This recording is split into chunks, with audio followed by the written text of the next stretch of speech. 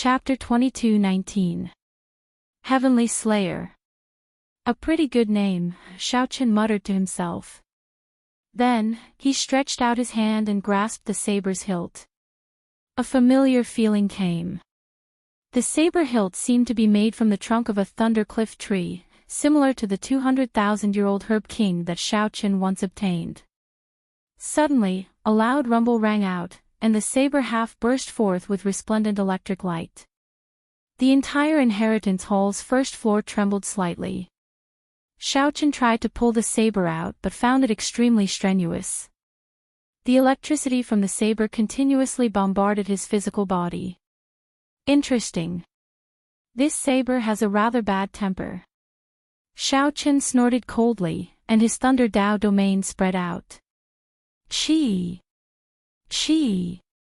He immediately pulled the saber out by 1 centimeter. Following that was an even stronger counterattack. Strands of electricity gathered in the hall, forming electric blades that shot at Xiaoqian. Xiaoqian strengthened his Thunder Dao domain to the second layer. The electric blades flying over immediately turned to dust, knocked away. You have a temper. However, I do not have the time to continue playing with you. Xiaoqian smiled, and his Thunder Dao domain broke through the second layer and the third layer, reaching the fourth layer.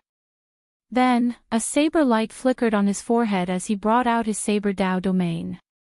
The instant the two Dao domains layered over each other, Xiaoqian pulled hard and pulled the saber out in one breath. Ka xie. The instant the saber was completely drawn from the stone pillar, there seemed to be the sound of something shattering. Was it a heart shattering? It was not a heart shattering but the sky shattering. If Xiaoqian could see through the inheritance hall, he would see a continuous crack in the sky of the land of the blood moon when the Heavenly Slayer's saber was drawn, looking like a wound. The saber was 2.5 fingers wide and 1.3 meters long, looking like a lone peak piercing the clouds. The tip of the saber had a 30-degree angle. Electric patterns spread out like ripples on the black saber, giving off a bleak chill. After Xiaoqian drew the Heavenly Slayer's saber, a jade strip slowly floated out. Xiaoqian reached out and grabbed the jade strip. Immediately, words introducing Heavenly Slayer appeared in his mind. Heavenly Slayer, a medial-grade soul tool, a weapon. The blade was forged from the demonic tribulation lightning metal, and the handle was made from the ancient lightning cliff tree. The ancient lightning dragon Truth's soul was infused into it. The devil tribulation lightning gold was a transcendent divine material that was produced when an ancient devil monarch underwent the true god tribulation. It was ferocious and domineering, containing heavenly Dao killing intent. It was sharp, able to release demonic tribulation divine lightning, as if it was heavenly punishment. If it was activated at full strength, it could shatter the sky, cause the sun and moon to lose their light, and cause the stars to fall. After it was successfully forged, it had been soaked in the chaotic space's lightning sea for 10,000 years, causing the heavenly Dao's killing intent to be restrained. Among medial-grade soul tools, it was infinitely close to superior grade. The requirements for using it were quite high, requiring an extremely high foundation in the path of lightning. If there was no need, do not use it. Once the heavenly Dao's killing intent is unleashed, if it doesn't kill, it will harm itself. Bang! Just then, the stone pillar shattered, and a scabbard appeared. After Xiaoqian recognized it as its master, he sheathed it with satisfaction. However, the last sentence made him somewhat cautious. Once the heavenly Dao's killing intent was unleashed, if it didn't kill, it would harm itself. Very good. As a replacement for the tyrant saber, Xiaoqian liked this heavenly slayer. Under normal circumstances, using the tyrant saber would be sufficient. After all, once he used a soul tool, it would feel like he would not rest until he died. Xiaoqian looked around but did not discover anything valuable. He felt somewhat disappointed. Although a medial-grade soul tool was already very valuable, especially since it was a weapon that Xiaoqian could use, this place was, after all, the Blue Dragon's inheritance hall. However, this was the Azure Dragon's inheritance hall, after all. Xiaochen harbored great expectations. Feeling dissatisfied, he continued searching. After a while, a wall attracted Xiaochen's attention. There was another 10,000 dragons picture on it. It seemed somewhat different.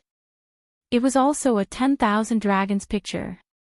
However, this 10,000 dragons picture had the blue dragon in the middle, with the other true dragons serving as foils.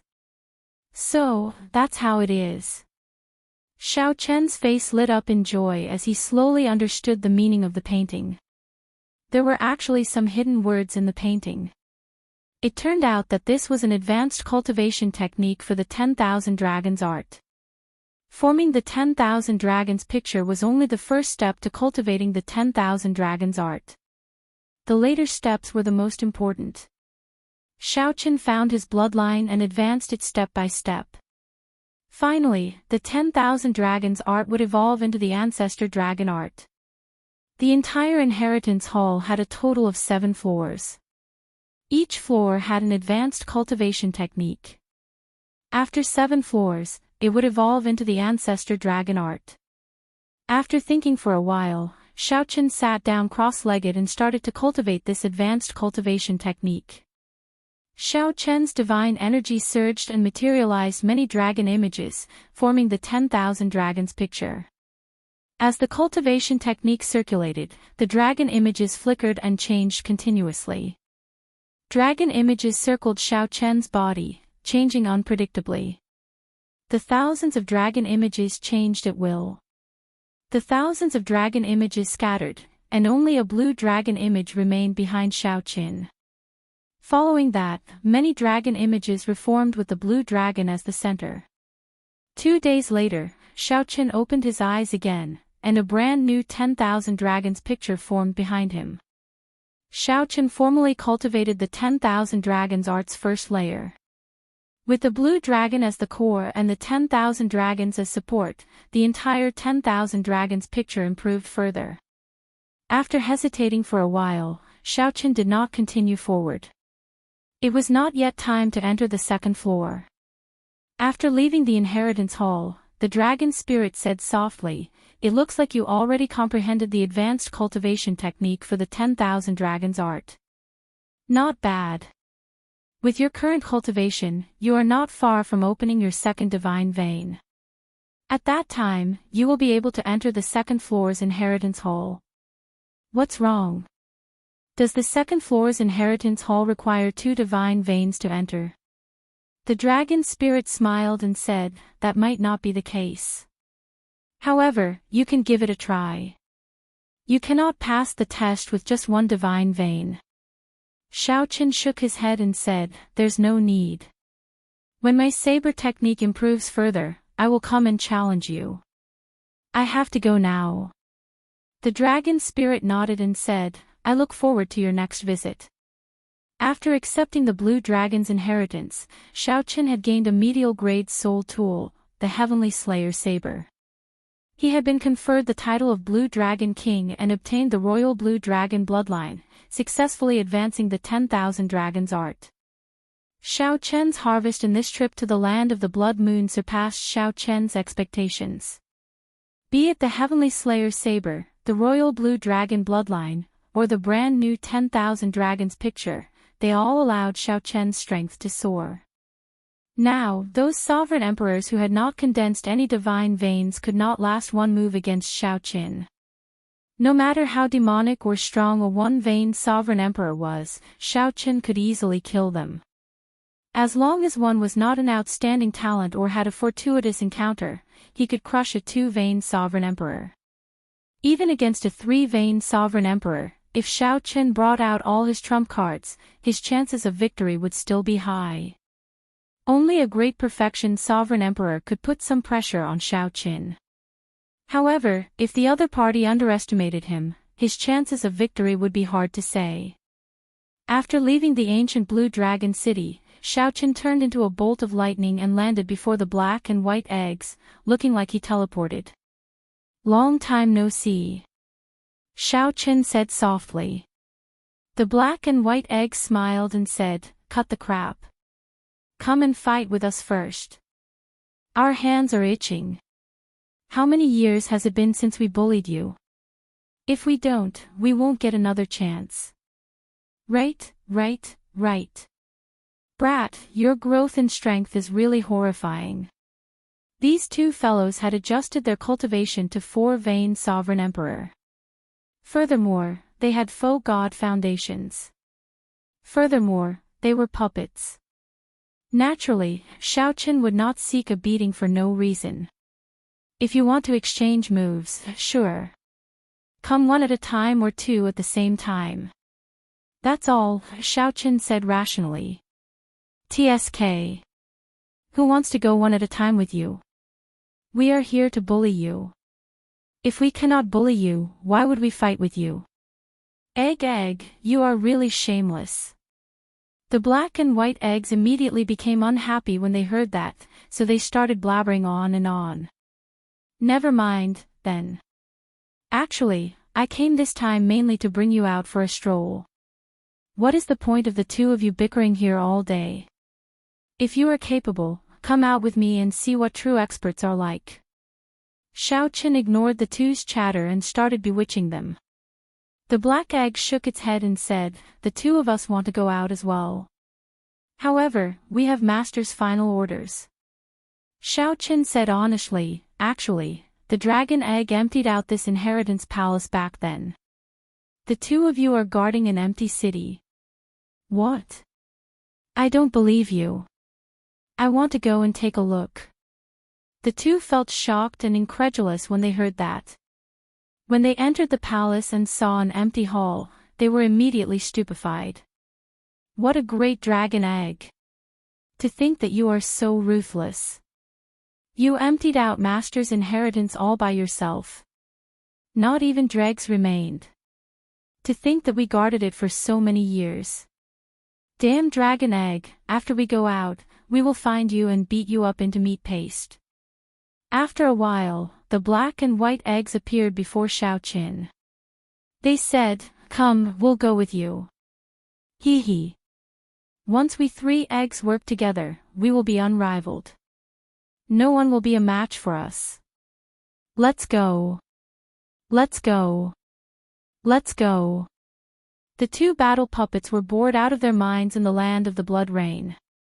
In reality, they had wanted to go out long ago. Everything went as Xiaoqin expected.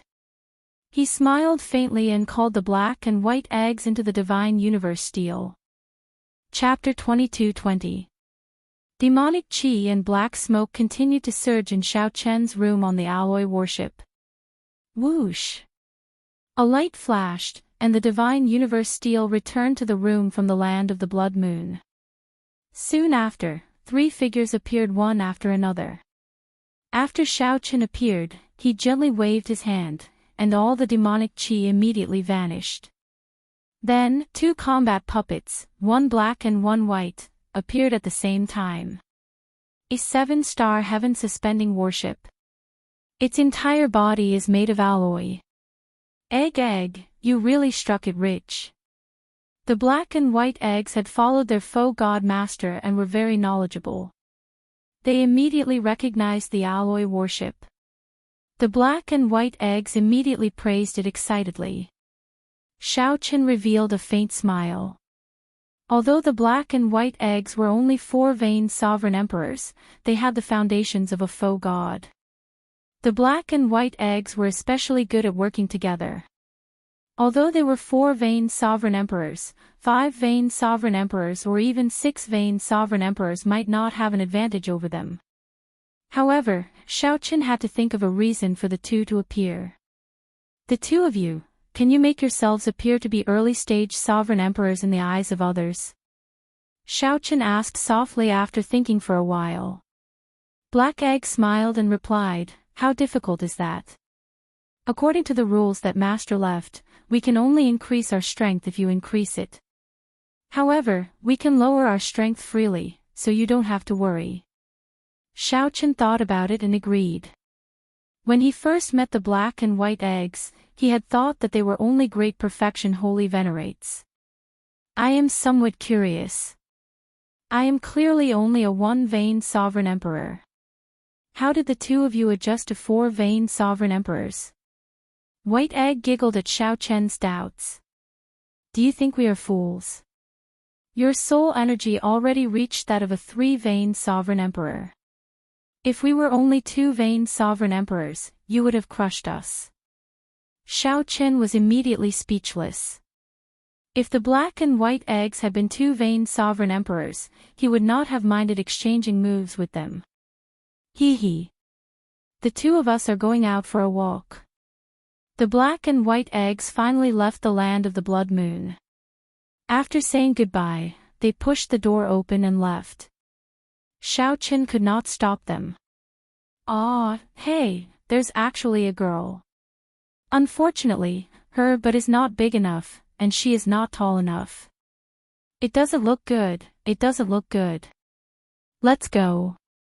A startled cry came from outside. The black and white egg startled Bao, who quickly entered Xiao Chen's room. Young master, what are those two things? The panicked Bao said with a trembling voice, her face still showing some lingering fear. Xiao Chen said softly, these are two combat puppets that I obtained in the past. They are quite intelligent, but don't worry, they don't have any ill intentions. It's just that their mouths are a little poisonous. A strange look flashed in Bao's eyes. She patted her chest and said, Mister, next time you have a battle puppet like this, you have to tell me beforehand. You scared Bao to death just now. Xiao Chen knew that she had doubts in her heart. However, she should not be able to guess the mysteries behind it. He stood up and asked, how much longer before we arrive at the Yanwu dynasty? Young master, our luck is not bad. The overflowing sea is calm, and our journey is smooth. Bao answered obediently. After looking at the black and white eggs messed up the room, Xiao Chen said, tidy up. I'm going out for a walk. All right. Soon, Xiao Chen, who was strolling around the warship, heard the sounds of fighting. He followed the sounds and arrived at a dojo in the alloy warship. Then, he saw the black and white eggs fighting saber demon Wu Mang.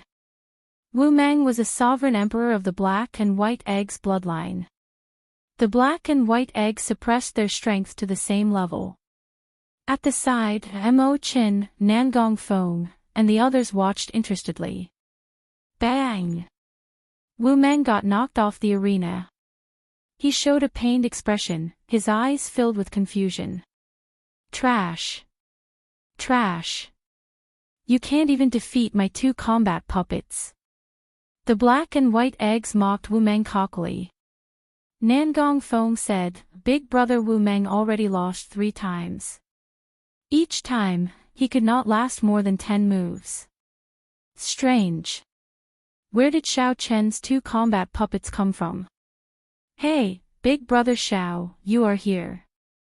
When Mo Chen saw Xiao Chen, she smiled faintly and said softly. Xiao Chen nodded. Then, he walked over and asked, what happened? Mo Chen explained, he said that Egg brought these 2 combat puppets over. After explaining for a long time, we understood that it was referring to your big brother Xiao. After that, for some reason, he started fighting with Wu Mang, saying that he wanted to torture him. Nangong Feng smiled and said, Xiao Chen, do you really have a nickname called Egg? The others also looked over curiously, revealing smiles on their faces. Xiao Chen smiled bitterly. His illustrious reputation was going to be ruined. These are 2 combat puppets that I obtained by chance. I just recovered them today. If you are interested, I can give them to you. If you are interested, you can exchange moves with them. They should be able to improve your strength significantly. Really?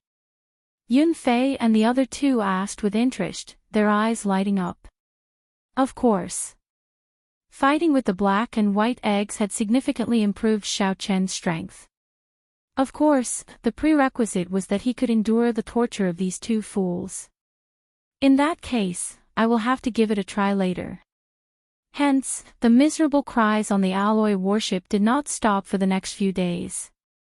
Every day, aside from refining the soul-accumulating pill, Xiaoqin started to practice the Mahamaya abstinence violation saber technique's fifth move, 3-life flower. 3-life flower. When one flower bloomed, 3 lives appeared. This vaguely seemed similar to Xiaoqian's state of cycle. However, after so many years of research, Xiaoqin understood that it did not have much to do with the state of cycle. Xiaoqin only recently comprehended the true meaning of this. The 3-life flower cleansed all the glory of one's previous life. The instant the flower bloomed, all the glory would be cleansed, illuminating one's previous life and current life. 10 days passed in the blink of an eye. Xiaoqian's group crossed the overflowing sea and finally arrived in the Yanwu dynasty's territory. Aside from Xiaoqin, Mo Qin, and Bao the others appeared fatigued and dispirited. Naturally, the reason went without saying. Anyone who had been tortured by the black and white eggs for 10 days would end up like this. Their physical bodies were still weaker than Xiaoqian's. However, as Xiaoqin said, their strength had indeed soared.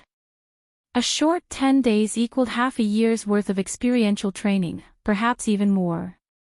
Wu Mang could even fight the black and white eggs to a draw at the same cultivation realm. When Wu Mang was on the verge of victory, the black and white eggs decisively stopped fighting him and focused on training Nangong Feng and the other two. Young master, should we communicate with the nearby Heavenly Alliance factions and get them to send us to the imperial capital? Bao asked. This was her responsibility. Xiaoqin waved his hand and said, "There's no need. We will not startle anyone and head directly to the Heavenly Alliance's headquarters in the Yanwu dynasty. I recall that the dynasty's headquarters is in some building." Bao reminded, "The Misty Rain Pavilion." Mo Qin muttered to herself, "The Misty Rain Pavilion, this name is rather poetic. It does not seem to have much to do with a merchant association." The 3 dynasties occupied the lands where luck gathered in the central Great Realm. The dynasties' capitals occupied the extremes of luck and heavenly luck. The martial epic's Dragon Vein's origin was a gathering place of the world's outstanding talents. The Yanwu dynasty's imperial capital, Yan City, at the foot of Spirit Vulture Mountain, by the flaming river, a Buddha statue stood at the summit of this spirit mountain. This was the Kasayapa Buddha. The Buddha statue looked majestic and colossal, looking down on the common people. It had a benevolent expression as it smiled, showing the Buddha's benevolence. Legend had it that the hidden spirit temple was built on this spirit mountain. However, there were many temples on the mountain, and visitors came in an endless stream. However, no one had seen where the hidden spirit temple was. No matter what, this was the largest holy land of the Orthodox Buddhist sects, the place where all the incense offerings in the world gathered. The Yanwu dynasty had 100 provinces. Each province had 100 counties. Each county equaled half of the Great Thousand Realms. The royal court controlled the Yan province. The Yan province occupied nearly 1/3 of the dynasty's land. Each of the Yan province's 100 counties was incredibly vast and boundless. Hundreds of millions of people lived there. There were many sects, countless noble clans, and many outstanding talents. The royal court firmly controlled the entire Yan province. It had deep accumulations and occupied the dynasty's luck. The Yan province's 100 county lords were either royal court princes or noble clans' clan heads. They held high statuses, even stronger than some feudal lords. Some of the horrifying county lords were even feudal lords in the first place, holding conferred lands in other provinces. The imperial capital, Yan City, was in the center of these 100 counties. The entire Yan province's 100 counties were like a coiled flame dragon. This Yan City was the dragon's head, spreading out layer by layer, firmly controlling the Yanwu dynasty from there. Yan City was the dynasty's true center, where all the sects and factions of the dynasty gathered. The super factions of the righteous Dao and demonic Dao in the martial epic, as well as the rank 7 sects, all had their merchant associations, connections, and residences here. Even the Tianwu dynasties and the Xinwu dynasty's imperial capitals were inferior to Yan cities in terms of prosperity. This was because the hidden spirit temple was ethereal and did not exert any strong control over the Yanwu dynasty. They only interacted with each other and often did not even show themselves. The hidden spirit temple was unlike the profound Heaven Holy Land and the Universe Origin sect, which firmly controlled their respective dynasties and ostracized the other factions. They were less tolerant than the Buddhist sect's Holy Lands. It would not be an exaggeration to say that it would be hard to find another capital like Yan City that could gather so many cultivators and super factions. No one knew what awaited Shaoqin. Chapter 22-21. Yan Province's 100 Counties. In the center of the 100 counties was the imperial capital, Yan City. Outside Yan City was a vast region known as the Outer City. Ordinary people without high cultivations were not qualified to live in Yan City. To enter the imperial capital, one needed to be at least a primal core realm cultivator, a primal core venerate with some status elsewhere. There were hundreds of millions of cultivators in the imperial capital. However, in this imperial capital, primal core venerates could only do the lowest jobs, serving tea, clearing trash, and welcoming guests. Even so, an endless stream of primal core venerates wanted to come to Yan City, putting in a lot of effort to enter the city. It was not just the central great realm. Countless primal core venerates in the outer seas of the entire martial epoch wanted to enter Yan City. There were even some who stayed in the outer city for decades, all for the sake of making more contributions and obtaining a spot to enter Yan City. Why? Naturally, there was a reason. The currency in Yan City was primeval heavenly pills.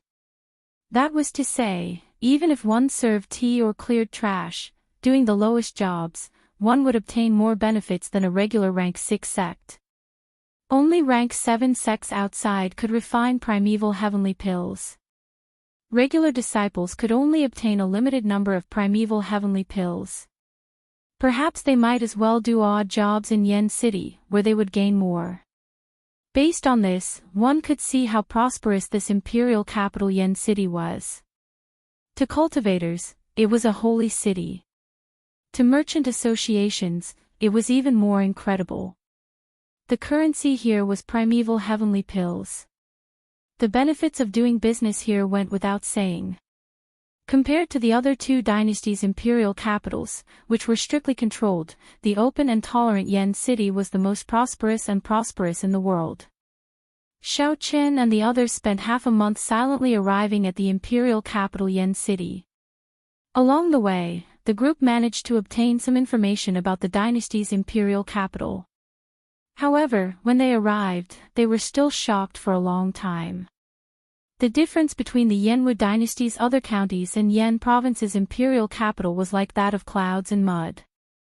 No wonder people said that as long as they firmly controlled Yan province, the royal court would never have to worry about the other counties rebelling. Guided by someone, Shaoqin arrived at the imperial capital, Yan City, near the Misty Rain Pavilion. In front of the building, there was an endless stream of horses and carriages. There was an endless stream of customers entering and exiting the building. The booming business left one speechless. All of them were cultivators with high cultivations, exuding a noble aura from their bodies. With one look, one could tell that some of the young cultivators were either the young masters of noble clans or relatives of the royal family. They all had the dragon chi of the royal family on them, looking noble and extraordinary. The few of them stood in front of the building and listened to the melodious music coming from inside. They were slightly startled. The Misty Rain Pavilion was actually a brothel. The Heavenly Alliance's headquarters in the Yanwu dynasty is actually a pleasure quarter.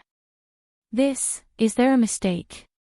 Clearly stunned, Bauer said sullenly, "Young master, the appointment certificate does indeed say the Misty Rain Pavilion. There is no mistake." Chen smiled softly and said, "It is not impossible to establish the headquarters in a brothel. At the very least, the effect is pretty good to deceive others. Let's go in and see. Xiaochen did not intend to startle the person in charge. He led Nangong Feng, Wu Meng, and the others directly to the doors. Nangong Feng smiled and said, I heard that the dynasty's capital has always been peaceful. The noble clan disciples and relatives of the royal family all indulge in extravagance and wealth, competing with each other. They call visiting a pleasure quarter a pleasure. They might even compete with each other for the sake of some singers they like, spending a lot of money and even fighting over them. Xiaochen said indifferently, there is no need to hear about it. This is the truth. After a long period of peace, the so-called martial holy city slowly changed. In this imperial capital Yan City, some of the famous singers are known as headliners. They only sell their skills and not their bodies. Their status is even higher than that of a grandmaster of the martial Dao. This is really absurd. The martial epoch does not respect the strong. To think that they pursue such vanity, Wu Meng said with some disdain as his lips curled up. Xiaochen did not dislike singers and headliners. The music Dao and singing and dancing were all great Daoists. The azure lotus sword fairy from the fairy basket that Xiaochen once obtained was one of these great Daoists. She was so strong that Xiaochen still found her unfathomable. However, a group of noble clan disciples and relatives of the royal family blindly pursuing such vanity was somewhat neglecting the essentials. Perhaps Yan City had to pay a price to become the most bustling capital in the world. This young master looks somewhat unfamiliar. Are you an honored guest from outside? The manservant at the entrance asked softly when he saw Xiaochen's group. Xiaochen did not deny it. He replied softly, yes, I have long heard of the Misty Rain Pavilion's name, so I came to take a look. Sorry, if you are not an honored guest of this shop, you will need to pay a certain amount of primeval heavenly pills before you can enter, the manservant apologized softly. However, he revealed an aloof expression in his eyes. The group hid their cultivations. Aside from their extraordinary auras, they did not have the noble air of noble clan disciples or relatives of the royal family. It would be hard to avoid looking down on them. The manservant at the entrance was a major primal core cultivator in the first place. He had seen many major characters before, so he did not care about the auras of Xiaochen's group. The manservant at the entrance was a major primal core cultivator in the first place. He had seen many major characters, so he did not care about the auras of Xiaochen's group. This was especially so when he heard that they had just arrived at Yan City, so his attitude was somewhat stiff. Yunfei frowned slightly and said, First, you have not eaten or drank tea. You have to pay primeval heavenly pills to enter. Rules are rules. If you are reluctant to pay primeval heavenly pills, please leave. Our Misty Rain Pavilion never lacks guests, the manservant said with a polite expression while smiling. Xiaochen stopped the angry Yunfei and asked softly, What is your name? This humble one is Zhang Ping. I have been in Yan City for 4 or 5 years already. Do you have any instructions for me? When the manservant mentioned that he had been in Yan City for 4 or 5 years, he appeared very proud, acting like they had just arrived at Yan City. Xiaochen asked calmly, How many primeval heavenly pills do you need? If you are not an honored guest, you will need to pay 100 primeval heavenly pills before you can enter. Tea and drinks are included, not even one less, the manservant replied indifferently. Xiaochen immediately felt some heartache. Back when he first entered the Heaven Dragon Palace, his monthly stipend was only 1,000 primeval heavenly pills. Mo Chen, give it to him. Xiaochen did not have any primeval heavenly pills on hand. He had already exchanged the primeval heavenly pills for origin liquid. He had also exchanged most of the origin liquid before he left, leaving only 5 tons of origin liquid in reserve. Mo Chen stepped forward and handed the manservant 100 primeval heavenly pills. Then, the manservant led the group in with a smile. After entering the pavilion, the group discovered a completely different world inside. The hall was not like a hotel. Instead, it was a small world of its own. There were 50 kilometers of peach trees and small rivers. The guests gathered in groups of 3 to 5. White clouds floated in the center. A stage made of heavenly mountain white jade was on the white clouds. On the stage, a woman was playing the pipa and singing a clear song. The tune changed unpredictably. Sometimes, it sounded like a mountain stream hitting a rock. Sometimes, it sounded like a gushing river, looking grand and majestic. Many mysterious phenomena appeared behind her. Sometimes, a bright moon soared up amid the misty rain. Sometimes, hundreds of flowers bloomed. Sometimes, great rivers materialized, changing according to the tune. As the song played, it felt real and fake at the same time, like a dream or illusion. Immersed in it, they did not want to wake up. They only wished that the song would continue, that they would not wake up from this dream. This was the first time the group saw such a spectacle, so they felt shocked. After standing there for a while, the music attracted their attention. Shock flashed in Wu Meng's eyes. He said seriously, "The woman playing this tune is actually a sovereign personage. This is really strange." Disdain flashed in the manservant Zhang Ping's eyes. He thought to himself, in the end, this is still a country bumpkin who has not seen the world. He teased, "To think that you can make out headliner Zi Yun's Cultivation. That is not easy. You came at a bad time. You saw it for yourself. Headliner Zi Yun is performing today, so the Peach Blossom Pavilion is full. There is only one private room left. If you do not mind, you can only stand." Wu Meng was a sovereign emperor who had opened one divine vein. Naturally, he would not make things difficult for this primal core realm manservant. He could not be bothered with this minor character. Wu Meng did not answer, waiting for Xiao Qin to speak. "A private room, then?" Xiao Qin said indifferently. The manservant felt incredibly shocked. He frowned and said, "Are you sure you want to go to a private room? The cost will not be low. It will be calculated based on time." This tight frown made the others unhappy. However, they all had Xiao Chen's instructions to keep a low profile and explore the Misty Rain Pavilion first. Furthermore, the other party was just an insignificant primal core venerate. They could only let the other party act arrogantly. Xiao Chen countered with a question, "What's wrong? Do we need to pay in advance to go to a private room?" The manservant Zhang Ping smiled and said, "There is no need for that.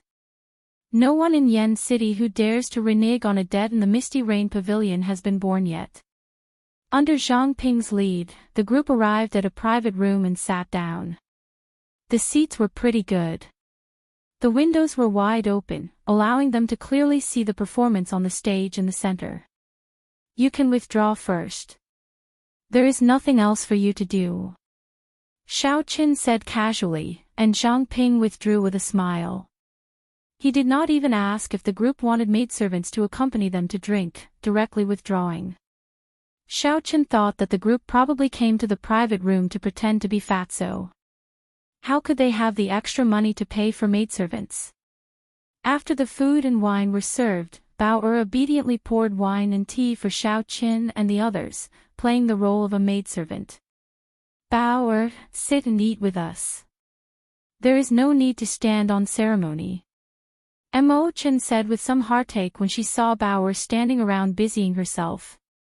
Bao smiled and said, "Thank you, Miss Mo Chen. However, Bao is a maidservant in the first place. This is what I should do." When Mo Chen saw the situation, she did not say anything more. The group had been on the move for days and could not be bothered to rest. Furthermore, there was a performance of the music Dao that they had never seen before. The group chatted happily in the private room. Xiao Chen observed in secret, wanting to see if there was anything suspicious. In the future, he would have to guard this place for a long time. It was necessary for him to hide his identity and come to check. However, just at this moment, a discordant voice came from outside. Damn it! I want to see who is occupying my private room. It is rare for this young master to come, yet you want me to be a standing guest. Your Misty Rain Pavilion is really something. Bang! Amid the commotion, the door to the private room that Xiao Qin and the others were in was pushed open rudely. Chapter 22. Bang! Someone pushed open the door to the private room, and a youth barged in. A group of people followed behind this youth, all of them giving off an unconcealable sword intent. They should be from the same sect. Otherwise, their sword intent would not be so clear. Zhang Ping complained endlessly as he stood at the side, not daring to stop them. You clearly come here once in a few hundred years. You did not pay a deposit and only said so. Why can't you give it to someone else? However, Zhang Ping only dared to grumble about this in his heart, continuously apologizing on the surface. Among the group of people, only an old man attracted the attention of Xiao Qin, Wu Meng, and the others. This was because this person was the only one vain sovereign emperor. The others were sovereign personages. Before becoming a sovereign emperor, no matter how heaven-defying one was, one would not be worth mentioning in their eyes, not even worth a second glance. With this look, the group calmed down. They maintained their calm expressions as they looked at this group of people. Only Xiao Qin entered deep thought when he saw the youth leading the group.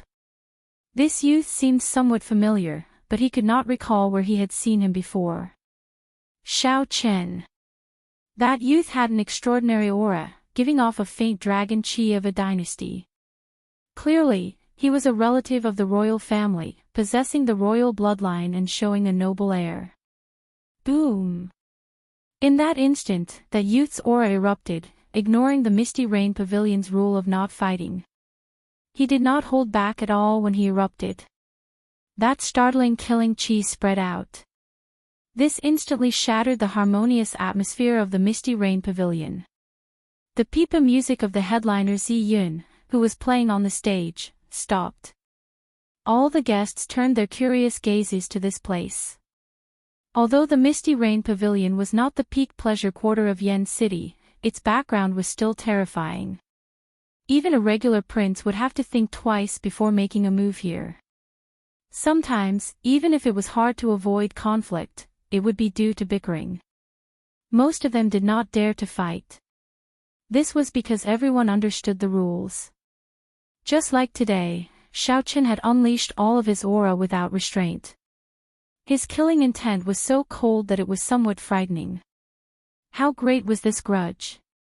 Such a strange matter caused many guests to cast their gazes over, wanting to see what was going on. No. However, just as that person soared into the sky and was about to attack Xiao Qin, the sovereign emperor old man in the group rushed forward in a panic and firmly restrained his young master. Elder Feng, let go. I want to kill him. I must kill him. I want to grind his bones to dust, I want him to die a horrible death. The finely dressed young man was suppressed by his own clan's expert, and he felt extremely uncomfortable. His eyes were bloodshot, and he fell into a frenzy.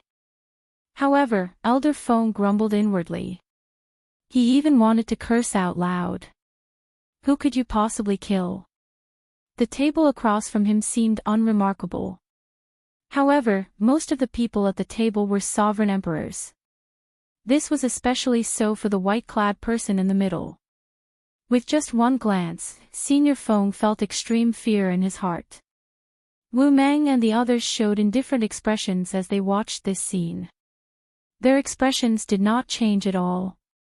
Xiao Qin raised his wine cup and discovered that it was already empty. Before he could do anything, Bao who was at the side, smiled gently and obediently filled Xiao Qian's cup. After the wine entered his mouth, Xiao Qin slowly put down his cup. Then, he looked at the newcomer with some misgivings.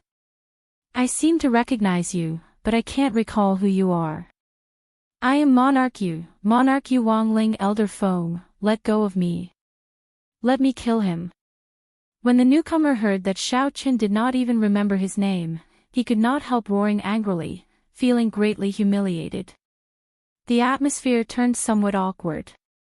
Monarch Yu was enraged, but Elder Feng firmly held him down. His fellow disciples looked at each other in dismay, not knowing what to do. Monarch Yu. I recognize him. His father is the current Duke Yun. Strange. Why is the old man beside him holding him down, not letting him make a move? Isn't that simple? He must have broken the brothel's rules. That might not be the case. The way I see it, the strangeness of this matter probably stems from that white-clad person. This person is clearly not simple. This is also strange. To think that this person does not even know Monarch Yu. However, when Monarch Yu saw him, he seemed to go crazy. The strange scene in the private room confused everyone. They could not figure out what was going on. Monarch Yu. Xiaoqin revealed a doubtful expression. He asked sullenly, which Monarch Yu? I do not know any Monarch Yu. Damn it. Xiaoqin, do you think that you can escape death by pretending to be crazy? Back then, when we parted at the Soaring Dragon Marquis's residence, I swore that if I did not kill you in this life, I would not be human. I did everything I could, but I could not find you. To think that you actually delivered yourself to me. Elder Feng, let go of me. If you still do not let go of me, I will get my father to kill you when I return. Monarch Yu Wang Lin glared at Xiaoqin. If looks could kill, Xiaoqin would have died hundreds, thousands, tens of thousands of times already. Elder Feng did not seem to hear what Wang Ling said. He smiled softly and said, "This young master, my clan's young master is speaking nonsense. Sorry for making a fool of himself. Since you do not know him, we will leave first. Goodbye, goodbye." Seeing that Xiaoqin could not remember who he was, Elder Feng felt lucky and wanted to quickly leave with Monarch Yu. Xiaoqin toyed with the wine cup in his hand, entering deep thought. Then, he said sullenly, "Wait a moment. I remember who he is. Monarch Yu, this was a grudge from many years ago.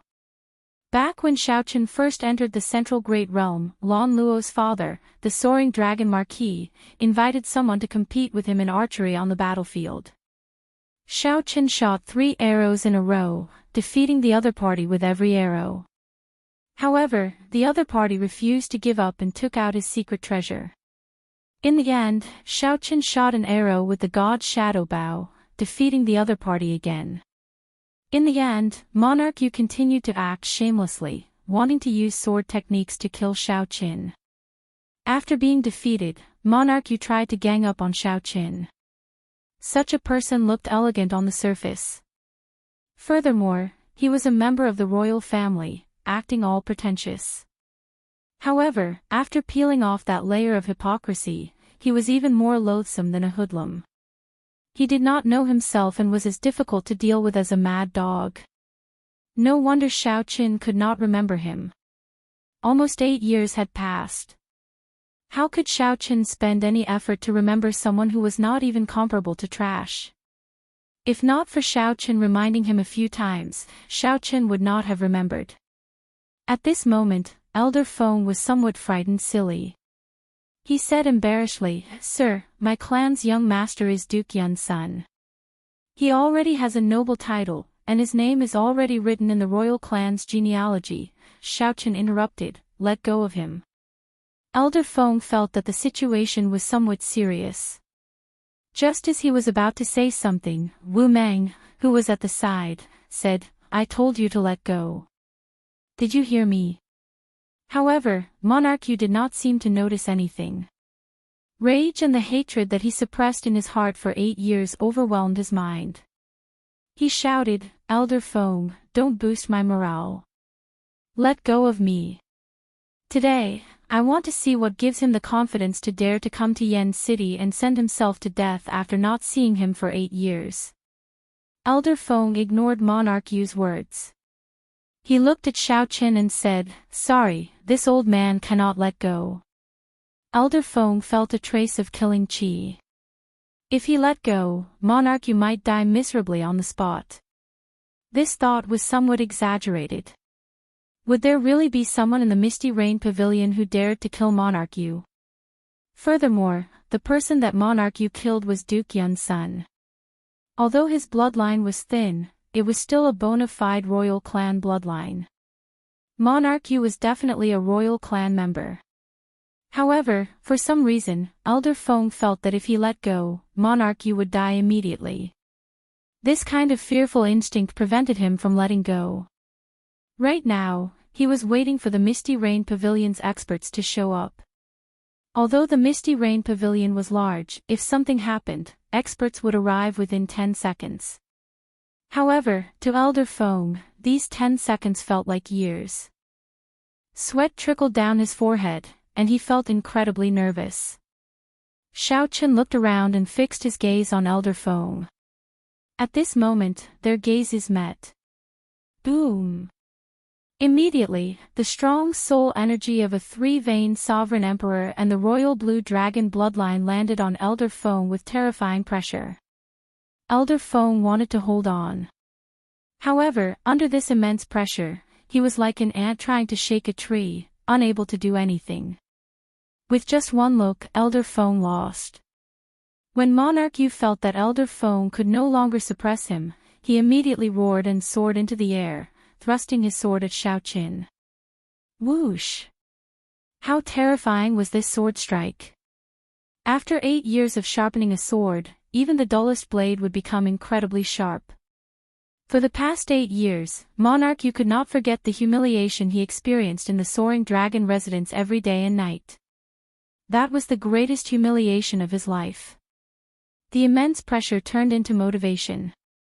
He had been cultivating bitterly in the Divine Sword Pavilion for many years, waiting for this day. Monarch Yu felt that this sword strike seemed to have surpassed his expectations. It seemed like he was about to break through the bottleneck of heaven-defying sovereign personage.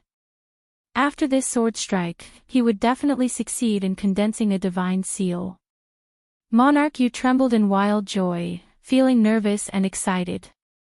Indeed, Xiaoqin was his demon heart.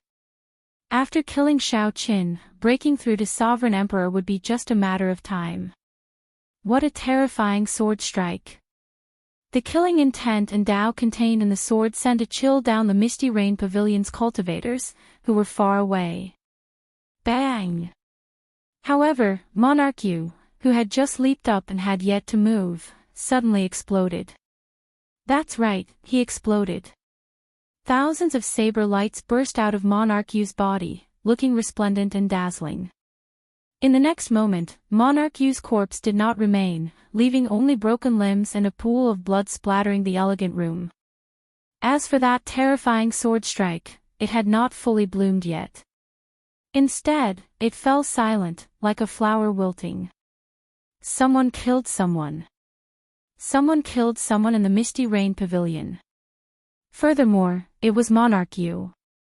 After a while, the entire Misty Rain Pavilion turned chaotic. Everyone startled awake, wondering what exactly happened. The entire Misty Rain Pavilion descended into chaos. Some people were frightened out of their wits. They tried to leave in a fluster, knocking over many tables and chairs. Someone exclaimed in disbelief. The vast Misty Rain Pavilion immediately turned chaotic. There was no longer any of the calm and peaceful atmosphere of the Misty Rain. The imperial capital Yen City had been peaceful for many years. Perhaps there were people dying every day in secret. Perhaps the struggle for benefits had never stopped. However, it had been several hundred years since anyone dared to kill someone in a brothel in broad daylight. This was especially so when the person was someone with the royal bloodline. Was the imperial capital going to change? Chapter 22-23. Misty Rain Pavilion, Yen City. Was there a need for a reason to kill? Of course, there was. No matter how lowly an ant was, it was still a life. Even respect was needed, not to mention humans. Although Xiao Chen was decisive in killing, he never killed the innocent. Most of the time, Xiao Chen could punish people lightly and not kill them. However, there were some people that he absolutely had to kill. Monarch Wang Lin was such a person. Such a person was like a rabid dog. Although Monarch was trash, he had some authority. He did not fear open attacks or hidden attacks. Monarch feared that Monarch would not deal with Xiao Chen but the people around him when he went crazy. One did not fear hypocrites, one feared true vile people. A true vile person would resort to all means, disregarding morality and rules. One could not guess when he would go crazy. Hence, since Xiao Chen remembered it, there was no need to leave Monarch alive. If this rabid dog really injured or humiliated the people around him one day, Xiao Chen would not be able to bear the price. Xiao Chen executed the second move of the fiendish saber inheritance. A drop of rain fell the instant Monarch erupted, ending his life. The manservant, Zhang Ping, was already frightened silly in the private room. He was stunned into silence, unable to say anything. Senior Feng showed a sullen expression as he looked at Xiao Chen with some fear. The other party's terrifying strength had already cast a shadow in his heart. Senior Feng wanted to leave but did not dare to, as Xiao Chen had not said anything yet. The Divine Sword Gate disciples accompanying Monarch were stunned, unable to react. Whoosh!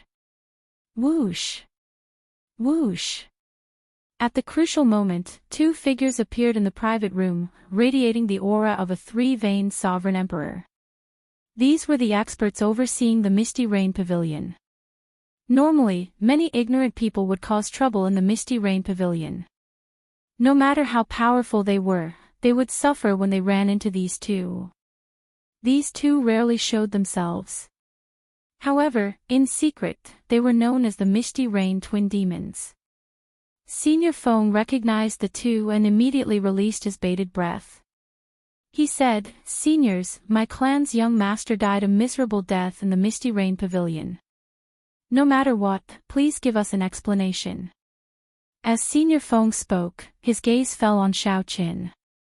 Clearly, he wanted the Misty Rain Twin Demons to take down Xiao Chen.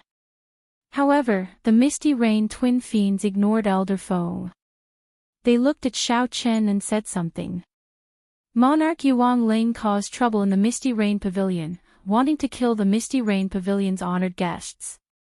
In the end, he overestimated himself and died a miserable death at the hands of a sovereign emperor.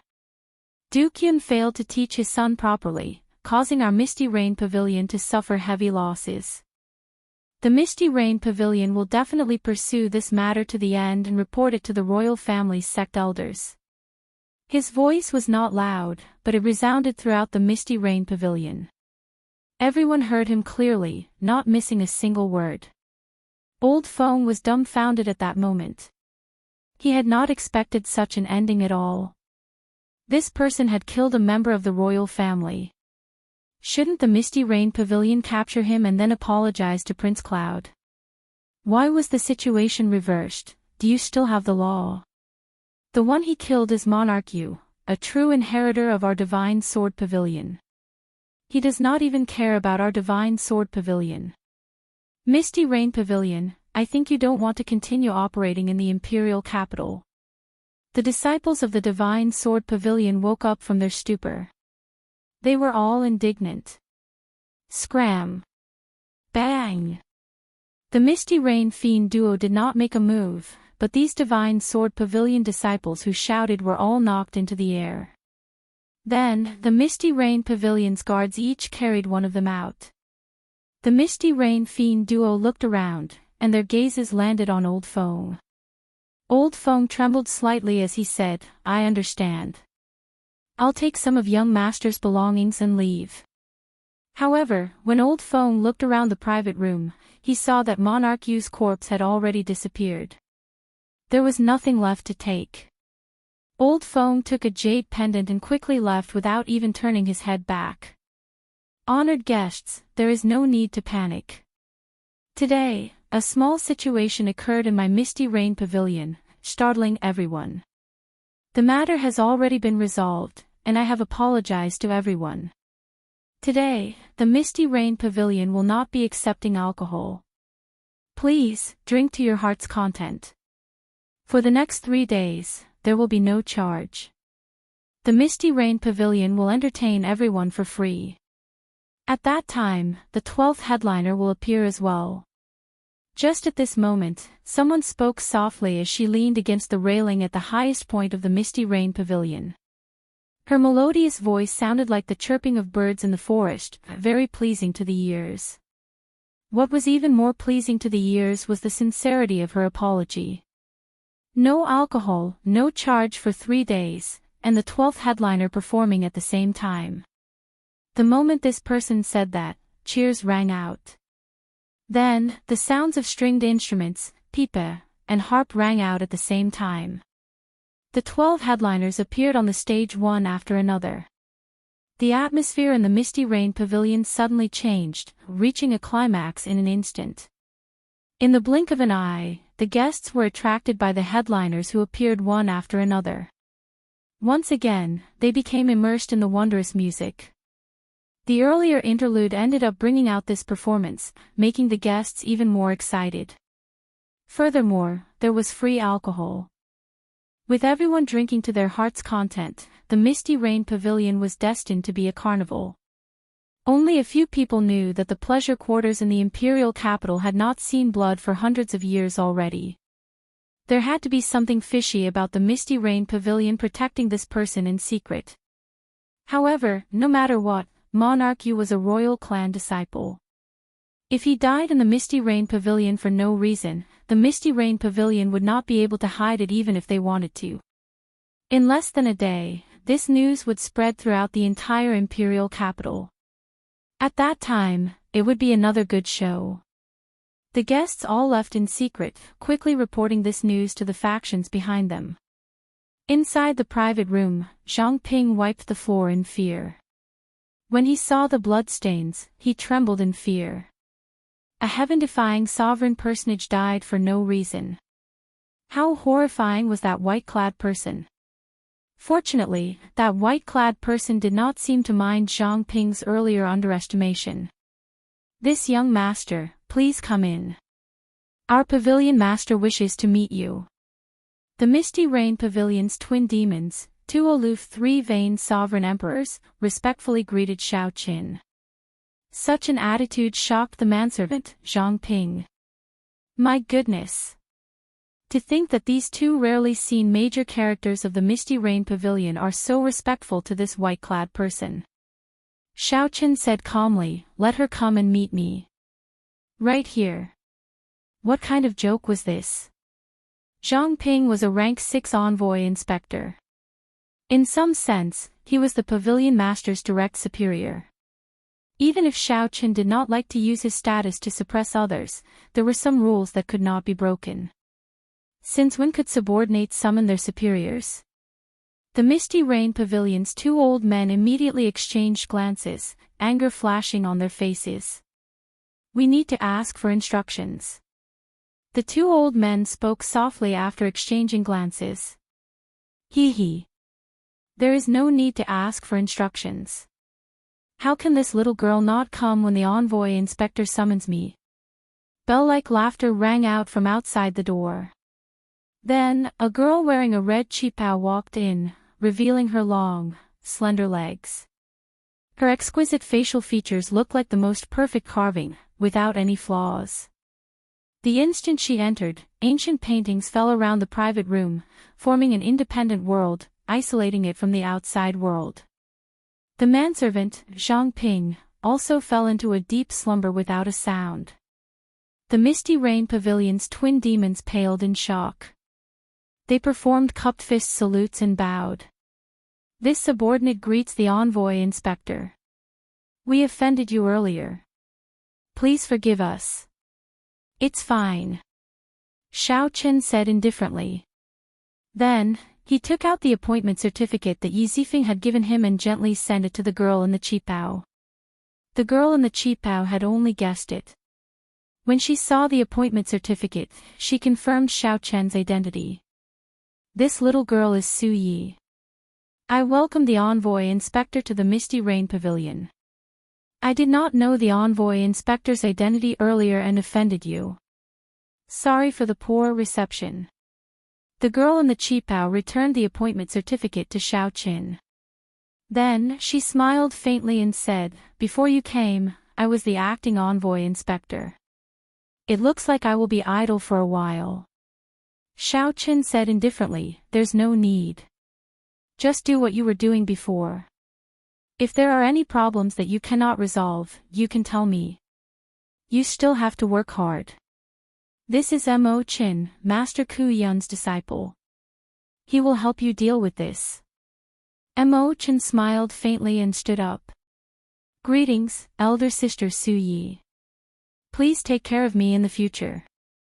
Master Ku Yun's disciple? A strange look flashed in Su Ye's eyes. Naturally, she knew about Master Ku Yun. He was one of the strongest blacksmiths in the current martial epoch. At the same time, he was the Heavenly Alliance's oldest Cordoyan. What Mo Qin cared more about was Master Ku Yun's identity. Did that mean that this white-clad youth already obtained the support of 2 Cordoyans? Originally, the headquarters had sent a fellow who was not even 100 years old just to go through the motions. Mo Qin thought that the headquarters had already given up on the Yinwu dynasty and only wanted to maintain the status quo. However, it looked like things were different now. "These are my companions. They are all outstanding talents. Even before the age of 100, they are already sovereign emperors. If there is any trouble, you can send them out. There's no need to stand on ceremony." After introducing Mo Qin, Xiaoqin pointed to Wu Mei and the others beside him, introducing them one by one. Su Ye's expression did not change. Her smile did not diminish, but her heart turned increasingly grave. Is the headquarters really determined to stand guard in the Yinwu dynasty? "Lord Xiao, how do you intend to deal with today's matter?" "Duke Yun will definitely pursue this matter. At that time, the Misty Rain Pavilion will inevitably face some pressure." Su Yi spoke for a while, giving instructions on the Misty Rain Pavilion's matters. Then, she suddenly changed the topic, trying to probe Xiaoqin. Xiaoqin looked at Su Yi and smiled faintly. "I am a sovereign emperor. First, he humiliated me. Then, he tried to kill me. He died a worthy death. If you cannot even deal with such a small matter, you can't be the Misty Rain Pavilion's pavilion master, right?" Su Yi wanted to use today's matter to pressure Xiaoqin, to see how he would deal with this when he just arrived in the imperial capital. Who knew, Xiaoqin was even more direct. He told her not to make irresponsible remarks about such a small matter, lest she tarnished her status. Xiaoqin's meaning was that if she could not deal with such a small matter, there was no need for her to be the pavilion master. While Xiaoqin's words looked simple, they actually contained hidden meaning. If she did not deal with it properly, others would look down on her and even use her as a scapegoat. Su Yi replied softly, naturally. "Although this matter is somewhat difficult to deal with, this subordinate will definitely handle it properly." Naturally, the royal clan disciples were incredibly noble. However, it was not to the point where they could kill anyone they wanted. Furthermore, Xiaoqin was just a king of a branch family. However, Xiaoqin's attitude and the hidden meaning in his words made Su Yi somewhat wary. This white-clad youth was probably not as simple as she imagined. "If there is nothing else, this subordinate will take my leave first," Su Yi said softly. "Wait." Su Yi looked up at Xiaoqin and asked in confusion. Xiaoqin fell into deep thought. "Your name is Su Yi, right? I recall that there is a noble clan of swordsmen in the Yinwu dynasty. The current clan head, Su Hanshan, is known as the strongest expert of the sword Dao, known as Sword God." When Su Yi heard this, he raised his eyebrows and asked sullenly, "What's wrong?" "Envoy Inspector, are you trying to investigate me? Didn't Lord Yizifeng tell you that some things cannot be investigated?" It was just that he sensed a powerful sword intent hidden within this lady's body, so he casually asked her a question. Who would have thought that he would touch the other party's bottom line? Xiaochen was unperturbed and said coolly, "It's fine, you can withdraw. Remember to have the people in charge of the top 10 chambers of commerce come and see me tomorrow. If anyone doesn't come, I'll see him alone. I feel that it's not necessarily a good thing to be too hasty. The inspector has just arrived at the imperial capital, so there are many sights to see. For example, the flaming river outside the city. It's magnificent and magnificent. You can take a good look at it." Su Ye's tone was calm as she spoke unhurriedly. This woman wanted Xiaochen to see the flaming river to warn him to see how deep the waters of the imperial capital were and not to get involved. Xiaochen smiled faintly and said, "When I have time, I will go and take a look. If I accidentally fall into the river, I hope Pavilion Master Su will pull me up." When Su Yi heard that, her expression warmed up somewhat. She smiled and said, "Milord, you jest. Goodbye." Chapter 22-24. After watching Su Yi leave, Chen smiled gently and asked, "Big brother Xiao, are you tired of talking in riddles?" Xiaochen said softly, "I'm not used to speaking like this, but sometimes, I don't have a choice." It was just a casual sentence, but there was a hidden meaning in it. It was a little stupid. Not only would they misunderstand the other party's intentions, they might even fall into the other party's trap and become the scapegoat. Xiaochen was naturally not used to it, but as he said, it was unavoidable. It was the first time they had met, and they did not trust each other. Even if you told the truth, the other person might not believe you. You might even send the wrong message. Perhaps a casual remark would attract the hostility of the other party. For example, Xiaochen had unintentionally sensed the horrifying sword intent contained in the other party's body. Thus, he had casually asked about the swordsman clan. Although Su Ye's expression did not change, her tone clearly became much harsher. She even secretly warned Xiaochen. Fortunately, Xiaochen made up for it in the end. When he asked her to pull him up after he fell into the water, it meant that he had no enmity towards Su Yi. Only then did Su Ye's expression soften slightly. Speaking of which, if Xiaochen recalled correctly, fiendish saber Shimu came from the divine sword Su clan. The godly swordsman clans had deep foundations and were overseen by the god of swords. The Su clan was like the sun in the sky in the Yanwu dynasty.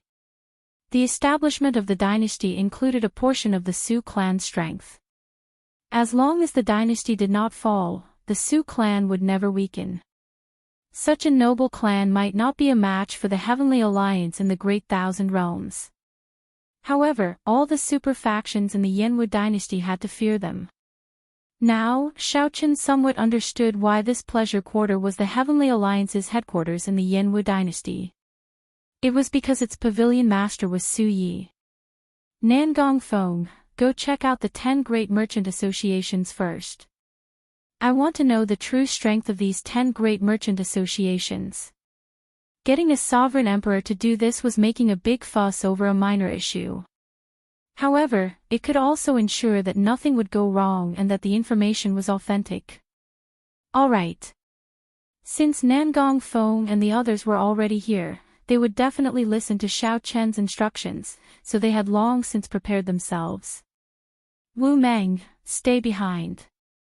Is there anything else you want me to do?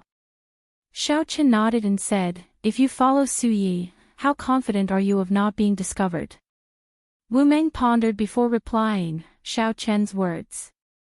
The sword intent in her body is very sensitive. I estimate that she will be able to sense the slightest movement within 1,000 meters of her. I am not confident of hiding my saber intent when I'm within 1 kilometer. Here, I'll lend this to you for a night. Xiaochen took out the death god mask and handed it to Wu Meng. After Wu, Yi, Qin said, Qin. If Xiaochen had not seen the other party with his own eyes, he would not have sensed the other party's existence. The Death God Mask's secret technique, which isolated all auras, was also effective against sovereign emperors. He, Chin, Yi. Alright, I'll have to trouble you then. The person she's meeting tonight, what she's going to say, is very important to me. Chen. Mo Yi. Chen and Chen, Su, to Yi. You. Yi Mo, you. Not far away, there was a detached courtyard behind the Misty Rain Pavilion. The imperial capital, Yen City, was destined to not be peaceful tonight. Someone killed Duke Yun's son in the Misty Rain Pavilion. Furthermore, it was a false accusation. News of this spread throughout the imperial capital in half a day. All the high-ranking factions received the news. Then, they quickly learned that the youth was the Heavenly Alliance's Xiao Qin. Everyone dug out everything about Xiao Qin and the faux god world. Even his past in the Divine Dragon Empire was sorted out. However, few factions knew that Xiao Qin was the Heavenly Alliance's rank 6 envoy inspector in the Yanwu dynasty. Only some factions with extremely vast accumulations could obtain this crucial information. This was the Heavenly Alliance's secret. Even within the Heavenly Alliance, only a few members of the upper echelon knew. It would be extremely difficult to find out in a short time. Of Yan Province's 100 counties, one was called Flaming Cloud County, Duke Yun's conferred land. By the time Senior Feng arrived at Duke Yun's residence, the sky had already turned dark. Dark clouds covered the sky, appearing as heavy as his heart. What? Linger died. When Duke Yun heard the news, he was greatly shocked, finding it hard to believe. Everyone in the Yanwu dynasty would give the royal clan disciple some face, even Wang Lin, who was blind and offended someone he could not afford to offend. The other party shouldn't have killed him. Young Master.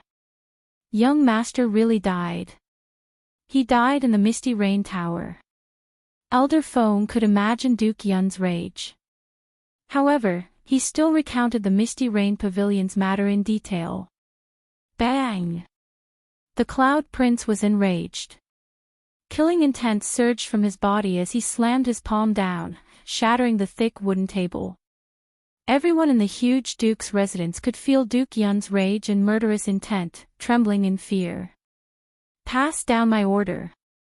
Gather the gods' will army. I'm going to wash the Misty Rain Pavilion with blood. Duke Yun's eyes were about to spit fire. Until now, he still could not believe that Wang Lin was dead. The son that monarch favored the most had long since become monarch, preparing to inherit the position of a duke.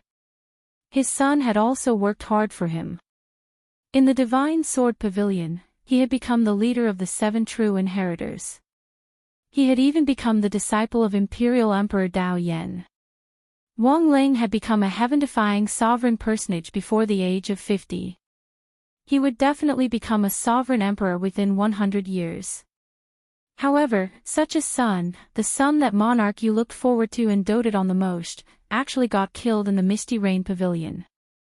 Furthermore, the Misty Rain Pavilion even wanted him to apologize. This was unbearable. Duke, you can't do that. We cannot touch the Misty Rain Pavilion. Startled, Elder Feng quickly tried to dissuade Duke Yun. His complexion even paled somewhat. Why are father and son the same? When they get angry, they go crazy. If that monarch had listened to me earlier, he would have left. If Xiao Qin could not remember him, how could he have died a miserable death? Your Highness, we cannot do that. We cannot touch the Misty Rain Pavilion. The 2 deputies at the side tried to dissuade Duke Yun at the same time. Duke Yun showed a sullen expression, remaining silent for a long time. After a while, he said, "Activate the emergency transportation formation. I want to meet the 8th prince." Yes. Elder Feng heaved a sigh of relief. As long as he did not go to the Misty Rain Pavilion, everything else was fine. Originally, the emergency transportation formation could only be activated when the 8th prince's life was in danger. However, Duke Yun could not care so much today. A light flashed in the transportation formation. Duke Yun's group appeared majestically in the imperial residence of the 8th prince in Yen City, radiating killing chi. Duke Yun, the 8th prince has been waiting for a long time already. I'll bring you to meet him. Someone had been waiting outside the transportation formation of the imperial residence. When they saw Duke Yun's somewhat strange expression, they were not surprised. 8th prince, about today's matter. When Duke Yun saw the 8th prince, he immediately spoke up, wanting the 8th prince to seek justice for him. The 8th prince Wang Feng had dashing eyebrows and starry eyes, giving off a heroic air. However, he was young and mature. His eyes were like deep pools, unfathomable. Royal uncle, there's no need to say anything. I already know about this matter. Before you came, the Imperial Ancestral Temple's sect elders already punished me. Monarch, you spoke rudely in the Misty Rain Pavilion, challenging the sovereign emperor, even killing someone. He died a worthy death. His actions humiliated the royal court. Because of you, I was implicated as well and was grounded for 7 days. As for your punishment, I already asked the sect elders to be merciful and exempt you from it. What? When Duke Yun heard what the 8th prince said after interrupting him, he was stunned. It was as if he had been struck by lightning. This was not the result he wanted. Even if he could not touch the Misty Rain Pavilion, he would kill that Xiaoqin. The 8th prince said calmly, the elders' punishments have always been fair. Your son spoke arrogantly in front of thousands of people and even dared to try to kill a sovereign emperor.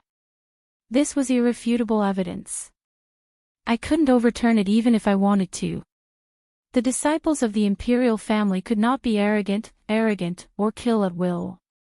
These were the teachings of the imperial ancestral temple's patriarchs. Your son committed all of them. I can't do anything about it. The Yanwu dynasty had always prospered, aside from the martial epic's luck. There was also the imperial ancestral temple's patriarch.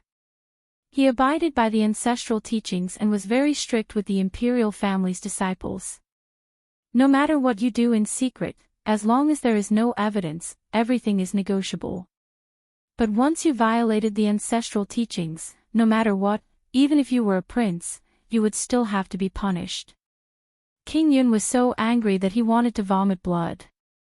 His face was pale, and his breathing hastened. After a long time, he finally said with red eyes, "All right, I admit to all of this. It is my son's fault for implicating your highness in the punishment. However, I have been at your highness's side for so many years. My most valued son died. He grew up with you, but you did not say anything." King Yun's meaning was clear. The imperial ancestral temple's patriarch did not care. It was fine to apologize openly, but it should be fine to kill someone in secret. Even if that Xiaoqin was a 3-veined sovereign emperor, as long as the 8th prince was willing, there were 10,000 ways to kill him in the imperial capital. As long as Xiaoqin was not discovered, everything was fine. King Yun knelt on the ground and kowtowed heavily, causing blood to leak out. 8th prince, please take revenge for my son. The 8th prince Wang Feng closed his eyes and said, if it were someone else, even if he were a 4-veined sovereign emperor or a 5-veined sovereign emperor, I would take revenge for you at all costs. This concerns my reputation, so I cannot ignore it. However, imperial uncle, you cannot touch this person. What? King Yun, who was kneeling on the ground, looked up at the 8th prince, feeling stupefied. He could not do it openly or secretly. Was he going to keep suppressing his anger? The 8th prince said sullenly, you cannot touch the Misty Rain Pavilion. You cannot touch Xiaoqin either. Even if you want to, you should consider it at length and wait for me to ascend to the ceremony before doing so. King Yun's face immediately turned ashen. The 8th prince's words meant that he did not care. Not only that, but the eighth prince even told him not to make a move. King Yun held his breath. After a long time, he stood up and said, "This old man understands. This old man has disturbed the eighth prince. I will withdraw now." However, this old man wants to hear the reason. Why? King Yun nearly spat out the word "why" with blood flowing out of his mouth. King Yun could not accept this. His son died, but he could not do anything and had to obediently hold it in. Originally, King Yun wanted to seek justice from the eighth prince. However, he ended up crashing into a wall. Because he has the sky above him. The eighth prince said somewhat tiredly. Then, he waved his hand and said, "You may withdraw. This matter ends here. I'll say it again. You cannot touch the Misty Rain Pavilion. All the more, you cannot touch Xiaoqin." After King Yun withdrew, the old man beside the eighth prince said, "This King Yun will probably not accept this. Something unexpected might happen." The eighth prince retorted coldly, "Let him be. Let's see which prince in the imperial capital dares to offend the Heavenly Alliance for him. What an undeserved calamity. How did he give birth to such a stupid son?" Paw. The eighth prince closed the book in his hand and tossed it to the ground, showing how frustrated he was. The wind blew, and the lamp on the table swayed. Tonight, in the imperial capital, Yen City, clearly, just like this flickering lamp, it would not easily calm down. Chapter 22-25. When Duke Yun left the prince's residence, his expression turned extremely sullen. The vice-general and senior Feng did not dare to say anything. After a while, the vice-general said softly, "How can it be like this? Logically speaking, the eighth prince should not fear the Misty Rain Pavilion too much." Duke Yun retorted coldly, "Isn't the reason simple? The succession race is about to begin. The various princes are getting restless. Naturally, the eighth prince does not want to cause any trouble at this critical juncture. The succession race. If there were no special circumstances, the emperor had to abdicate for 100 years. Then, the most outstanding prince would be chosen from the princes to inherit the throne. The Yanwu dynasty's emperor could only hold the throne for 100 years. This was to provide fresh blood to the dynasty, maintain its vitality, and prevent it from becoming rigid. No matter how ancient a dynasty was, once it became rigid, its luck would decline, and the nation's luck would fall. Since ancient times, there had never been a lack of such examples. Hence, the rulers of the various dynasties and empires would not remain on the throne for long. No matter how brilliant or valiant one was, the dynasty system would inevitably become rigid after a long time. This was something unavoidable. The dynasty had to change every 100 years, maintaining its vitality at all times. This filled the entire dynasty with competitiveness, not daring to slack off. Now, the Yanwu dynasty's Yan emperor had been on the throne for 80 years. It was time to choose the crown prince. The various princes competed in secret, all for the sake of coming out on top in the succession race and ascending to the throne. This was why the eighth prince Wang Feng felt so frustrated. At this crucial moment, Monarch Yu stirred up trouble for him. How could he not feel frustrated? It would have been fine if it were in the past. Now, how could Wang Feng stand up for him? After Duke Yun came out, he calmly thought about it and guessed the crux of the matter. "Duke, are we just going to let Monarch Yu's grudge go? If the eighth prince does not agree, we can go and seek help from the other princes," the vice-general at the side suggested. Duke Yun had been in the empire for many years. As a chess piece in the fight for the crown prince, he was still very attractive to the other princes. "That's right," Duke Yun said indifferently. "No prince would offend a Heavenly Alliance envoy inspector at this time and place. However, I will definitely take revenge for Ling Er. Even if I have to use my glory to do so, I will not refuse. Let's go to the Divine Sword Pavilion." The Divine Sword Pavilion was a rank 7 sect of the Yanwu dynasty, possessing deep accumulations. However, although it wasn't called the God Sword Pavilion, it didn't have much to do with the God Sword family. One was an aristocratic family, and the other was a sect. Because of the competition for the way of the sword, there was even some friction between them. As Duke Yun rushed to the Divine Sword Pavilion, the Smiling Daughter Pavilion's pavilion master also received news of the Heavenly Alliance's Xiao Chen's appearance. The Smiling Daughter Pavilion was the top pleasure quarter in the imperial capital Yen City. They would know that this Smiling Daughter Pavilion was not as simple as a pleasure quarter. Its accumulations were much deeper than expected. Pavilion Master, we have already confirmed that Xiao Chen is the new envoy inspector of the Heavenly Alliance. In the pavilion, a black-clothed man presented the latest intelligence to a mysterious woman behind a curtain of black hair. Xiao Chen, if I recall correctly, the fairy basket that the astral-plucking bandit Jiang He stole back then is in his hands, right? The mysterious woman sighed. Yes. We have made several deductions. The missing fairy basket is definitely not with Jiang He. There is only one possibility. After he stole the fairy basket, he casually gave it to Xiao Chen. Good. It would be fine if he were somewhere else.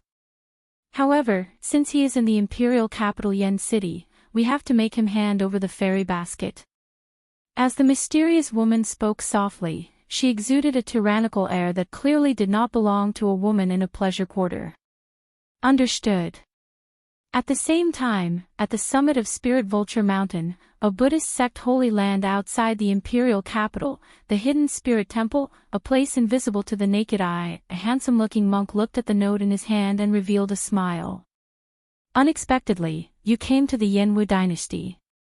It looks like I have to make some time to go down the mountain. This monk was none other than Yuan Zhen, who had interacted with Xiao Chen a few times in the faux god world. The night had not ended, and dawn approached. In a small courtyard beside the Misty Rain Pavilion, Xiao Chen, Mo Chen, and Bao were still awake. The two were organizing the information that Xi sent someone to hand over. Previously, Xi had been the acting envoy inspector.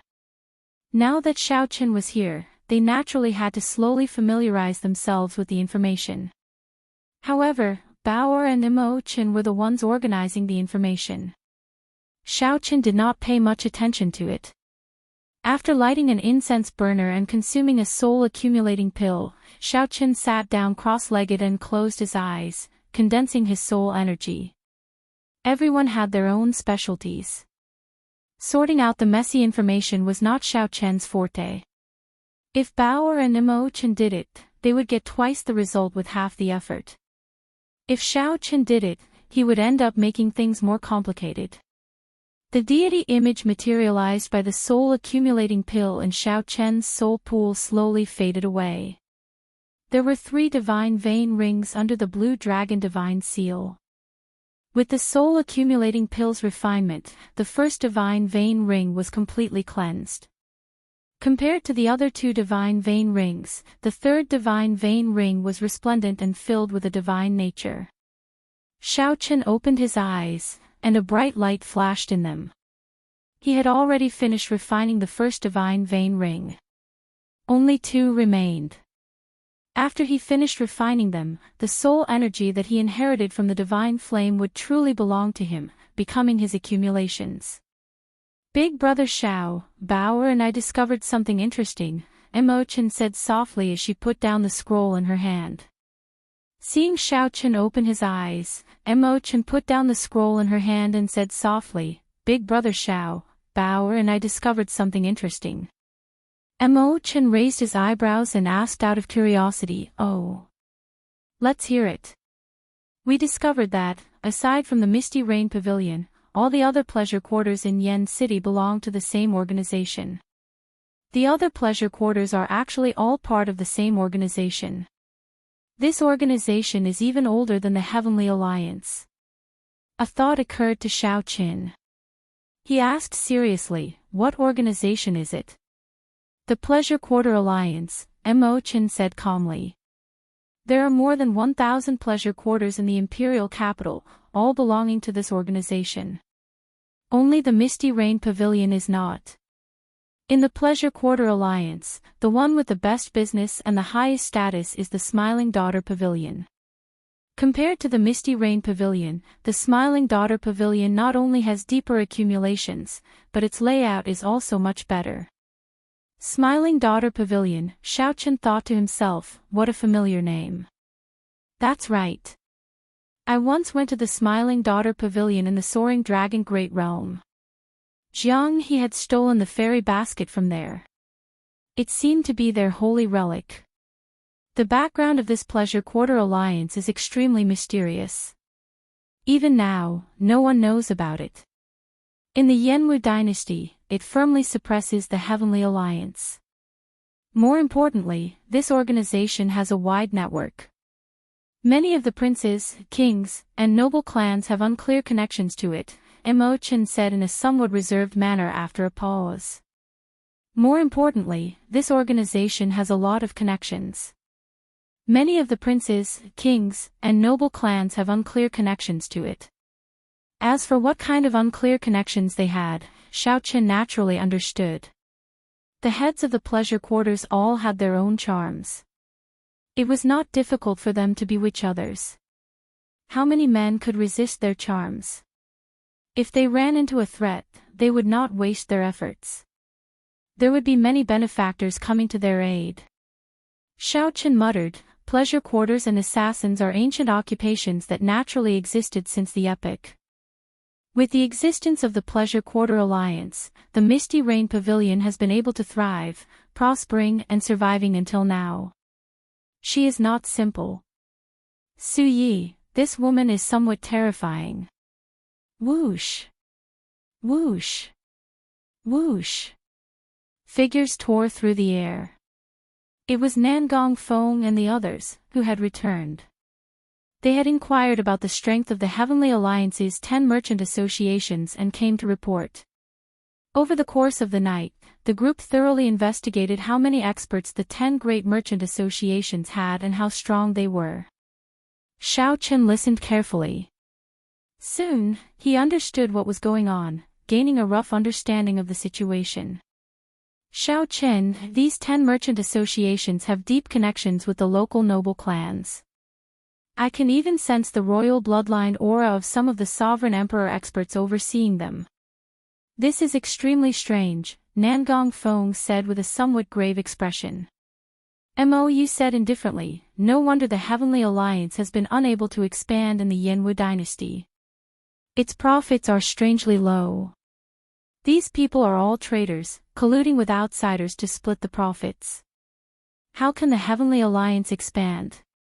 Xiaochen said calmly, it is more or less as I guessed. The previous 3 envoy inspectors were probably involved. They hindered the interests of some people and died mysteriously.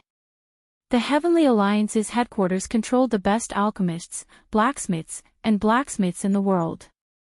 The quality of the medicinal pills, weapons, and secret treasures they refined went without saying.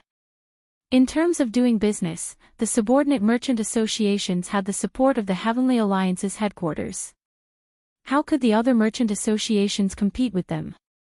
The current situation happened because the network of interests was too large and too deep. Even the Heavenly Alliance could not do anything about it. It was not that the Heavenly Alliance's headquarters did not know about such a situation. They had thought of forcefully taking back authority. However, the result was the strange deaths of 3 envoy inspectors, leaving the Heavenly Alliance's faction and the Yanwu dynasty to maintain its current state. Hence, the envoy inspector position remained empty for so many years, with Suyi managing it. Whoosh! Suddenly, a ray of sunlight shone in from the window. Xiaochen turned his head to look. The sky was already bright. Wu Meng. Wu Meng is not back yet. Xiaochen's face sank slightly. Wu Meng, who he sent to follow Su Yi, had not returned even after dawn. Chapter 22-26. Pavilion Master Su, what about you?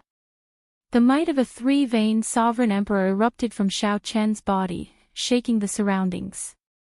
He struck out with his palm, shattering the wall. A figure screamed as he was sent flying backward. Wu Meng vomited a mouthful of blood.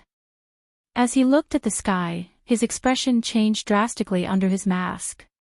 He had a clear understanding of what he could fight for and what he had to be wary of. The middle-aged man was the president of the Golden Essence Chamber of Commerce. His name was Jin Bao, and his expression was cold and indifferent. For some reason, Siyi did not mention that Xiao Qin had Ku Yun's disciple following him. "I'm not going either. This yellow-haired brat killed people the moment he arrived. It was obvious that he wanted to give us a show of strength. He wanted to tell us that he had a strong backing and wanted to forcefully take over the power. With just Yi Zifeng protecting him, do you think he can fly to the sky?" A total of 11 people sat on the top floor of the main building. Aside from Su Yi, the others were the leaders of the various merchant associations.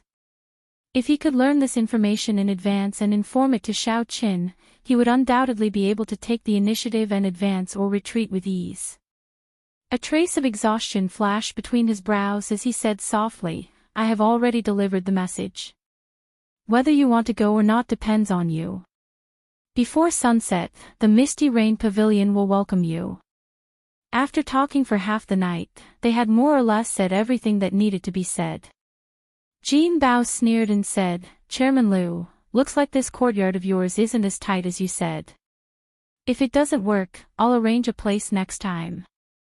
Halfway through his words, Jin Bao suddenly struck out with his palm. "That's right. Pavilion Master Su, you have always been the acting inspector. Everyone respects you. Now, just a word from you, and we will all listen to you." Their expressions changed greatly. Last night's conversation had been heard by someone. The inescapable net instantly trapped Wu Meng. The Golden Essence Merchant Association was a subordinate merchant association of the Heavenly Alliance's Yen capital, comparable to the Bountiful Treasure Pavilion. The others were just as curious. Jin Bao glanced at the crowd and said with a smile, "I want to announce." On the host's seat, Siyi raised her eyebrows slightly. She turned her head and said, "The two of you, go and take a look as well." But this time, he had gained a lot. An old man in the room coughed and said, "All right, the farce ends here. Pavilion Master Su, what do you want to announce by gathering everyone here today?" Outside the building, Wu Meng, who was leaning against the wall, perked up his ears. Just as Xiao Qin expected, Siyi only stayed in the Misty Rain Pavilion for half an hour before she left. Wu Meng thought to himself, "This Su Yi is like a vixen.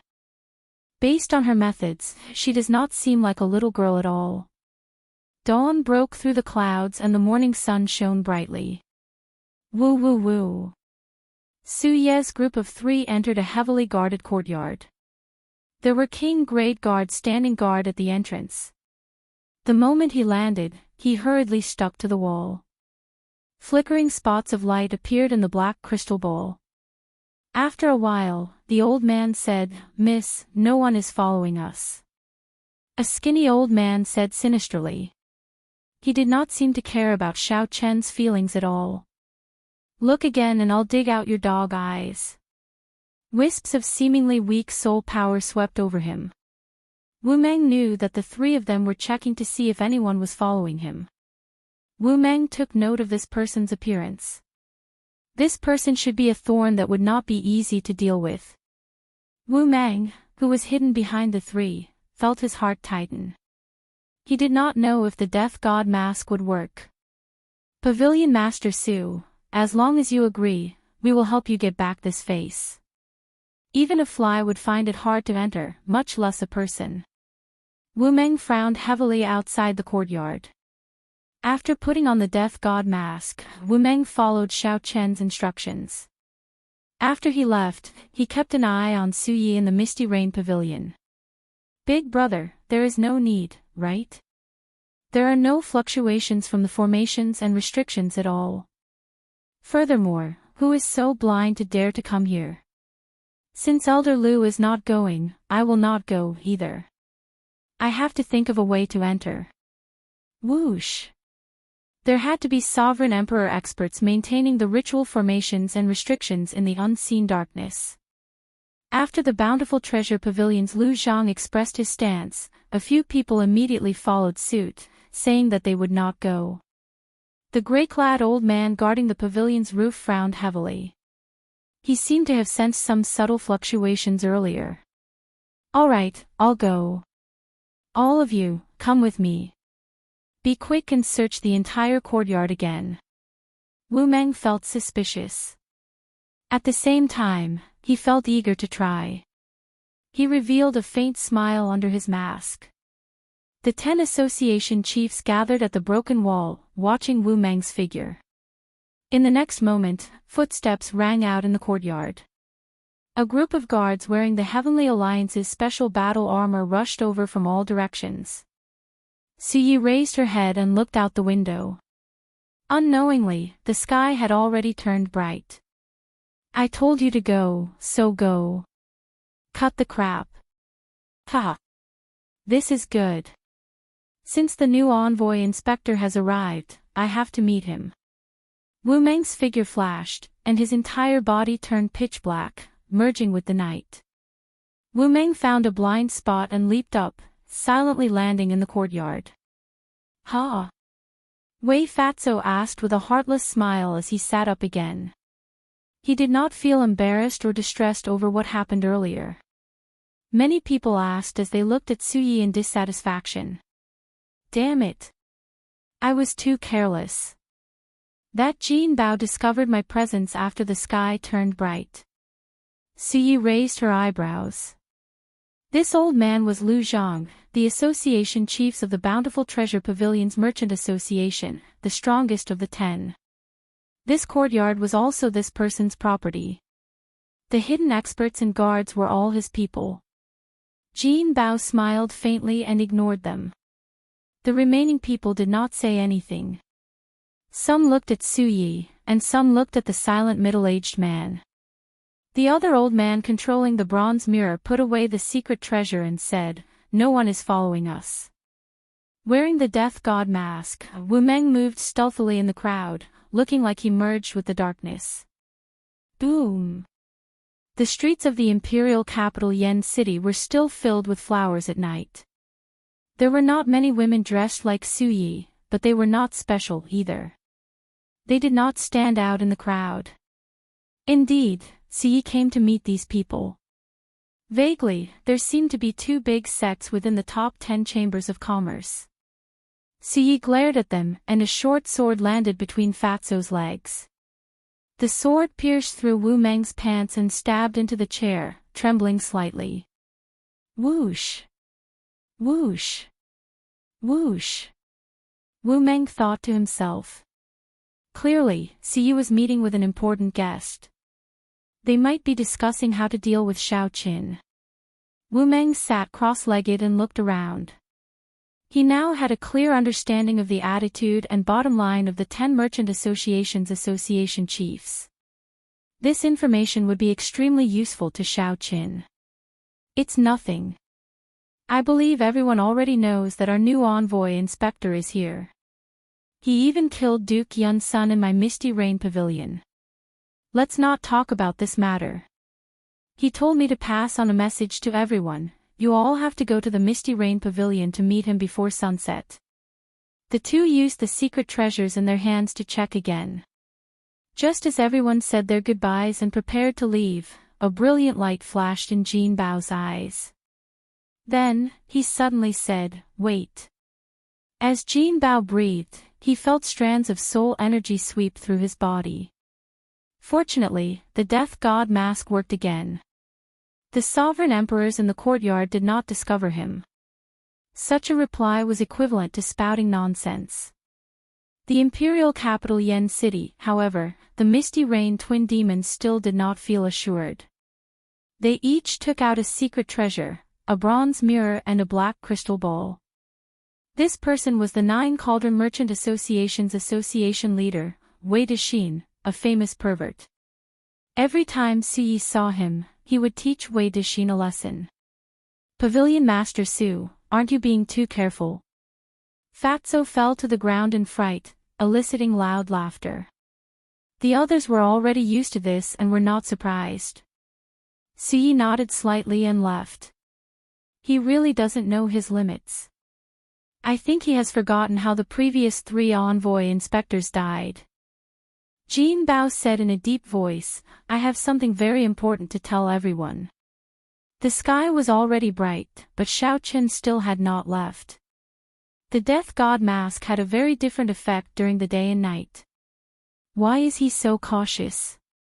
Where is he going? Pu Ci. Cough. Cough. Cough. The Misty Rain twin demons returned to Su Ye's side and said softly, It's fine. What happened? Su Ye did not move even after a long time. As she observed, black carriages occasionally stopped, and people entered them. A cold look flashed on Su Ye's face as she entered deep thought. I'll go all out. Only that Fatso could not understand. He smiled happily, not knowing what Jin Bao was up to. Su Ye found this strange, not knowing what Jin Bao wanted to say. The one who spoke was a plump, well-endowed Fatso with a wide smile on his face.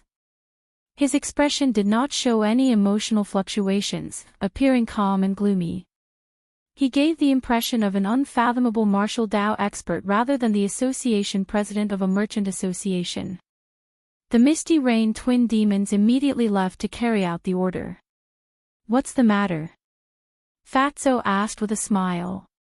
His beady eyes brazenly sized up Su Ye's voluptuous figure.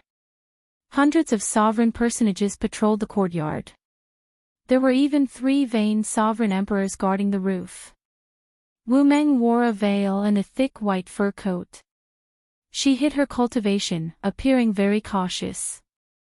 The Misty Rain twin demons and 2-3 vain sovereign emperor old men followed closely behind, protecting her in secret. The sovereign emperor experts in the courtyard opened their eyes at the same time, locking their gazes on Wu Meng. When Jin Bao saw Su Ye looking at him, he said indifferently, whether I meet or not is a completely different matter. I need to go back and discuss this with the others before making a decision.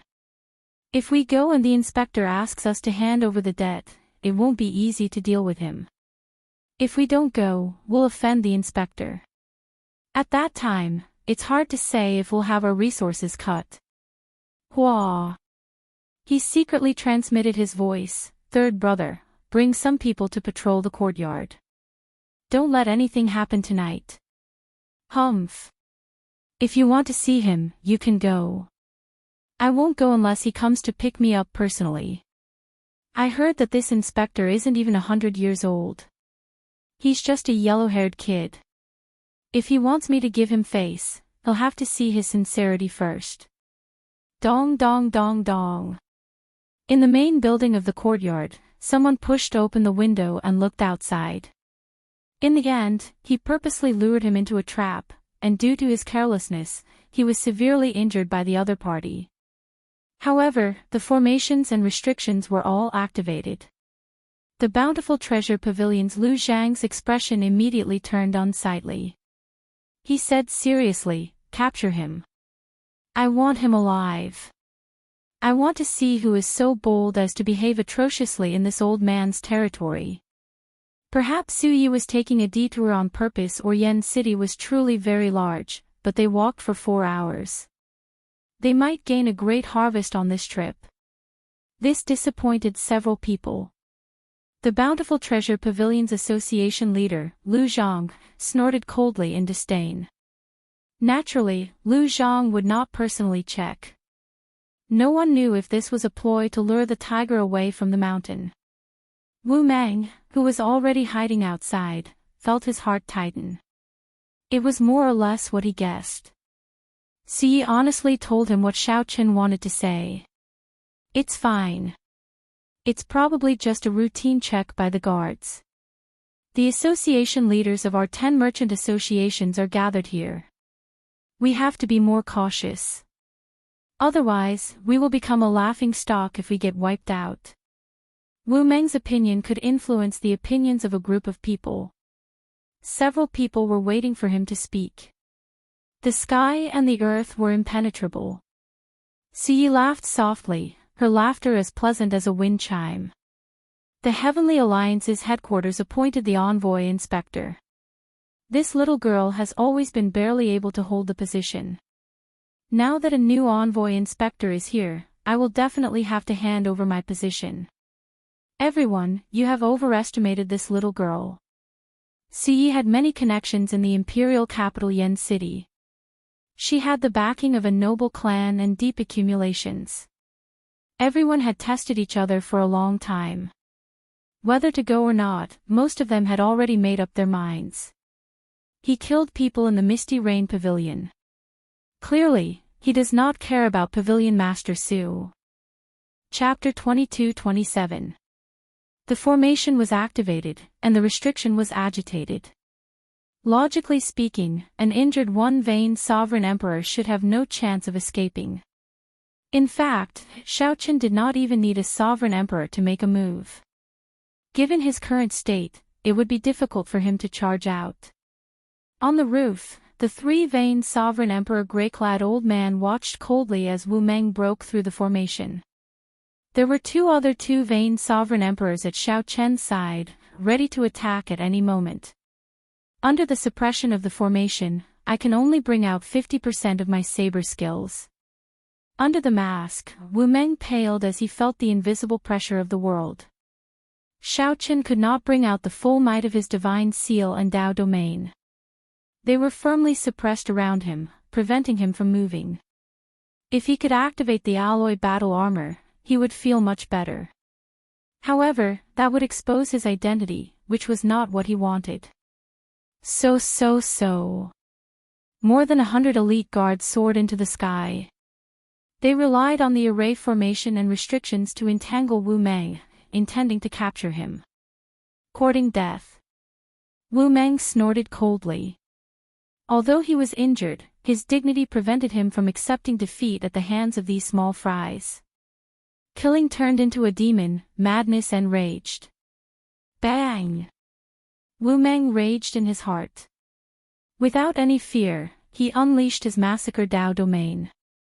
A saber light flashed, and the bright sky darkened. When the saber light disappeared, the sky turned bright. 10 cries of agony were heard at the same time. 10 figures died at the same time. Their bodies were split in half and their souls were destroyed. Wu Meng seemed to have gone mad. He raised his saber and swung it down. As the sky darkened, he killed these elite guards, scattering them.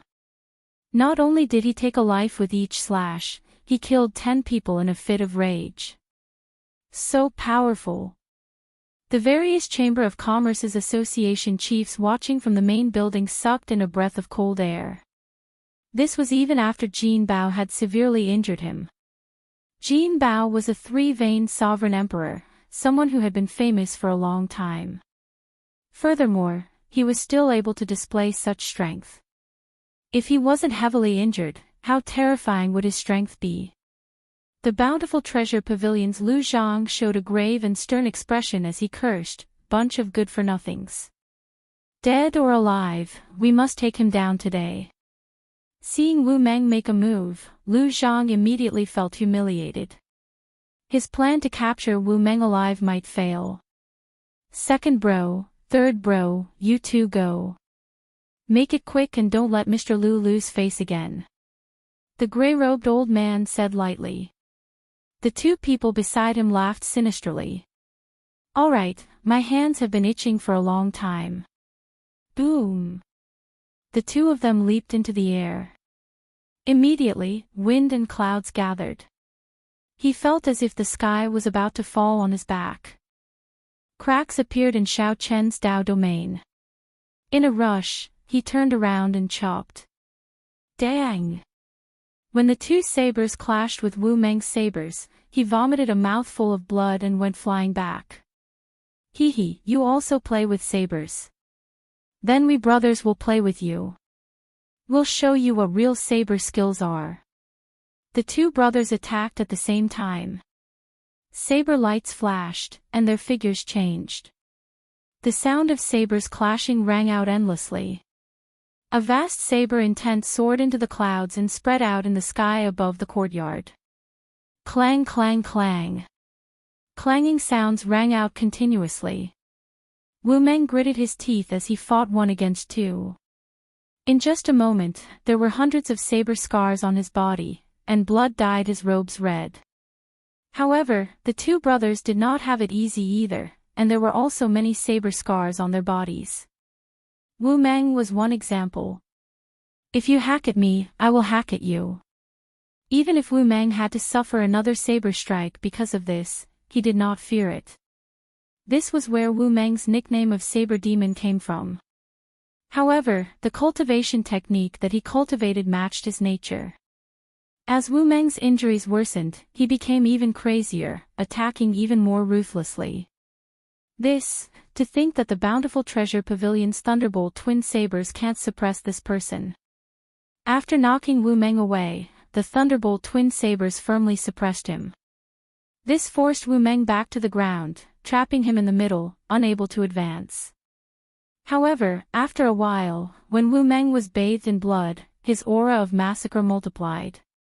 The howling saber hum was like a powerful killing god laughing maniacally.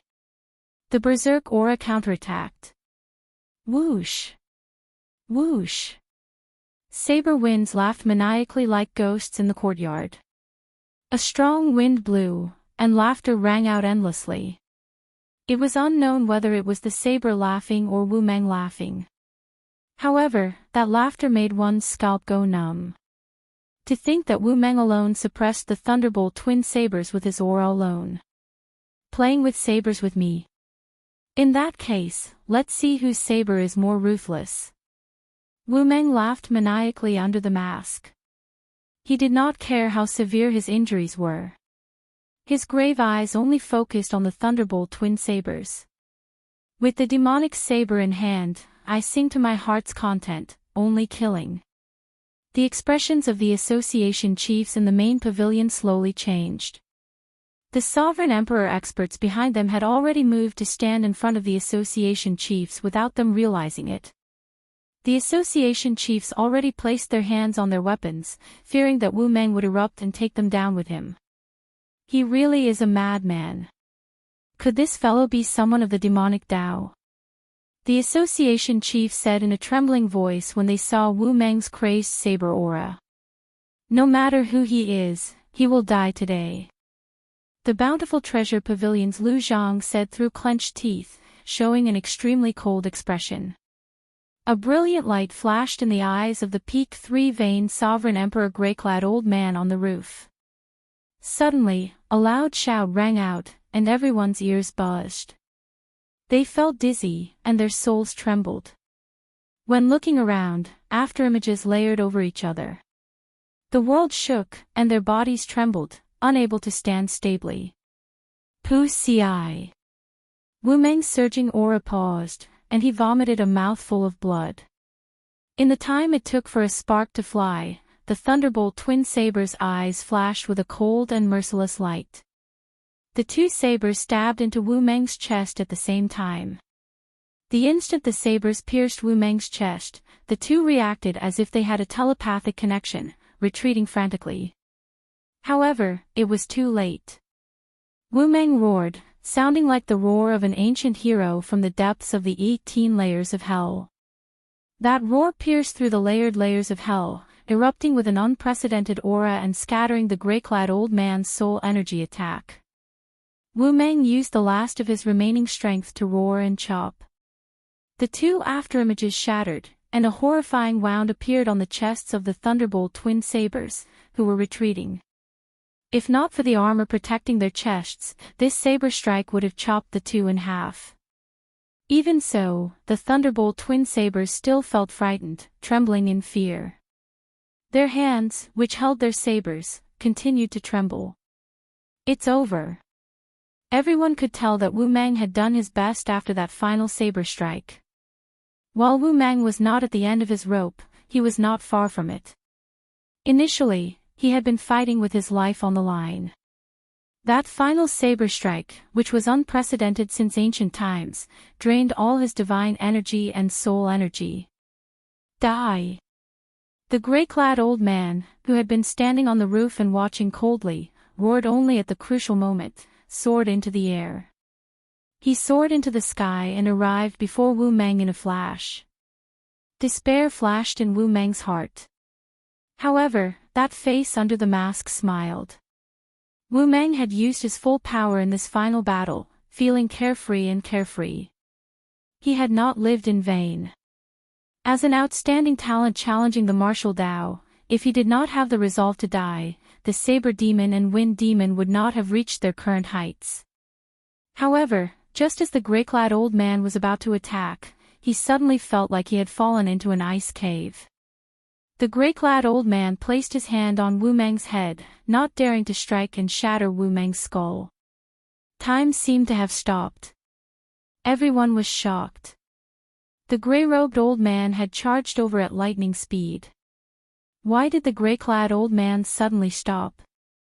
The gray-clad old man charged over at lightning speed and saw a white-clad person with a cold expression on the wall. At some point, this person had appeared and coldly eyed the gray-clad old man. With just one glance, the gray-clad old man felt unbearable pain as if thousands of sabers were stabbing him. The gray-clad old man's finger twitched, wanting to kill Wu Meng in one go. Do you believe that you will die if you move again? However, just as the gray-clad old man revealed some clues, an icy voice rang out in his ears. The gray-clad old man looked in the direction of the voice. The instant their eyes met, the pressure from Xiao Chen's King True Dragon bloodline surged over, carrying the soul energy of the Blue Dragon Divine Seal. Bang! Bang! Bang! An invisible aura shattered layer by layer.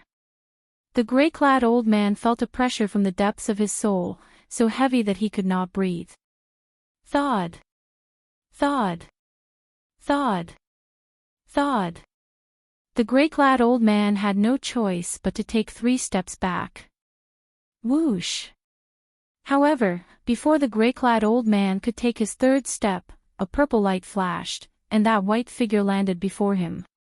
Even though the gray-clad old man had been prepared, he had not expected this person to throw a palm strike after landing. Reckless fool! The gray-clad old man raged. Just a mere one vain sovereign emperor. There was no end to this. The aura of a 3-vein sovereign emperor erupted as the gray-clad old man threw a palm strike. Bang! When the 2 palms clashed, the gray-clad old man first used his soul energy, wanting to intimidate Xiao Qin. However, the gray-clad old man suddenly discovered that Xiao Chen's soul energy was no weaker than his. In fact, it was even stronger. The gray-clad old man immediately panicked and quickly brought out his 3-vein sovereign emperor divine energy. 1 divine vein equaled 1 heaven for a sovereign emperor. The gray-clad old man did not believe that his divine energy could not knock back the other party. Suddenly, a blue dragon image appeared behind Xiao Qin. Closely following that, many dragon images circled around him. When the 10,000 dragons picture formed, blood leaked out of the gray-clad old man's mouth as he got knocked back by Xiao Chen's palm strike. 10,000 dragons art. It's the 10,000 dragons art. The gray-clad old man was very knowledgeable. This was a sovereign emperor cultivation technique that had been lost to the dragon race for countless epochs. This cultivation technique was many levels higher than the one he cultivated. Don't you dare touch my big brother. When the Thunderbolt twin sabers saw that their big brother was injured, they ignored the saber wounds on their chests and charged at Xiao Qin at the same time, wanting to help the gray-clad old man. No! Panic flashed in the gray-clad old man's eyes as he shouted, wanting to stop all this. 3 life flower. Xiao Qin placed one hand on his chest and formed a hand seal. In the next moment, saber light spread out from his body, looking like petals blooming. It was hard to tell whether it was the beauty of the flower or the resplendent saber light. The instant the flower bloomed, it illuminated 3 worlds. The thunderbolt dual sabers were like moths darting into a flame, right in front of the 3-life flower. Thousands of saber lights pierced through them, killing them miserably on the spot, not even leaving a corpse behind. No! Before the gray-robed old man's voice faded away, his 2 brothers, who had been through life and death with him, had already died. All this happened in the time it took for a spark to fly. The 10 association chiefs in the main pavilion were all stunned. Chapter 22-28. Second brother, third brother. The gray-robed elder howled in pain and knelt on the ground. What could be more sorrowful than seeing one's brother die in front of one's eyes? Xiao Chen's expression remained calm as he turned to look at Wu Mang. 2 sabers were stuck in Wu Mang's chest. Although he was still standing, he had already lost his breath and was unable to speak. Xiao Chen reached out and took off Wu Mang's mask. Blood flowed out of Wu Mang's 7 apertures, a ghastly sight. His eyes were wide open and blood flowed out. The corners of his mouth, nostrils, and ears had yet to dry, and his face looked sinister and terrifying. Xiao Chen placed his hand on Wu Mang's arm and checked his injuries. After a while, he entered deep thought. The 2 sabers on Wu Mang's chest were not fatal. The truly fatal thing was that Wu Mang had exhausted all his qi and blood in battle, and his soul energy had dried up. Although he wasn't dead, he was hanging by a thread. Xiao Chen was a step too late. There was no need for the gray-robed old man to do anything. Wu Mang would die without a doubt. He would not be killed by others but killed in battle. Looking at the wounds on his body, Xiao Chen knew at a glance that he could have avoided it. As long as he activated the alloy battle armor, with his strength, he should be able to rush out. However, he didn't want to expose his identity, so he chose to fight to the death. So. A few more figures landed in the courtyard. They were Nangong Feng and the others, who had rushed over. Seeing that Wu Mang had not returned by daybreak, Xiao Chen decisively chose to look for Wu Mang. The others were a few steps behind him, only arriving now. Brother Wu.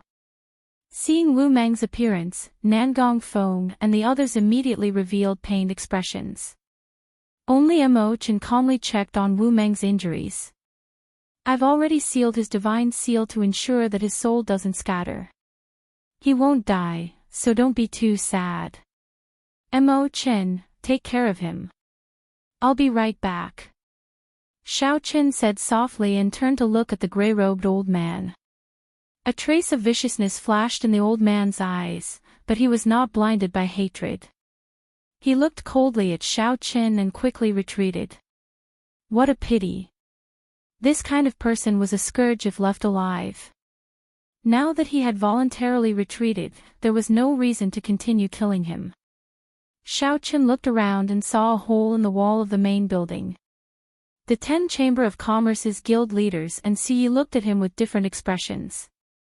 Whoosh! Xiao Chen spread his arms and soared into the sky, the dragon's shadow following him. He was clearly just one person, but he gave off the impression that there were 10,000 dragons patrolling, majestic and unstoppable. Thud, thud, thud. Hurried and disorderly footsteps rang out. The leaders of the 10 great merchant guilds all took several steps back. The various sovereign emperor guards silently stepped forward and blocked the way, cautiously looking at Xiao Chen.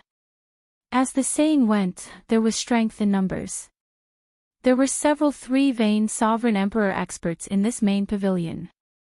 However, when they stood together and faced Xiao Chen, for some reason, they felt immense pressure, not daring to underestimate him. There was no need to explain the reason. The royal blue dragon bloodline, the soul energy from the demonic sovereign's divine flame, the 10,000 dragons art that had been passed down for countless epochs, and Xiao Chen's untainted and pure heart. How could this group of people face him? Even a 4-vein sovereign emperor would feel mountain-like pressure when facing Xiao Chen, who did not deliberately withdraw his aura, forcing them to be careful at all times. Barging into this old man's private residence and killing my guards, who exactly are you? The bountiful treasure pavilion's Lu Zhang, who hid behind the guards, shouted as he looked coldly at Xiao Qin with a sullen expression. Greetings, Envoy Inspector. Right after Lu Zhang spoke, Xi bowed slightly and greeted softly. The Misty Rain Pavilion's duo Sasha bowed at the same time and greeted respectfully. What? The 10 Chamber of Commerce's guild leaders immediately felt an uproar in their hearts.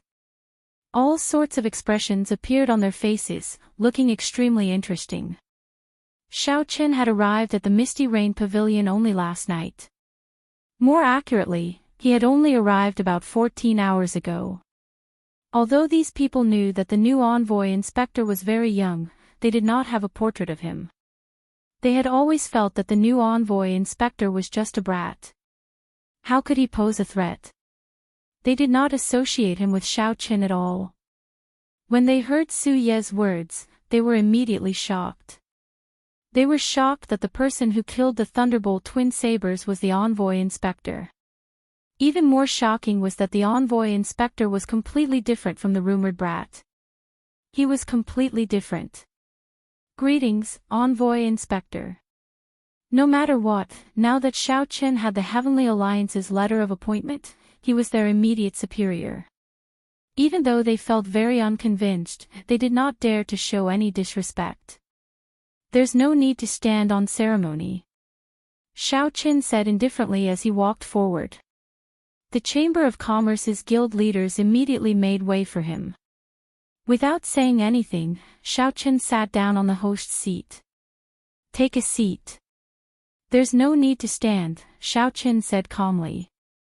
The 9 Cauldron Merchant Association's Wei Fatso chuckled and said, hearing about you is better than meeting you in person. Lord Envoy Inspector is truly a dragon among men. You are extraordinarily handsome, and your skills are incredible. Xiao Qin's grace and heroic bearing convinced Fatso with just one look. However, Fatso suddenly recalled that there was an urgent matter at home. My 87th concubine is about to give birth. I will definitely go to the Misty Rain Pavilion to apologize before sunset. Sorry about that, but I really have to go. As Fatso was about to leave, the other Chamber of Commerce's guild leaders immediately cursed him for being shameless in their hearts. However, they followed suit, saying that they had urgent matters to attend to. Those who could not think of an excuse thickened their skin and said that their concubines were about to give birth, like Fatso, and that they would go to the Misty Rain Pavilion to apologize at night. Right now, the atmosphere was clearly not right. The envoy inspector's friend's fate was unknown, and his anger had yet to subside. The bountiful treasure pavilion's Lu Zhang lost a lot of face and felt angry. If they stayed, both sides would suffer. Furthermore, if Xiao Qin used this opportunity to make things difficult for them, they would not be prepared at all. When they returned, they would discuss it with the faction behind them before making a decision. At that time, whether they went to the Misty Rain Pavilion or not, it would be much easier. They would not be like now, caught off guard and unprepared, facing a strong envoy inspector. Xiao Qin glanced at Fatso. Bai Yunfei was the one who investigated the 9 Cauldron Merchant Association's information. Wei Fatso was not lying when he said that he indeed had 87 concubines. However, your 87th concubine has only been in the family for 4 months, and she is going to give birth so early. Clearly, she is not your child. There is no need to rush back. I'll find someone to help you kill her tomorrow, ending all your troubles. There is no need to thank me. Su Yi, who was at the side, could not help giggling. After Xiao Qin finished speaking, he ignored Fatso's explanation. He said seriously, everyone, there is no need to beat around the bush. As the saying goes, it is better to come at the right time than at the right time. Since everyone is here, let's talk about tonight's matter now.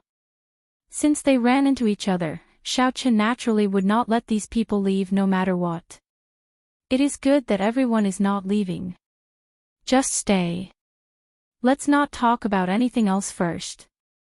Although you are the envoy inspector, you killed my sovereign emperor guards without permission.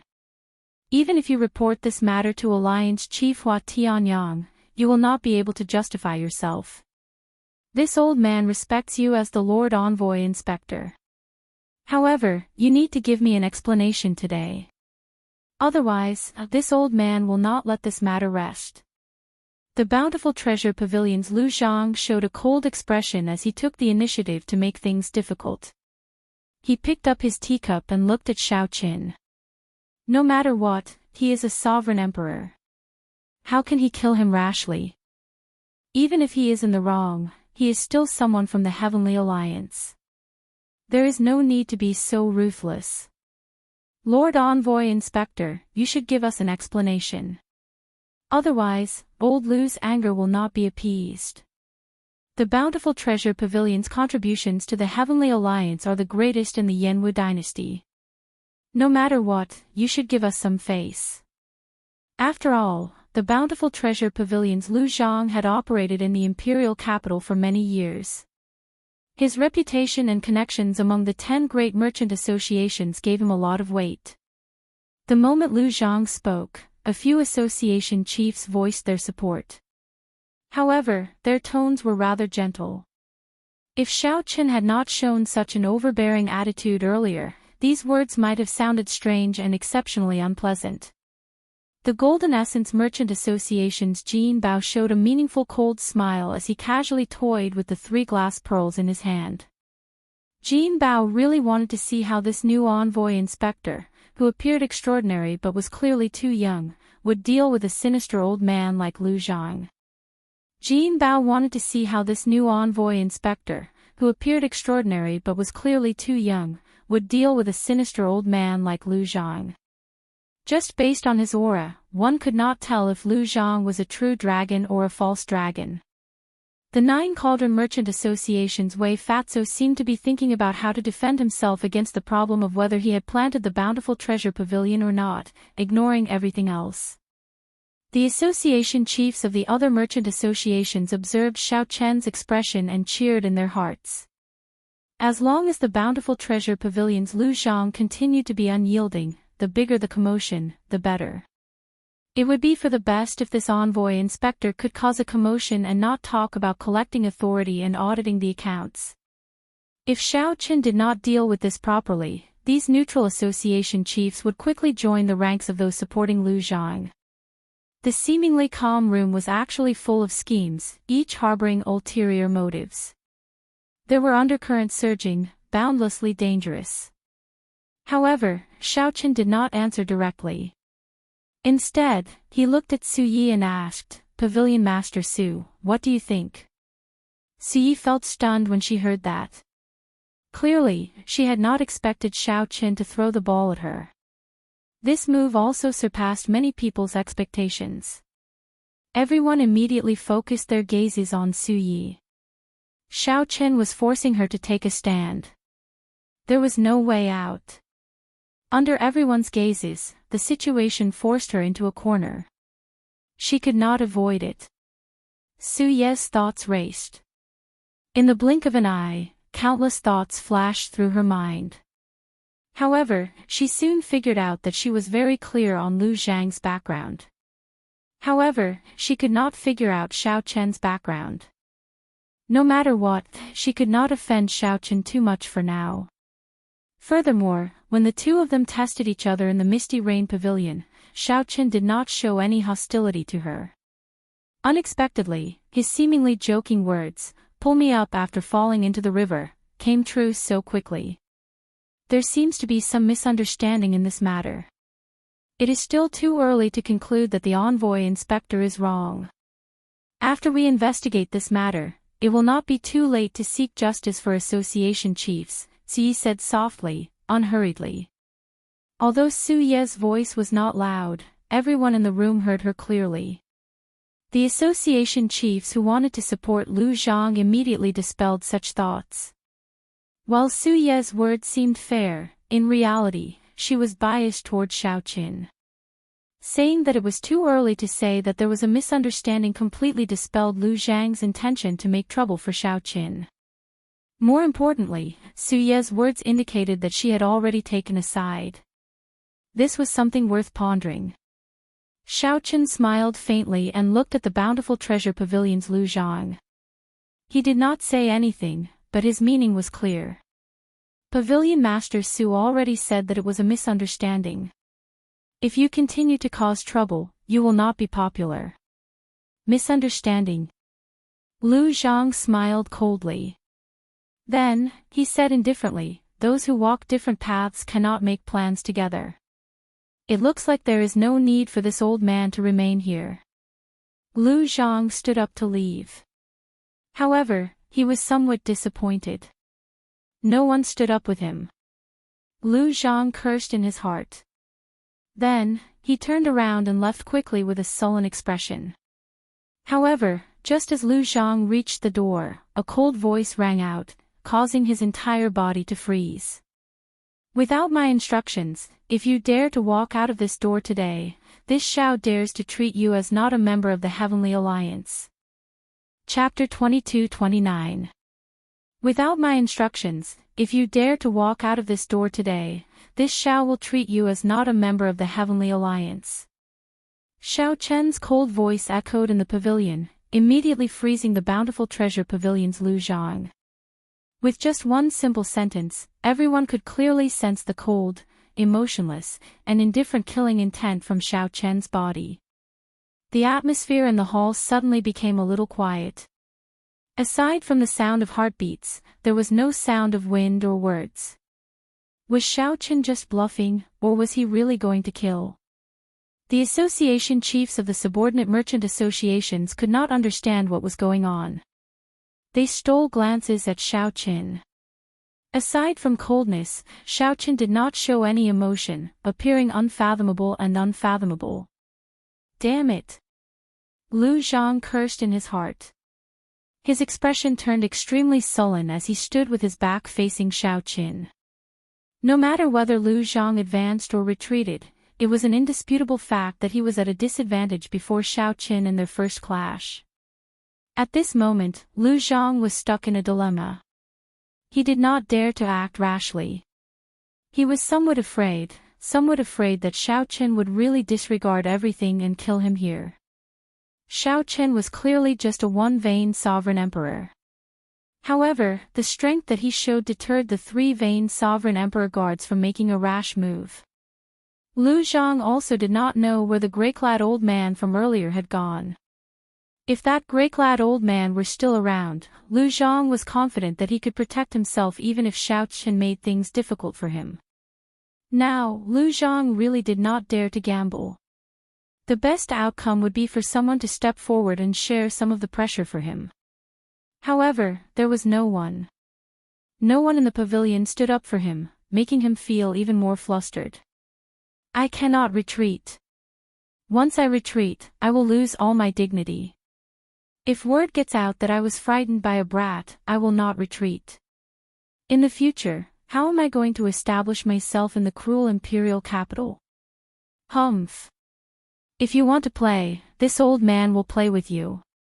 At worst, this old man will die together with you. This thought just appeared in Lu Zhang's mind when he suddenly felt the killing intent behind him multiply, rising rapidly.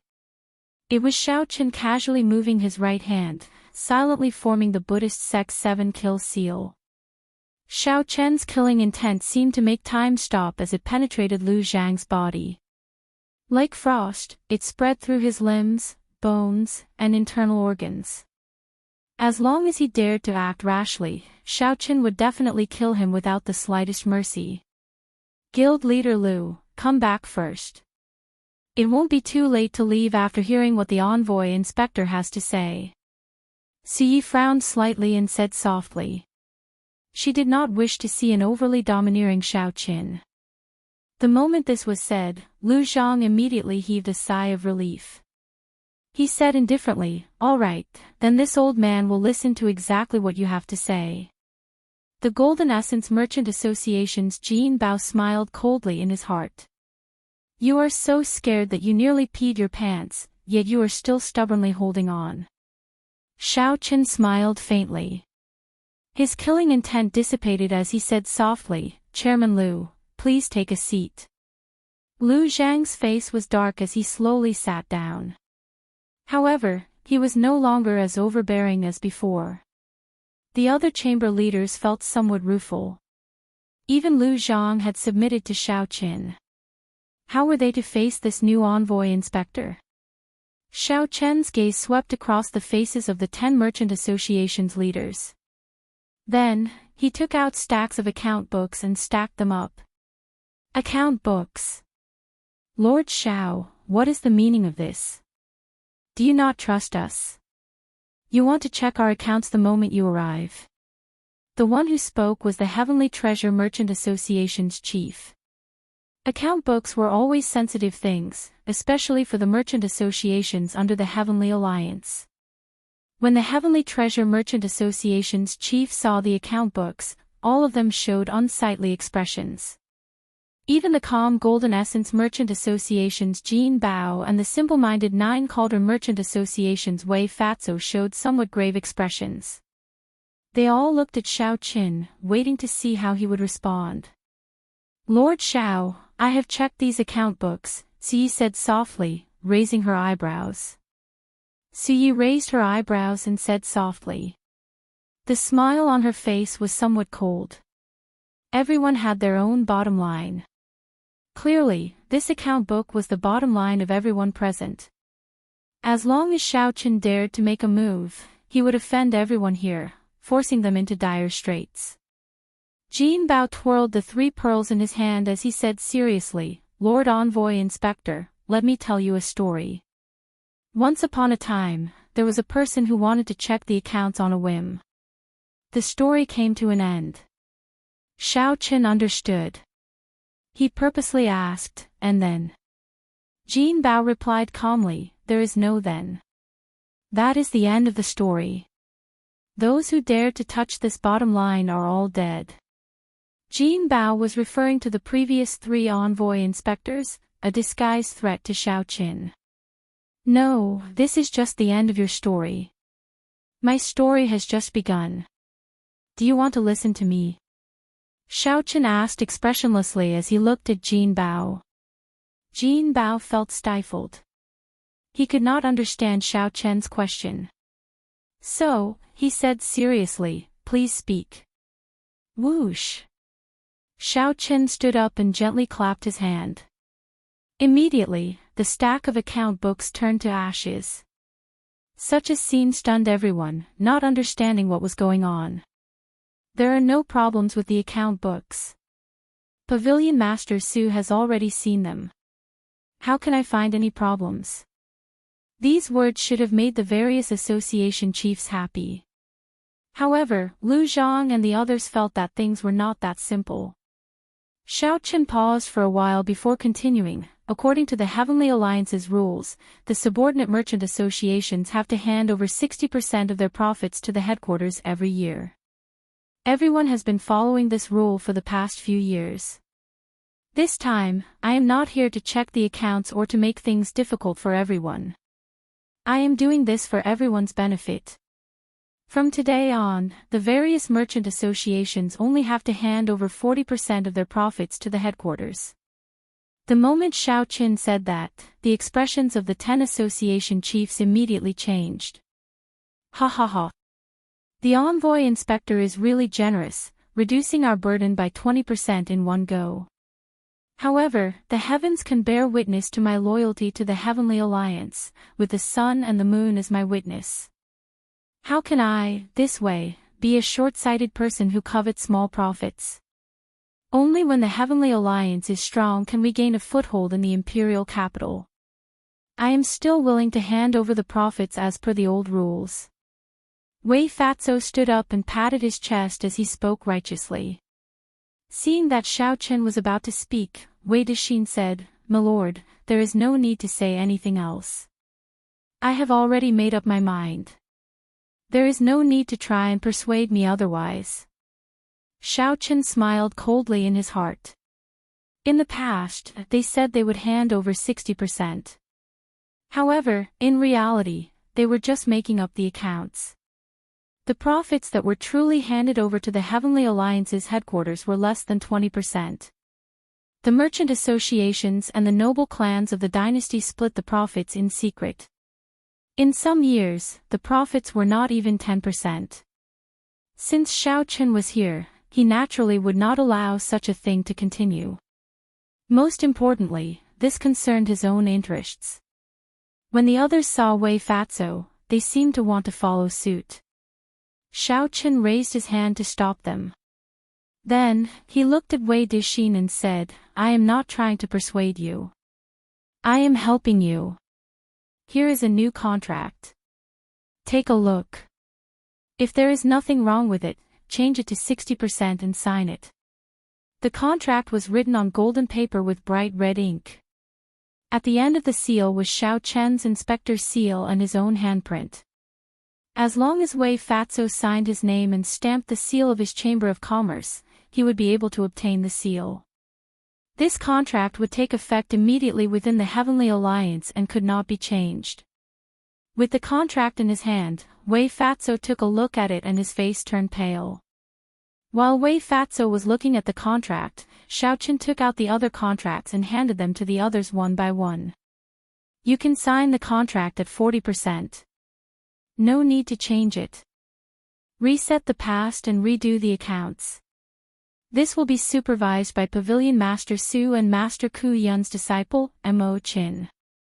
We are willing to hand over 40% of our annual profits to the headquarters of the Heaven Alliance, effective immediately." Upon seeing these words, the faces of the Chamber of Commerce leaders changed dramatically.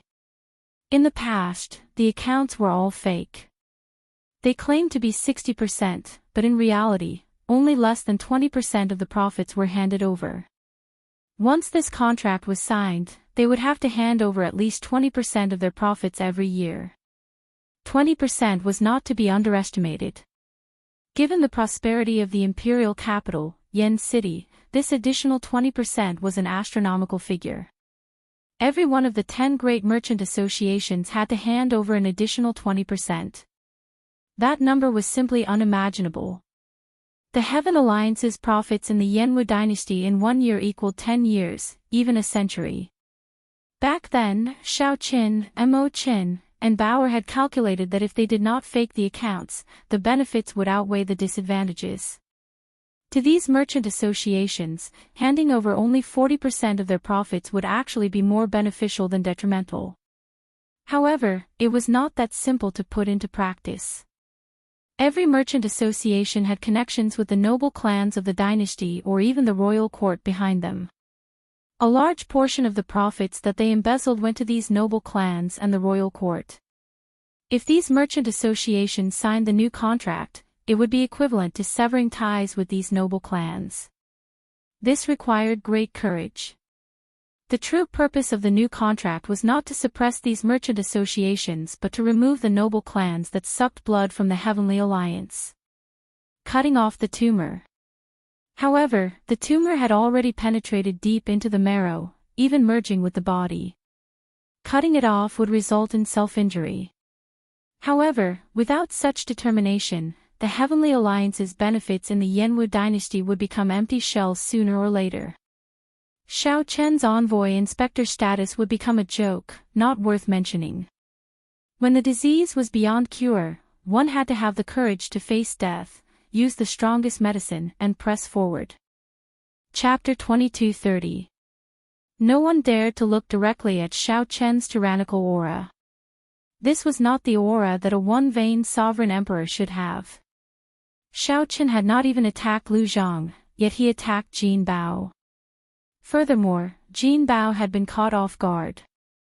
However, Jin Bao injured Wu Meng, Xiao Chen returned it to him in the same way, doubling it. The past was reset, and the accounts were redone. Lord Xiao, this is my declaration. Even the original owner, Lu Zhang, had left. Only Xiao Qin and Su Yi remained in the empty main pavilion.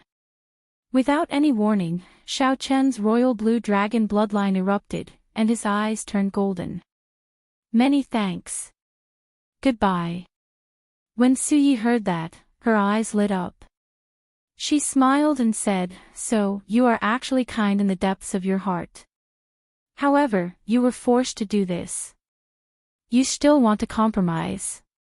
If you really want to, I can help you." Jin Bao took the New Testament and prepared to leave. "Either you make a declaration and leave, or you sign the New Testament. Everyone is in the same boat. As long as I still breathe, I will not let you suffer any grievances. Take your time to think about it. I believe you can choose the pros and cons," Wei Dixin said with a smile as he held the New Testament. The entire courtyard shook intensely. The royal blue dragon's might lingered. No one had ever put him in such a predicament before. Siyi hesitated for a while before finally receiving the New Testament. She said somewhat helplessly, "I'm not free. However, it is my duty to bring you around the imperial capital." "All right, 60% it is. I'll sign it. My life is really bitter." Sob. Sob. Sob. As Xiaochen coldly watched the guards carry Jin Bao away, the golden light in Xiaochen's eyes slowly faded. His expression remained calm, not showing much emotion. Xiaochen remained calm, showing no fluctuations in his expression. He said indifferently, "Who else wants to leave? Just make a declaration like Lu Zhang and leave. There will come a day when you will beg this old man to return the declaration. Let's go." With the activation of the royal blue dragon bloodline, even a four-veined sovereign emperor might not be able to block the supreme dragon fist's strongest move. After offending Jin Bao and Lu Zhang at the same time, Xiaochen would probably lose his job as the envoy inspector. Hold on. This old man will not sign this new contract. I would rather leave the Heavenly Alliance than sign it. There's no rush. Take your time to think about it. You guys do the same. It's hard to make a choice, but you have to make a choice. I'll give you the time it takes for an incense stick to burn. I'm not afraid. I'll be frank with you. I hate traitors the most in my life. While taking the Heavenly Alliance's resources, you collude with outsiders to split the profits. Don't even think about doing such a thing in the future. I haven't had the chance to stroll around the imperial capital. Pavilion Master Su, if you have the time, can you show me your hospitality? However, he was not stupid. He did not dare to offend both him and Lu Zhang at the same time. Lu Zhang's lips curled into a sinister smile. He said indifferently, "Men, bring me a brush and ink. Lord Xiao, this is my new agreement. This old man has already decided. What is supreme? In the entire world, only I am supreme." Xiaochen shook his head and said, "There's no need. You may leave." She did not reveal herself, but she was like a venomous snake, terrifying others and not daring to offend her. Xiaochen could hear the resentment in Su Ye's words. She had helped Xiaochen today. The two guards landed on the ground and helped Jin Bao up. When they saw his injuries, they immediately became enraged. However, Siyi had not expected this person to attack Jin Bao. However, there were also people who thought, since Xiaochen dares to offend both Jin Bao and Lu Zhang at the same time, does he have a powerful backer? How ruthless! Shock flashed in Su Ye's eyes. Earlier, Xiaochen secretly asked her how Wu Meng got injured. "Lord Xiao, we successfully forced the 7 merchant associations to leave the Heavenly Alliance. Are you satisfied now?" "Supreme Dragon Fist, only I am supreme." Jin Bao smiled faintly as praise flashed in his heart. This fellow looks like he does not leave any leeway and is overbearing. I'll send you off. Leave the Heavenly Alliance. Lord Xiao, Fatso has decided to follow you. However, can you change this new agreement to 60%? He. Jin Bao toyed with the 3 pearls in his hand as he met Xiao Chen's gaze with a smile that did not reach his eyes. Then, he asked indifferently, "Lord Xiao, are you asking this Jean to make a decision as well? Xiaochen said softly as he handed the 3 copies of the new agreement, including Fatso's, to the other party. However, rage and murderous intent did not overwhelm Jin Bao's final bit of rationality. He knew that if the guards beside him dared to attack Xiaochen, they would definitely die. Even if he gritted his teeth and endured the pain, he had to thank Xiaochen for this punch.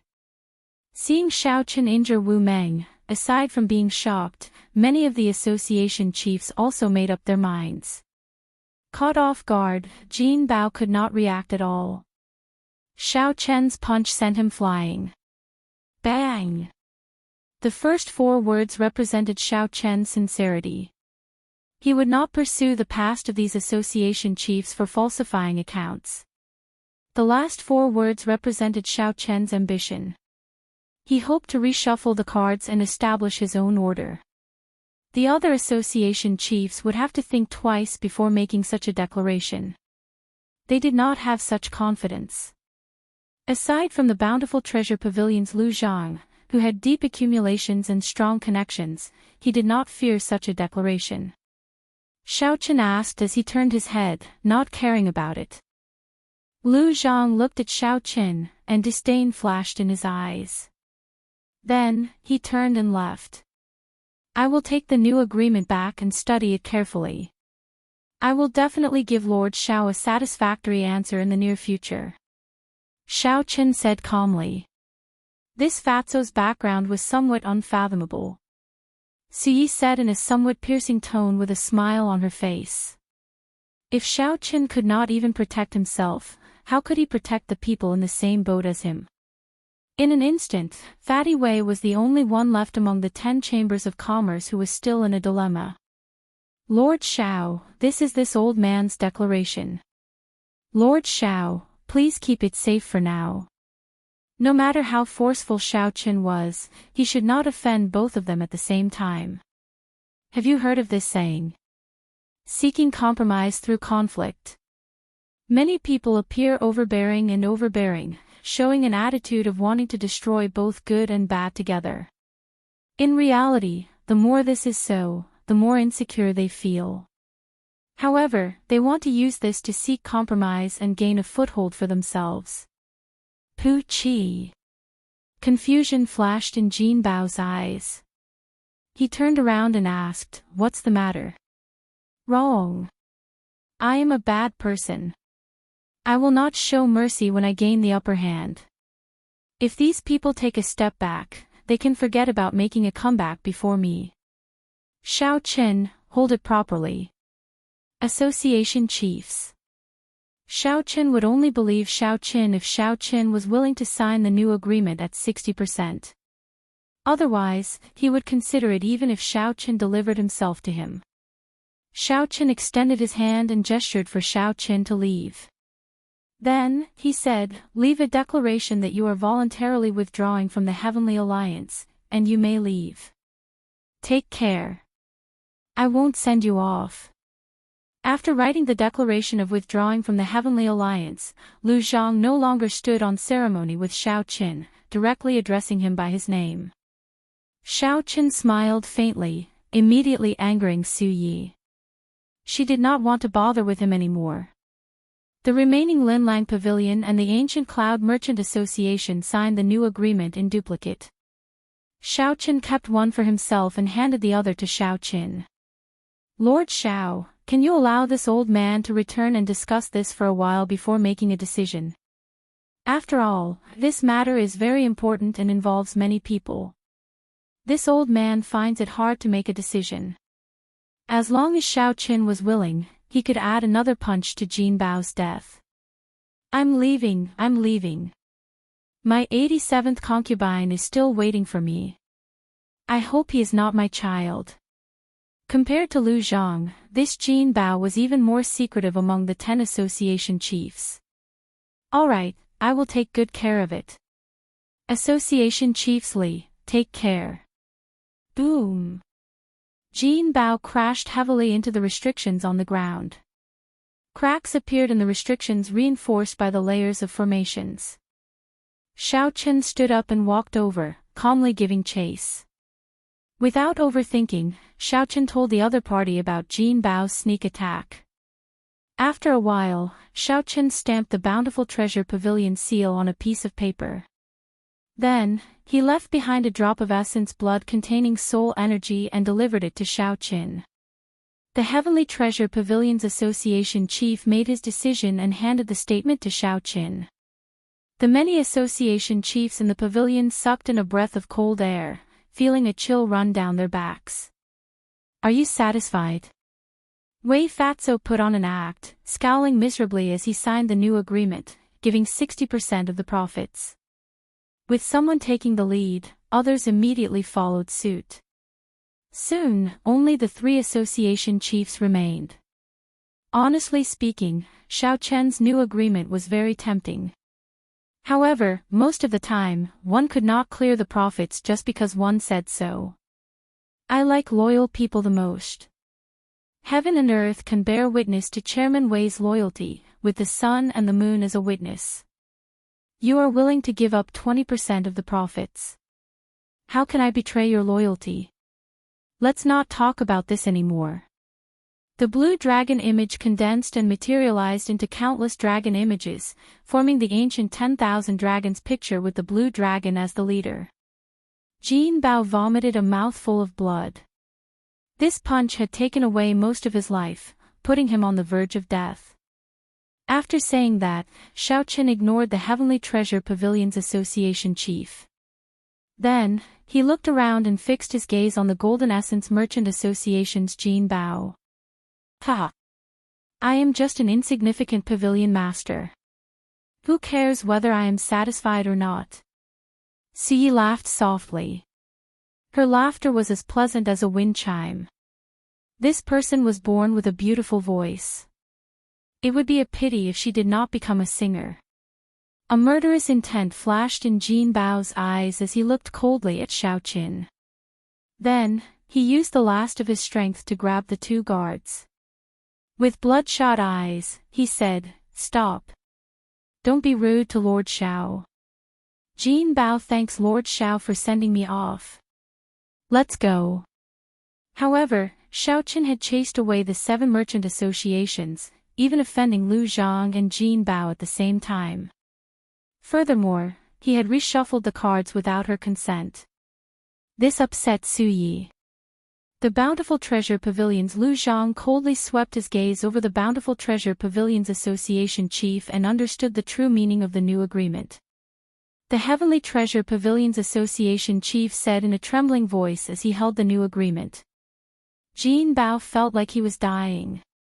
He was at a loss. Chapter 22:31. The imperial capital, Yen City, was flourishing and prosperous. Fragrant chariots and horses, jade chariots crisscrossing, golden whip arrowheads, dragon jaws, phoenix soil tassels. There were even golden threads winding around the trees, celestial birds singing about the flowers, jade trees and silver platforms, and window lattice acacia. It was a flourishing scene of rich and powerful nobles competing in luxury and pursuing pleasure. As Xiaochen strolled through the imperial capital Yen City in the early morning, he fully appreciated the prosperity of the imperial capital Yen City. Many thanks to you for Wu Meng's matter. After leaving the main building, Siyi checked on Wu Meng's injuries again. Then, she got the Misty Rain twin fiends to contact a famous doctor in the imperial capital to treat Wu Meng. It's just a small matter. Even if there isn't a famous doctor, Master Ku Yun's disciple is capable. Your friend's injuries also healed very quickly. However, if I'm not mistaken, he must have been following me in secret. That's why he ended up like this. Siyi casually glanced at the scene on the street as she spoke in a carefree manner. I'll ask him when he wakes up. Of course, Xiaochen would not take the initiative to admit this. He said with a serious face. Act. Siyi thought disdainfully. Just as she was about to speak, a figure hurried over to them. The person who came was not very old and looked very young. He wore a simple green robe with a green one embroidered on his collar. This is a messenger from the Azure Phoenix Pavilion. Su Yi, who knew the various major powers of the imperial capital like the back of her hand, explained. Miss, you have good eyes. This must be young Master Xiao. Here is a letter for you. Please keep it well. After handing the letter to Xiao Qin, the messenger left quietly, his figure quickly drowning in the tide of people. Opening the envelope, Xiao Qin read the contents. There were not many words in the letter, just a simple sentence.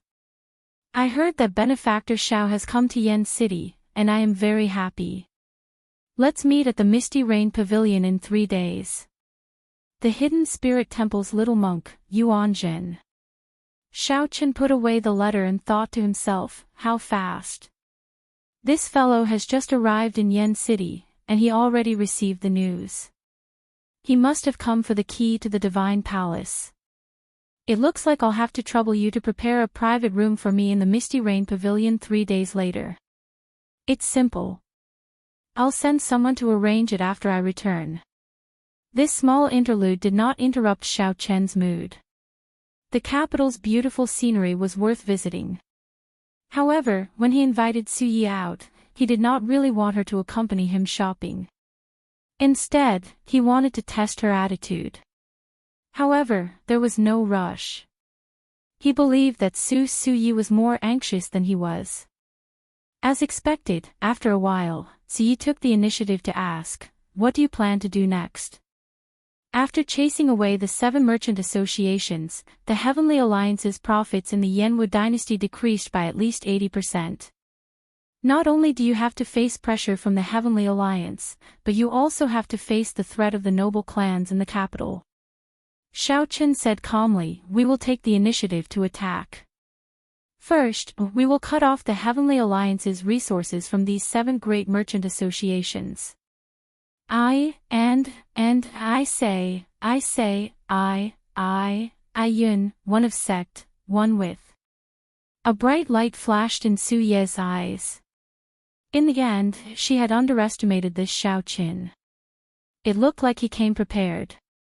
He was very clear about what he had done and did not regret it at all. Without Lord Mu Zifeng's approval, it will be difficult for me. Without Lord Mu Zifeng's approval, I'm afraid it will be difficult for me. The Misty Rain Pavilion managed the resources provided by the Heavenly Alliance's headquarters. Then, they distributed them to the 10 merchant associations. Based on the current situation, the Misty Rain Pavilion's authority was in Su Ye's hands. If she was not willing, it would be impossible for her to cut off the 10 merchant associations' resources. It's fine. I'll bear all the responsibility. If you find it difficult, you can leave it to me. Xiao Chen's meaning was clear. If Su Yi is not willing, then let's go. I'll do it myself. Su Ye's expression changed. Clearly, she made up her mind. After a while, she said, all right, I agree. However, I always keep 10% of the Heavenly Alliance's resources for myself. This rule cannot be changed in the future. Xiao Chen thought to himself, I can tell that this pretty Su Yi is so black-hearted. She keeps 10% of the resources for herself. Who knows how much profit she has made over the years? Now that I think about it, she cannot take it all by herself. I do not know if the Sword God noble clans are behind her. However, it is good that things are clear.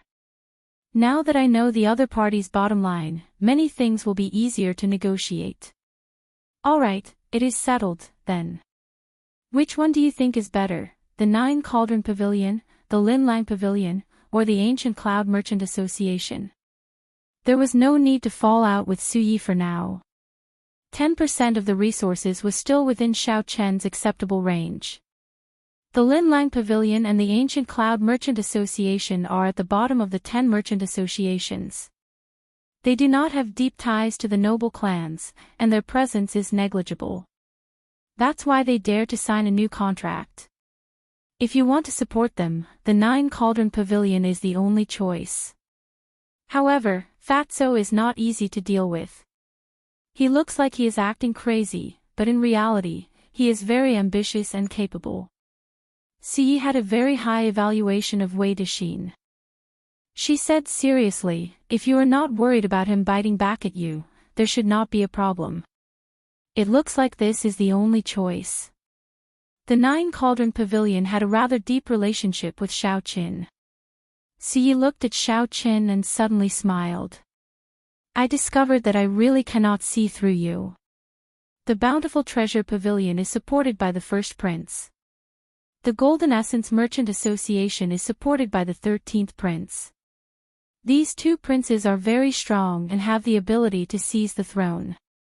To think that you are not flustered at all. Can you tell me why you are so confident? Are you really not afraid of death?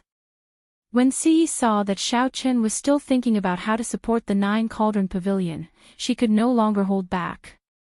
Siyi could no longer hold back. Including Monarch Yu, Xiao Qin had already offended 3 princes. Siyi simply could not understand how Xiao Qin dared to offend the royal clan in Yan City. I can tell you. However, you have to tell me, what is your relationship with the Sword God's noble clan?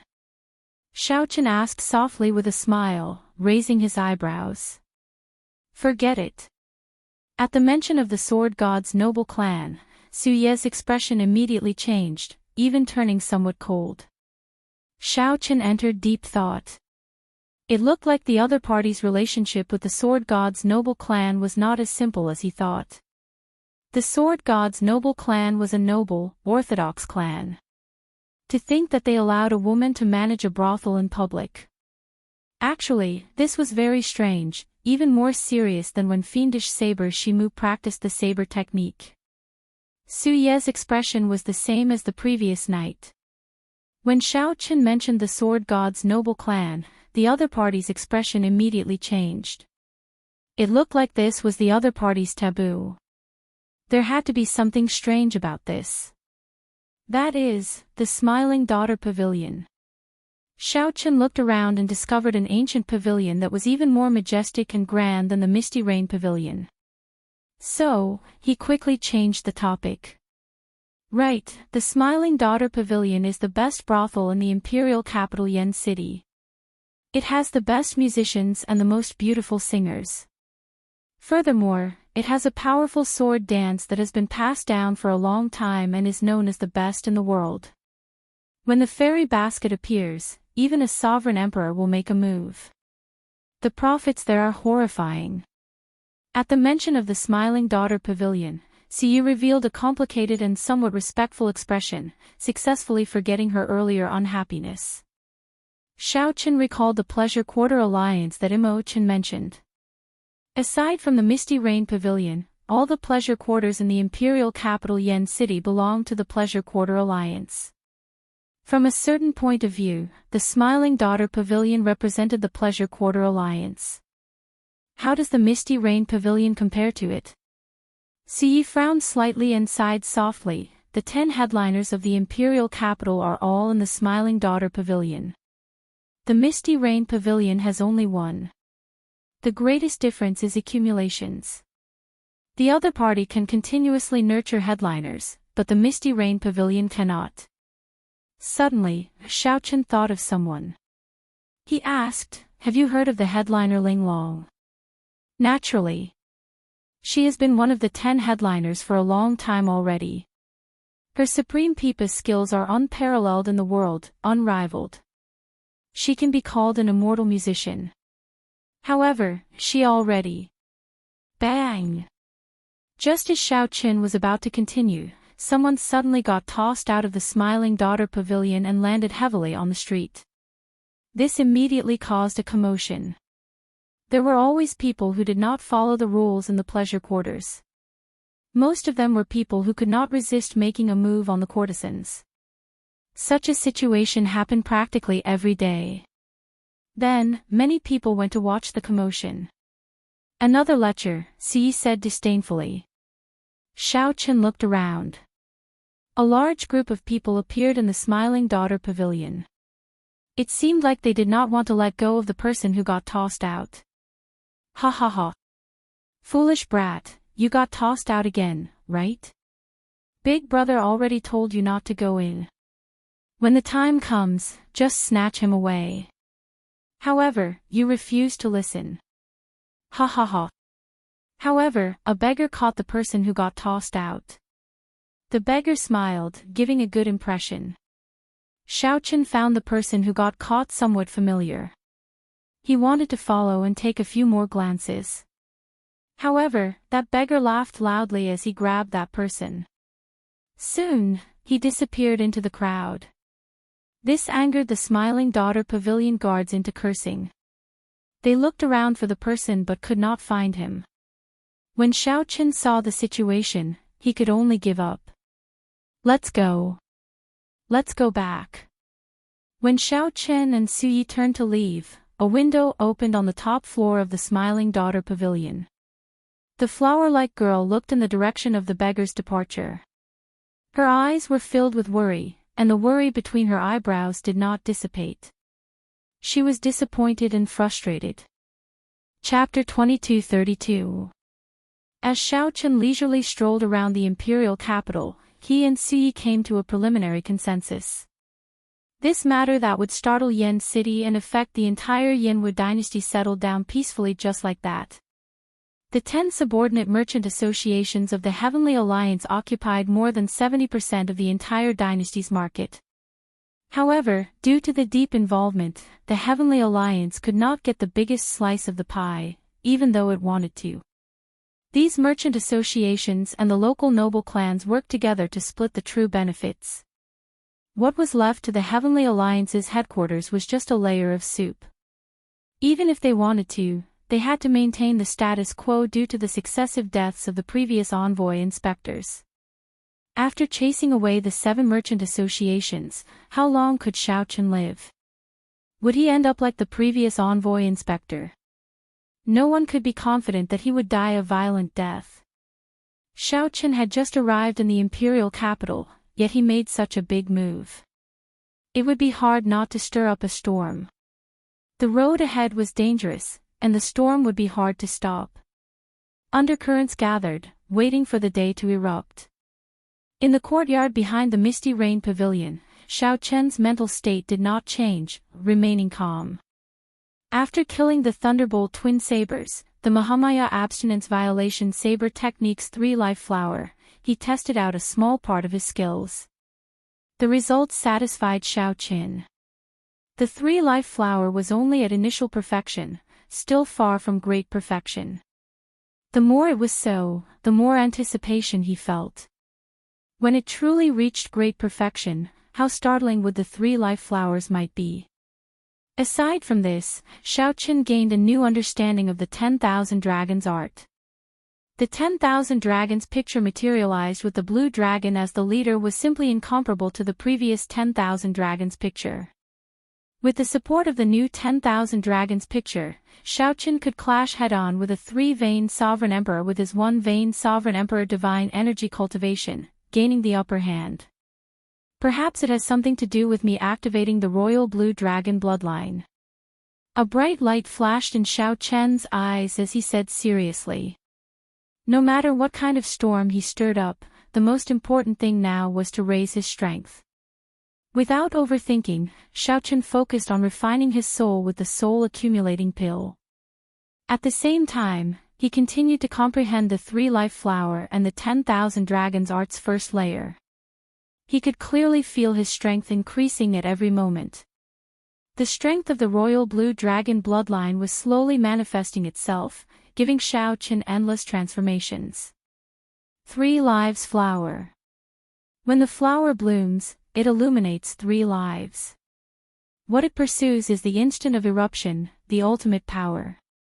If you want to increase this explosive power, you have to give the flower nutrients and light before it blooms, and then accumulate the power to bloom. No, that's not right. If I can't untie this knot, I'm afraid I can only reach initial mastery of the 3 lives flower. Where did I go wrong? Difficult, difficult, difficult. Maybe I was wrong from the beginning. Maybe I'm confused now. I should pursue my initial feeling and walk straight to the end. During these 3 days, Xiao Chen's cultivation of the 10,000 dragons art and nourishing his soul energy went smoothly. With the help of the sovereign blue dragon bloodline and the soul accumulating pill, he improved rapidly. Only the cultivation of the 3-life flower reached a bottleneck, stopping at small success. The 3-life flower and the Mahamaya abstinence violation saber technique's 5th move were much more difficult than expected. The instant the flower blooms, the 3 illuminations, Xiao Chen muttered to himself as he paced around the courtyard. Then, he looked up and saw jade-green decorations in the mirror lake behind the misty rain pavilion. When Xiao Chen looked carefully, he saw lotus leaves forming a green sea growing in the lake. When he looked into the distance, he could see blue flowers growing among the lotus leaves. Blue lotus flowers. This startled Xiao Chen slightly as he recognized the origins of these flowers. The blue lotus flower was also known as the water lily. It symbolized holiness, dignity, and solemnity. This flower had many connections to the Buddhist sect. Due to the hidden spirit temple, blue lotus flowers were rather common in the imperial capital. The lotus flowers had already bloomed beautifully. At some point in time, they looked very beautiful on the mirror lake. Perhaps I really was wrong at the start. The instant the flower blooms, it illuminates 3 lives. It is not the instant the flower blooms but the illumination of 3 lives. What it pursues is not the instant of eruption but the saber strike after the flower blooms. Xiao Chen's eyes lit up, and he immediately revealed joy on his face. He quickly closed his eyes and started comprehending again. Boundless veritable essence energy and soul energy poured into his chest from his limbs and bones. Instantly, specks of light shot out from his chest. In the next moment, when Xiao Chen opened his eyes, blue petals silently bloomed from his body. The immortal flowers bloomed, and a blue lotus flower made of pure saber intent instantly bloomed with Xiao Chen as the center. Xiao Chen was not done yet. He drew the tyrant saber, and a saber light shot out. Instantly, the sky filled with blue lotus flowers. The light of the blue lotus flowers illuminated the entire world. He could not see the misty rain pavilion, the mirror lake, or even the imperial capital, Yan City. Only the lotus flowers bloomed, filling the sky with light and shadows, creating a dreamlike space. As the light and shadows changed, the various scenes that Xiao Chen experienced flickered in the surroundings, twisting into shadows. As Xiao Chen stood on the blue lotus flowers, his eyes looked crystal clear. His mortal heart was transparent and bright. So, that is the case. My heart is the foundation of this move. When the mundane heart is covered in dust, the instant the flower blooms, it is cleansed and illuminated for 3 lifetimes. Xiao Chen only drew the tyrant saber. If he drew the soul weapon Heavenly Slayer, who knew what kind of dreamlike scene this 3-life flower would show? With a thought, the light and shadows scattered, and the blue lotus flowers under Xiao Chen retracted. Finally, they gathered into a flower core and merged with Xiao Chen's heart, turning into an immortal heart that was cleansed and bright. This immortal heart did not refer to an immortal. Instead, when the 3-life flower reached great perfection, the mundane heart transformed into a brand new immortal heart. I finally reached great perfection. I just need to continue practicing this immortal heart, and I can make the blue lotus flowers bloom at any time. Xiao Chen tightly clenched his right fist, and a bright light flashed in his eyes. The elegance in his eyes became even more calm and reserved, appearing unfathomable.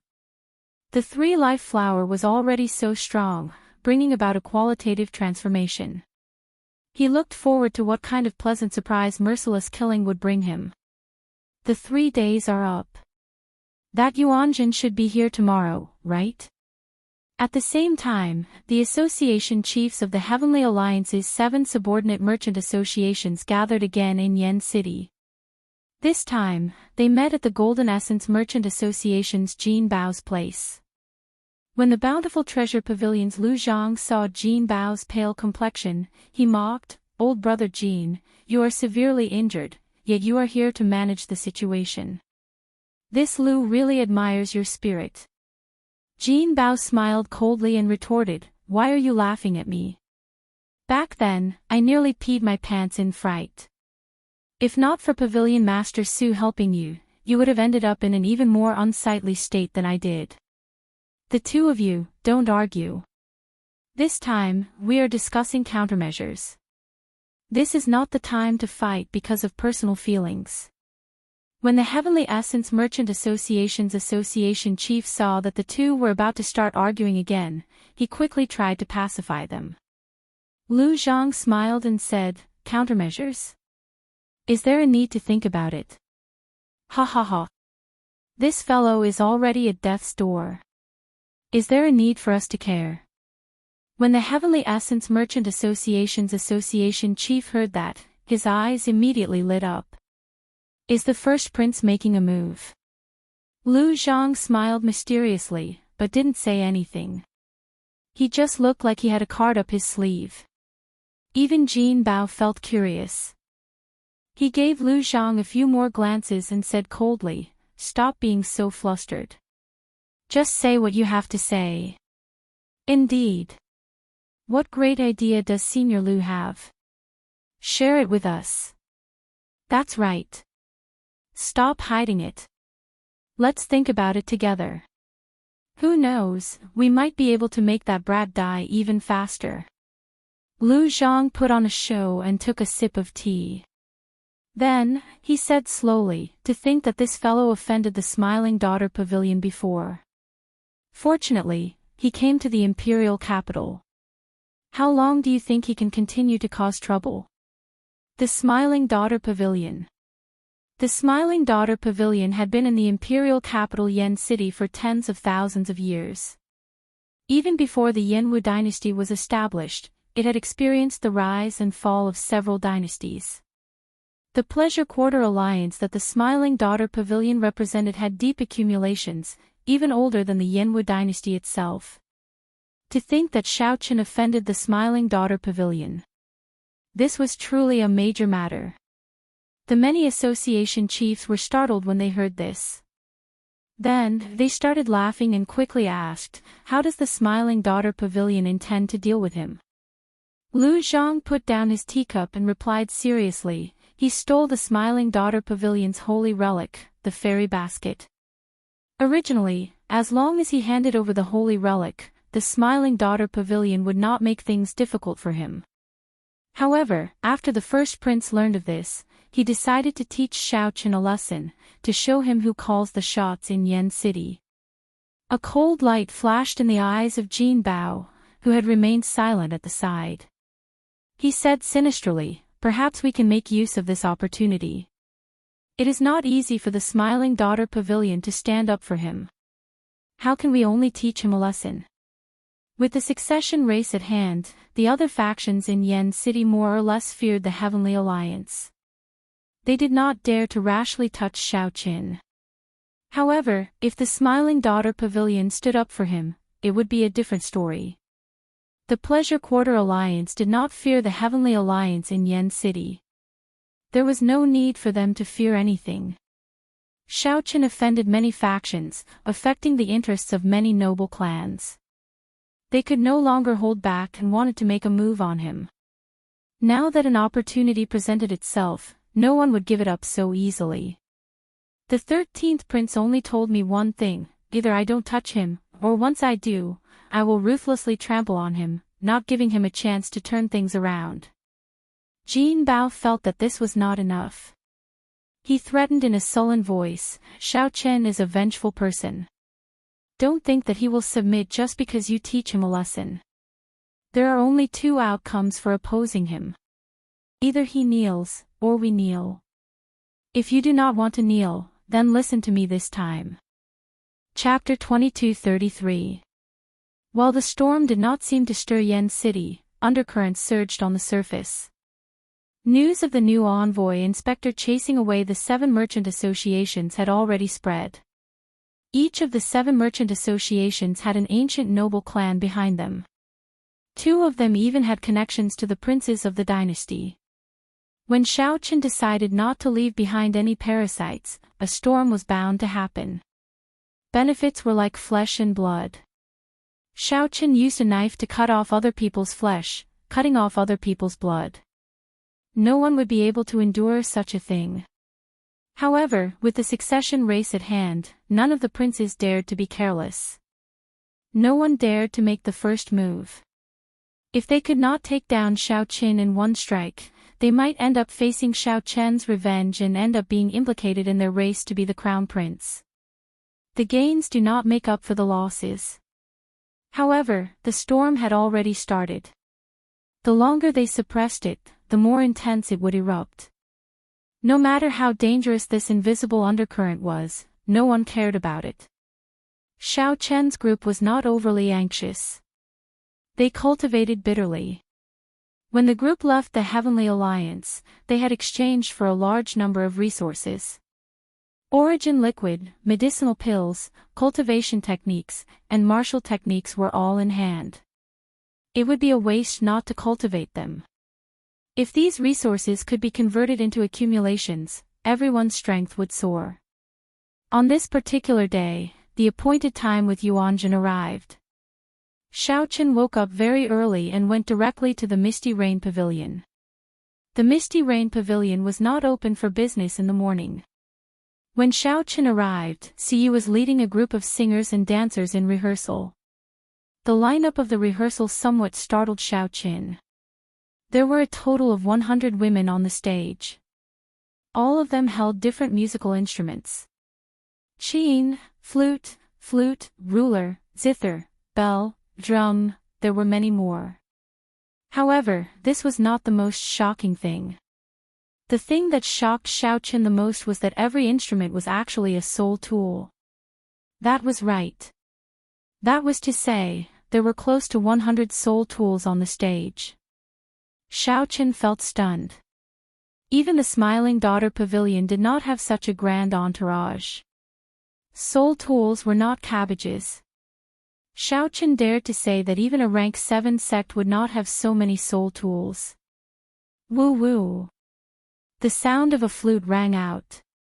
It was ethereal and spiritual, and in an instant, everyone was immersed in its artistic conception. It was as if he had turned into a red-crowned crane and was passing through the clouds. Ding ding dang dang. It was the sound of a flute. The sound of the flute was like spring water hitting rocks in the mountains, crisp and clear. It was as if two chess players were playing chess. One chess piece after another fell to the ground along with the sound of spring water. Soon after, the sound of the pipa rang out. The sound of the pipa was incomparably beautiful, and one could feel the superb skill of the person playing it, as well as the emotions that were stirred up at will. However, even though Xiaochen was an amateur, he could tell that there were many musical instruments in this group of soul treasure-level instruments. The sound of the pipa was slightly inferior. Normally, it would not be a big deal. However, it appeared somewhat strange among a group of soul tools. However, Xiaochen had no time to think too much, because more instruments were playing at the same time. The tune changed wildly, becoming incomparably impassioned. It was as if a poem was being written, a legend being passed down. It was grand and imposing, making one's mind tremble and blood boil. Clang! Just at this moment, a flash of sword light appeared on the stage, appearing at the perfect moment. Just as everyone's blood boiled and they wanted to draw their swords, it appeared. Whoosh! Another flash of saber light appeared. Immediately, sabers and swords clashed. Together with the hundreds of musical instruments, they played a grand tune. It was refreshing and instantly entrancing. When the sabers and swords clashed, it was both a saber dance and a sword dance. The ones holding the sabers and swords were pretty women. This was the only point that Xiaochen felt was insufficient. While it was pretty, it was pretty. It was beautiful, but it lacked the charm of the saber Dao and the sword Dao. The main reason was that these two women were dancers and did not have high cultivations. If it were two cultivators who comprehended the sword Dao and saber Dao domains working together with that epic, legendary ensemble, they would be even stronger. It would probably be a level higher, and the effect would be even better. Among the hundreds of headliners, Ciyi sat alone in the center, wearing a red qipao. She showed a focused expression as she strummed the zither strings. Suye's elegance and beauty, as well as her superb skills, did not pale in comparison to this group of headliners. Due to her unique air, she even attracted attention. She was like a bright moon among the stars, aloof from the world. Clang! Suddenly, Ciyi pressed down on the zither strings, and the zither hummed endlessly. The others all stopped playing their instruments. Fatigue and dissatisfaction flashed on Suye's face. Then, she waved her hand and said, "Disperse. We will practice again another day." Clearly, Ciyi was not very satisfied with the performance, even somewhat disappointed. After everyone else left, Ciyi walked over to Xiao Chen's side and said, "Lord Xiao, you are really early today. Milord must have seen a joke." "It's not really a joke. However, it is an eye-opener for me. Such a grand ensemble is arduous and thankless. It was a strenuous and unrewarding task. Although it looked impressive, it was practically impossible to maintain perfection.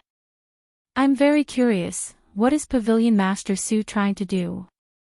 Needless to say, it was indeed an eye-opener and refreshing experience. However, as Xiao Chen said, it was practically impossible to maintain perfection.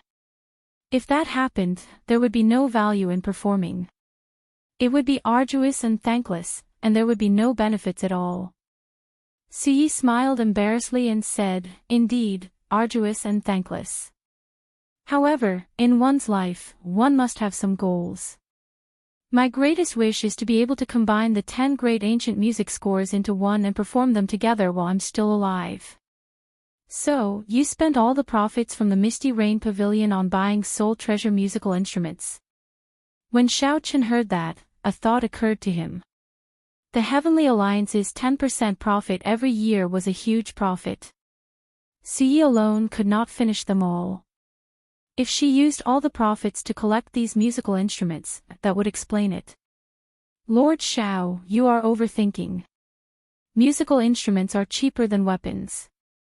The Heavenly Alliance's profits are not enough to collect so many Soul Treasure musical instruments. My mother collected several of them, but it is still far from enough," Ciyi said seriously.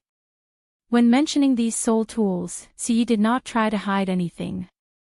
"Speaking of which, I still have not properly thanked Pavilion Master Su for helping me out previously. Coincidentally, I happen to have a pipa with me. If you are willing, I can lend it to you."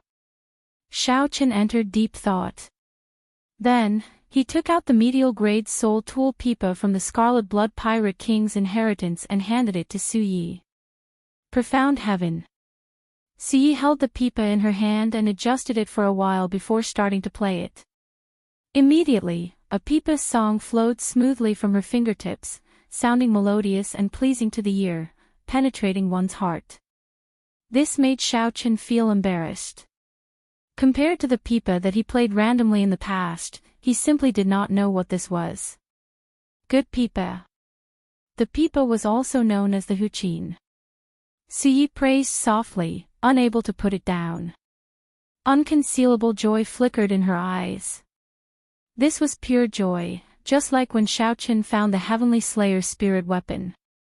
This was a bladesman's pure love for the saber. "Lord Xiao, state a price." "No matter how much this pipa is worth, I want it," Ciyi said softly as a bright light appeared in her eyes. Xiao Chen sighed, "How unfortunate.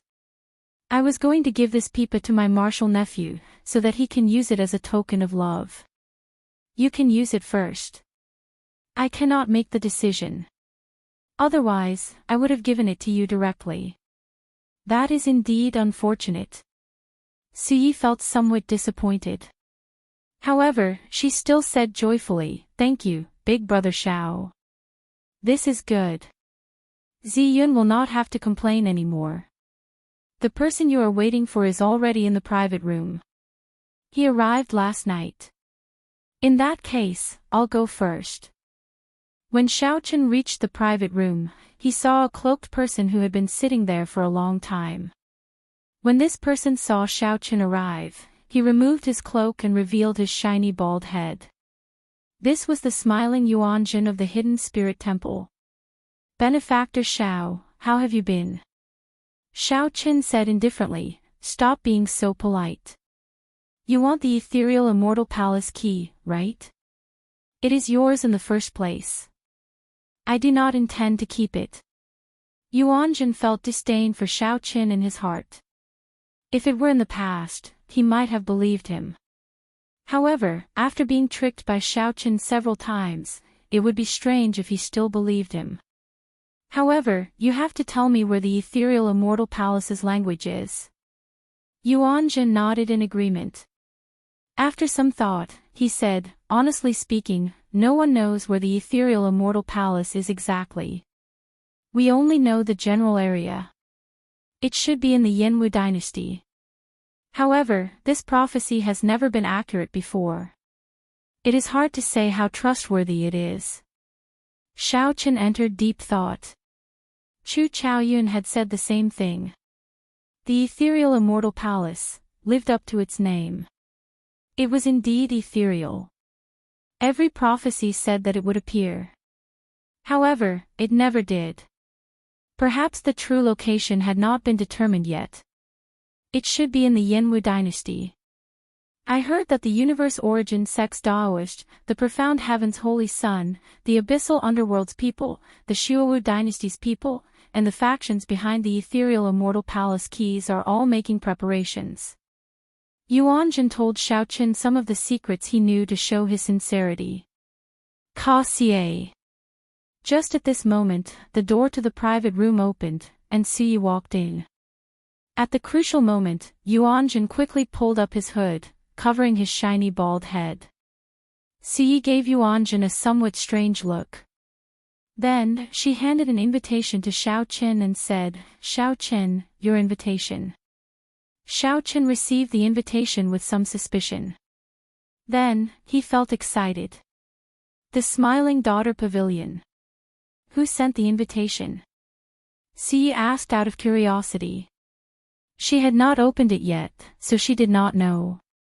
Xiaochen's expression did not change as he replied indifferently, just an ordinary friend. Oh, in that case, I won't spare you. Xie found it strange as she turned and left. Xiaochen glanced at Yuanjin and said, accompany me somewhere, and I will return the ethereal immortal palace key to you. Yuanjin's expression did not change when he heard that, not showing any joy at all. He said indifferently, swear it first. Thinking about it, Xiaochen had tricked her too badly, so she no longer trusted him. All right. I, Xiaochen, swear that as long as you accompany me to this invitation, I will definitely return the ethereal immortal palace key to you. Xiaochen said seriously with a sincere expression. Only then did Yuanjin reveal some joy. He smiled and said, all right, I promise you. As long as it is not a pleasure quarter, this humble monk can accompany you anywhere. Chapter 22:34. As long as you do not go to a pleasure quarter, this humble monk can accompany you anywhere. When Xiaochen heard that, he felt somewhat apologetic. Sorry, the place I want you to go is really a pleasure quarter. However, Xiaochen could not be blamed for this. Even if he used his toes to think, he knew that the Smiling Daughter Pavilion coming to seek him out would not be for anything good.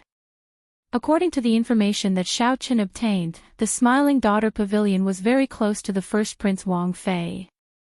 Furthermore, the first prince happened to be the Bountiful Treasure Pavilion's backer. The Smiling Daughter Pavilion invited Xiaochen for a gathering for no reason. It might have something to do with this. If Xiaochen had Yuanjin's company, it might be of some unexpected use when necessary. Benefactor Xiao, when are we leaving? Yuanjin asked somewhat impatiently.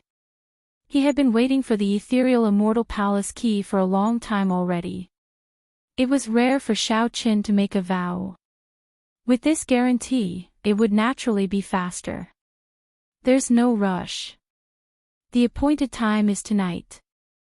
Xiao Qin showed a calm expression as he asked softly, speaking of which, how much do you know about the Yanwu dynasty's princes?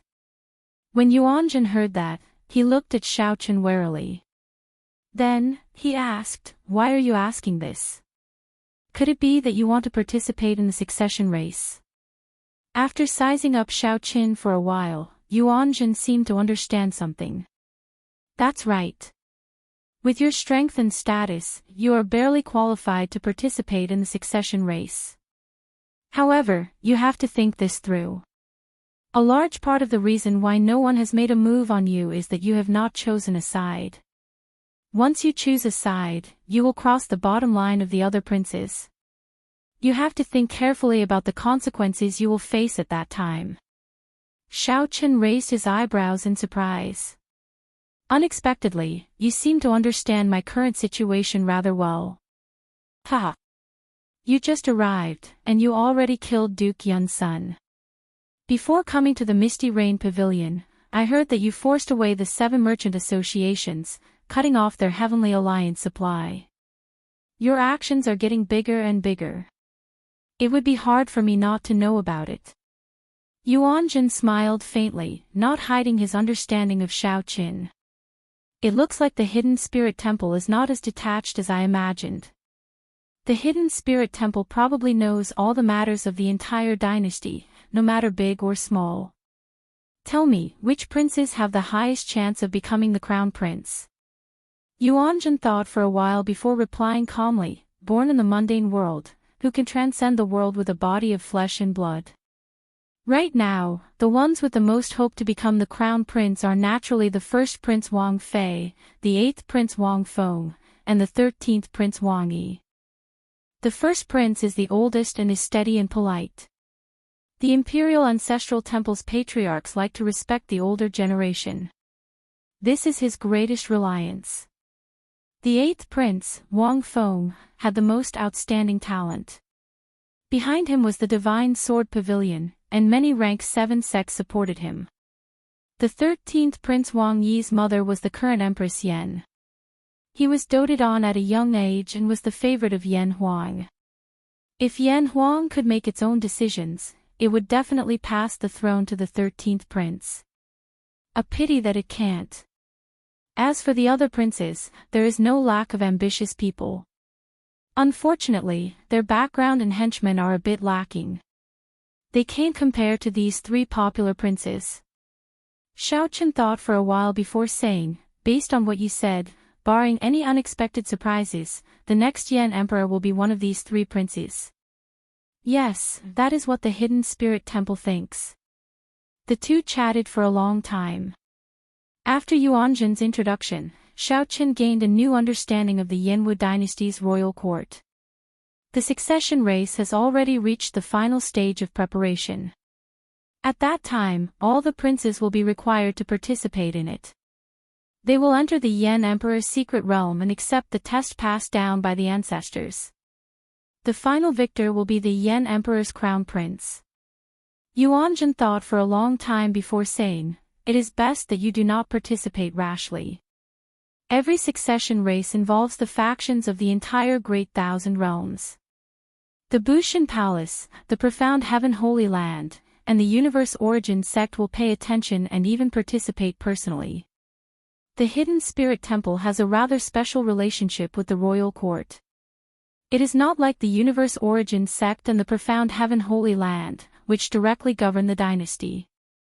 Hence, the Yanwu dynasty succession race will attract the various factions to place their bets, attracting the attention of the entire martial epoch. Yuanjun's words implied that Xiao Qin was alone. It was not realistic for him to participate in the succession race. However, Xiao Qin smiled faintly and did not argue. He did not want to participate. However, the situation forced him to. He needed to understand. When Xiao Qin looked at the sky, it was already dark. The Misty Rain Pavilion slowly turned lively. Xiaochen stood up and said, "Let's go. It is time for us to keep our appointment." As Yuanzhen left, he hid his entire head in his hood, lest someone recognize him. The hidden spirit temple held a transcendent position in the Yanwu dynasty. It was even deified by the ordinary people. If Yuanzhen were recognized, it would definitely cause a huge commotion in the entire Yanwu dynasty. A monk visiting a pleasure quarter, furthermore, an esteemed monk of the hidden spirit temple, after leaving the Misty Rain Pavilion, Yuanzhen felt much more relaxed. Being outside is still the best. Staying in here is really uncomfortable, Yuanzhen sighed from the bottom of his heart as he let out a long breath. Xiaochen could not bear to tell Yuanzhen that they were going to the Smiling Daughter Pavilion, which was even more famous than the Misty Rain Pavilion. Yuanzhen led the way without saying a word.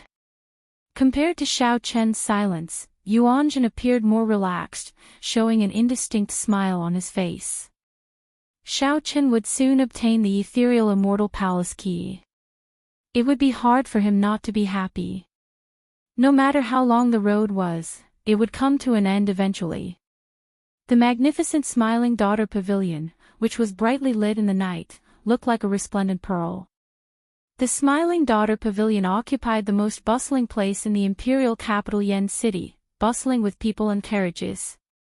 "Benefactor Xiao, why did you stop?" When Yuanzhen saw a pleasure quarter, he turned somewhat nervous. His expression turned somewhat unsightly as he said, "Don't tell me that you are going to the Smiling Daughter Pavilion." "Honestly speaking, that is the place." "Xiaochen, you bastard. Are you trying to trick me again?" Yuanzhen cursed with a somewhat distorted expression, feeling frustrated. No matter what schemes Xiaochen had, given Yuanzhen's self-restraint and cultivation, he rarely showed his emotions on his face. This was especially so when he was angry. But this time around, he couldn't help but curse out loud. "Alright, it's my fault for not being clear. Wait here for a while. After I come out, I will hand the ethereal Immortal Palace key to you." Seeing Yuanzhen's expression, Xiaochen thought for a while. This was indeed making things difficult for Yuanzhen. Forcing a monk to enter a pleasure quarter with him was somewhat inexcusable. May Buddha. May Buddha. I have sinned. I have sinned. To think that I violated the precepts of anger. My Buddha nature, Yuanzhen chanted a few times. When he saw that Xiaochen was about to leave, he struggled for a moment before calling out to stop Xiaochen. "Wait. I'll accompany you in. However, I have to make this clear first. I will not help you with anything. I will just accompany you in. You cannot ask me to do anything." When Xiaochen heard that, he smiled and said, "That's easy. You are in charge. Let's go, then." Even though Yuanzhen said that, he still showed an unsightly expression. He retracted his neck further into his hood. Just at this moment, Xiaochen glanced around and saw the dirty beggar from back then. This beggar sat at the edge of the Smiling Daughter Pavilion, eating roasted chicken and drinking wine. He grinned as he watched the guests enter and leave. A thought occurred to Xiaochen. He walked over and took out a bottle of wine to hand to the beggar. This was the dragon race's strongest alcohol, heartburn. The dirty beggar did not care. He opened the bottle and tried to drink it. Xiaochen quickly stopped him and said, "This wine is too strong. If you can advance to Sovereign Emperor in the future, drink it. The benefits will be boundless." "Haha. It turns out that I can't drink this lousy wine before advancing to Sovereign Emperor." The beggar mocked. Then, he said carelessly, "In that case, I'll return it to you." This beggar doesn't want it anymore. When Yuanzhen heard that, he thought to himself, "This beggar does not look like an ordinary person when he smiles. Unfortunately, he is not sensible. Since it is a strong wine, if I guessed right, it should be the dragon race's strongest alcohol, heartburn." Back then, Xiaochen used this wine to make a name for himself at the Peach Blossom Gathering.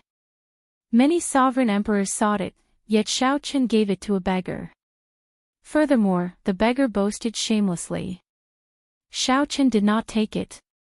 He said seriously, even if you can't drink it, it will be useful to you. I want to ask you about someone. 3 days ago, you captured a person and left. I want to know where that person is now. The person that the beggar captured that day looked familiar to Xiao Chen. However, he did not see him clearly. Are you talking about that foolish brother of mine? Ha ha ha. There's no need to look. Just stand here and don't move. You will see him soon. Plop. Right after the beggar spoke, someone tossed a figure down from the building like a sandbag. Wounds covered the person's body, making him appear in a sorry state. The nearby cultivators felt that the Smiling Daughter Pavilion was not in the right. They laughed coldly and strode into the Smiling Daughter Pavilion. It's that fool again. He gets chased out every 2 or 3 days. How pitiful. Speaking of which, it is strange.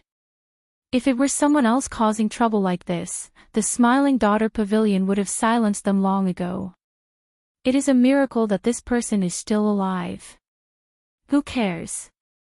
Quickly go and reserve a spot. The headliner Ling Long is performing today. The beggar guffawed and pointed to the person in the middle of the road. What did I say? Hee hee. I was just talking about my foolish second brother. Bang! He fell down. Xiao Chen walked over step by step, his expression growing increasingly doubtful. When he got close, he felt greatly startled. When that person in a sorry state turned his head and saw Xiao Chen, he also felt shocked. Martial uncle. This person with a swollen face, covered in wounds, and in a sorry state was Xiao Chen's martial nephew, Ling Yu, from the Grave Sea Cluster's Purple Flames sect. As the saying went, it was a small world. Xiao Chen had not expected to see Ling Yu in such a situation. Martial uncle, martial nephew embarrassed you. Perhaps Ling Yu was too excited, or perhaps he had been wronged for too long, but his eyes immediately turned moist. Ling Yu sounded like he was about to cry, looking very pitiful. How did you end up like this? Quickly, get up. Xiao Chen asked sullenly as he pulled Ling Yu up. I want to see elder sister Ling Long, but they won't let me in. Martial nephew feels bitter in his heart. Ling Yu did not have many relatives. To him, Xiao Chen was even closer to him than a senior in the sect. Now that Ling Yu saw Xiao Chen, all sorts of emotions welled up in his heart. Xiao Chen snorted coldly and said, I'll bring you in. Let's see who dares to stop you. Really? Martial uncle, when did I boast? There are many places in the world that I cannot bring you to. However, this Smiling Daughter Pavilion is definitely not one of them. Xiao Chen felt some anger in his heart. No matter how deep the accumulations of the Smiling Daughter Pavilion are, in the end, it is still a pleasure quarter. Since when can a pleasure quarter bully others like this? Martial uncle, bring me in. Even a beggar would like to visit a pleasure quarter. Suddenly, Xiao Chen felt like a pair of tongs clamped down on his feet. He lowered his head and looked. That beggar had secretly poured down an entire bottle of heartburn. His face flushed red, and his body felt like burning charcoal. The beggar appeared drunk, smiling like a flower as he grabbed Xiao Chen's leg, unwilling to let go. Big brother, you are drunk. This is my martial uncle, Ling Yu quickly corrected when he saw the situation. I'm not drunk. I'm your big brother, so your martial uncle is my martial uncle.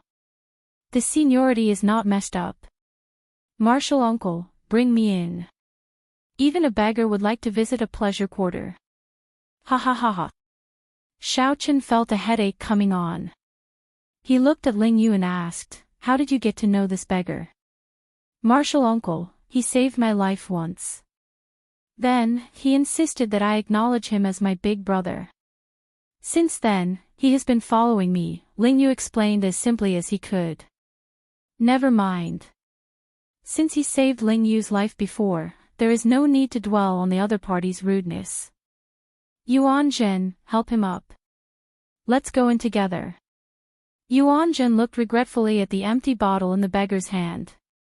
A bottle of heartburn was gone, just like that. Brat, you have been sneakily eyeing my wine. Are you trying to steal my wine? Never mind. This beggar will treat you to a drink. After Yuanzhen helped the beggar up, he suddenly poured the bottle of wine into Yuanzhen's mouth. Yuanzhen immediately panicked, feeling somewhat at a loss. I drank. Why did I not react? I really drank. I broke the precepts again. Hey, why is it so smooth? The beggar said, finding it strange when he saw the mysterious phenomenon under the hood. Taking advantage of Yuanzhen's dazed state, he extended his hand. Then, he chuckled, hee hee. It really is a bald head. Ha ha ha ha. This beggar understands now. You are a flirtatious monk. Ha ha ha ha. A flirtatious monk. A flirtatious monk wants to visit a pleasure quarter. Everyone, quickly come and take a look. Fortunately, the beggar was already drunk, so his words were unclear. However, this startled Yuanzhen half to death, startling him back to his senses. Then, he quickly covered the beggar's mouth. As Yuanzhen watched Xiaoqin and Ling Yu walk over, he felt like crying, but no tears would come out.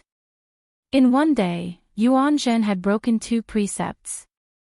First, he abstained from anger. Then, he abstained from alcohol. Had he known earlier, he would have given up on the ethereal immortal palace key. You are not allowed to speak. If you speak again, I will leave you here. Do you hear me? Yuanzhen saw the beggar nod a few times before putting down his hand. Then, he helped the beggar to catch up to Xiaoqin. The beggar was very drunk, smiling continuously. Although he did not say that he was a flirtatious monk, he occasionally reached out to touch Yuanzhen's bald head. A monk who wanted to cry but had no tears, a drunken beggar, a wronged infatuated woman, and Xiaoqin. This was a combination that the Misty Rain Pavilion's master could not imagine. Just like that, they headed for the brightly lit Smiling Daughter Pavilion, the jewel of Yen City, without looking back. Chapter 22:35. A beggar, a monk, an infatuated man, and Xiaoqin. No matter how one looked at it, this group of people looked strange. However, they just walked into the Smiling Daughter Pavilion. The guards at the door seemed to have heard the commotion. They took a look but did not do anything. This made the people watching feel amazed. Since when could beggars strut into the Smiling Daughter Pavilion? Ling Yu felt somewhat weak. He had been beaten up quite miserably recently. He did not dare to believe that he could really go in. Martial uncle, can we really go in? Before Xiaoqin answered, more than 100 pretty girls walked out of the door. They stood in a straight line and said in unison, "Welcome, young Master Xiao, to the Smiling Daughter Pavilion as a guest." An absolute beauty walked out from behind the row of girls. She wore a green dress and a jade hairpin in her hair. Her facial features were exquisite, and she exuded an extraordinary air. Headliner Qiu Yu. Headliner Qiu Yu, what is she doing? Is she going out to personally receive the guests? What a grand lineup. Even if a prince came, he would not be able to do so, right? Xiaoqin looked at the green-dressed beauty. The other party walked over gracefully and bowed slightly. Young Master Xiao, please come with me. The pavilion master has been waiting for a long time already. Please forgive me for not coming out to receive you. Qiu Yu spoke softly and smiled gently. The surrounding people easily fell head over heels for her, unable to extricate themselves. Young Master Xiao, please come with me. The pavilion master has been waiting for a long time already. Please forgive me for not coming out to receive you. Qiu Yu looked around and frowned slightly. A dirty beggar, a wretched hooded man, and a bruised fool. After a great struggle, Qiu Yu said, "Since you are young Master Zhao's friends, you are also friends of the Smiling Daughter Pavilion." After a great struggle, Qiu Yu said, "Since you are young Master Zhao's friends, you are also friends of the Smiling Daughter Pavilion. However, this person cannot enter." Headliner Qiu Yu said righteously as she pointed at Ling Yu. "Why?" Ling Yu immediately felt unconvinced. He shouted, "Why can't I enter?" Qiu Yu wanted to say something but stopped. It seemed like there was something she was hiding. She sighed softly and said, "I am doing this for your own good. This is not my intention either. It is Sister Linglong's intention." Ling Yu said somewhat dispiritedly, "I don't believe it. I don't believe that this is elder sister Linglong's intention. Let me meet Linglong. I want her to tell me personally. Let him in." At this moment, a voice came from inside the building. Qiu Yu nodded slowly. "Please come in, young Master Xiao." After stepping over the threshold, Xiaochen entered the Smiling Daughter Pavilion. Like the Misty Rain Pavilion, it was a completely different world inside. From the outside, it looked like a magnificent building, but in reality, it was a small world with mountains, rivers, and vast white clouds. Above the white clouds, palaces and pavilions could be vaguely seen. It was like a fairyland. Pavilions stood in great numbers in all four directions, and guests filled the place. There should have been many esteemed guests gathered in the mountains and rivers, but today, there was only one table. The other guests could only gather in the pavilion and watch the performance. With headliner Qiu Yu leading the way, Xiao Chen's group of 4 walked through the forest and arrived at the banquet in the mountains and rivers. Along the way, Xiao Chen discovered many experts hidden in the forest. The banquet was already filled with people. When Xiao Chen looked around, he discovered many familiar faces. The association chiefs of the Heavenly Alliance's 10 subordinate merchant associations were all present. However, this was different from the previous time. This time, they had outsiders accompanying them. If Xiao Chen guessed right, they should be the upper echelon of the dynasty's ancient noble clans. Lord Xiao, Wei Fatso and the other two, who had already signed a new contract with Xiao Qin, stood up and saluted Xiao Qin with somewhat embarrassed expressions. As for the other merchant associations, they only glanced at Xiao Qin and ignored him, showing some hostility in their eyes. Xiao Qin nodded slightly and gestured for the 3 to take a seat. There was indeed a reason for this banquet. After Xiao Chen's group of 4 sat down, a group of people immediately walked over from behind. The one in the lead was a woman with a veil covering her face. Beside her were 3 men with dignified appearances, an oppressive noble aura, and a vast imperial aura. These people were of different ages, but their noble auras and imperial might were exactly the same. These 3 people were princes. Xiao Chen thought to himself, "This banquet seems to be much grander than I imagined. 3 princes are here at the same time. All the noble clans of the imperial capital are here. What are they doing?" While Xiao Chen felt uncertain, he felt a gaze that did not hide its murderous intent. Xiao Chen looked in the direction of the gaze. The owner of the gaze stood beside a prince. This person's expression was very similar to Monarch Yu's. Monarch Yun. What a fellow! The Smiling Daughter Pavilion gathered all the enemies that I offended.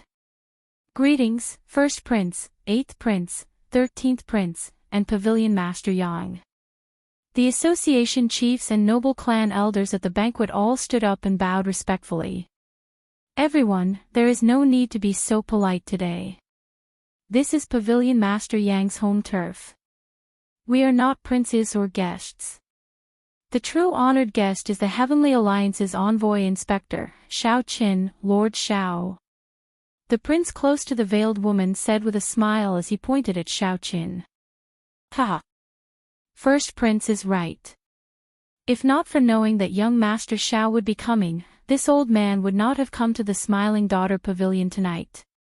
The Bountiful Treasure Pavilion's Lu Zhang stood up and echoed the first prince's words, smiling sinisterly. That's right. Young Master Xiao is the honored guest today.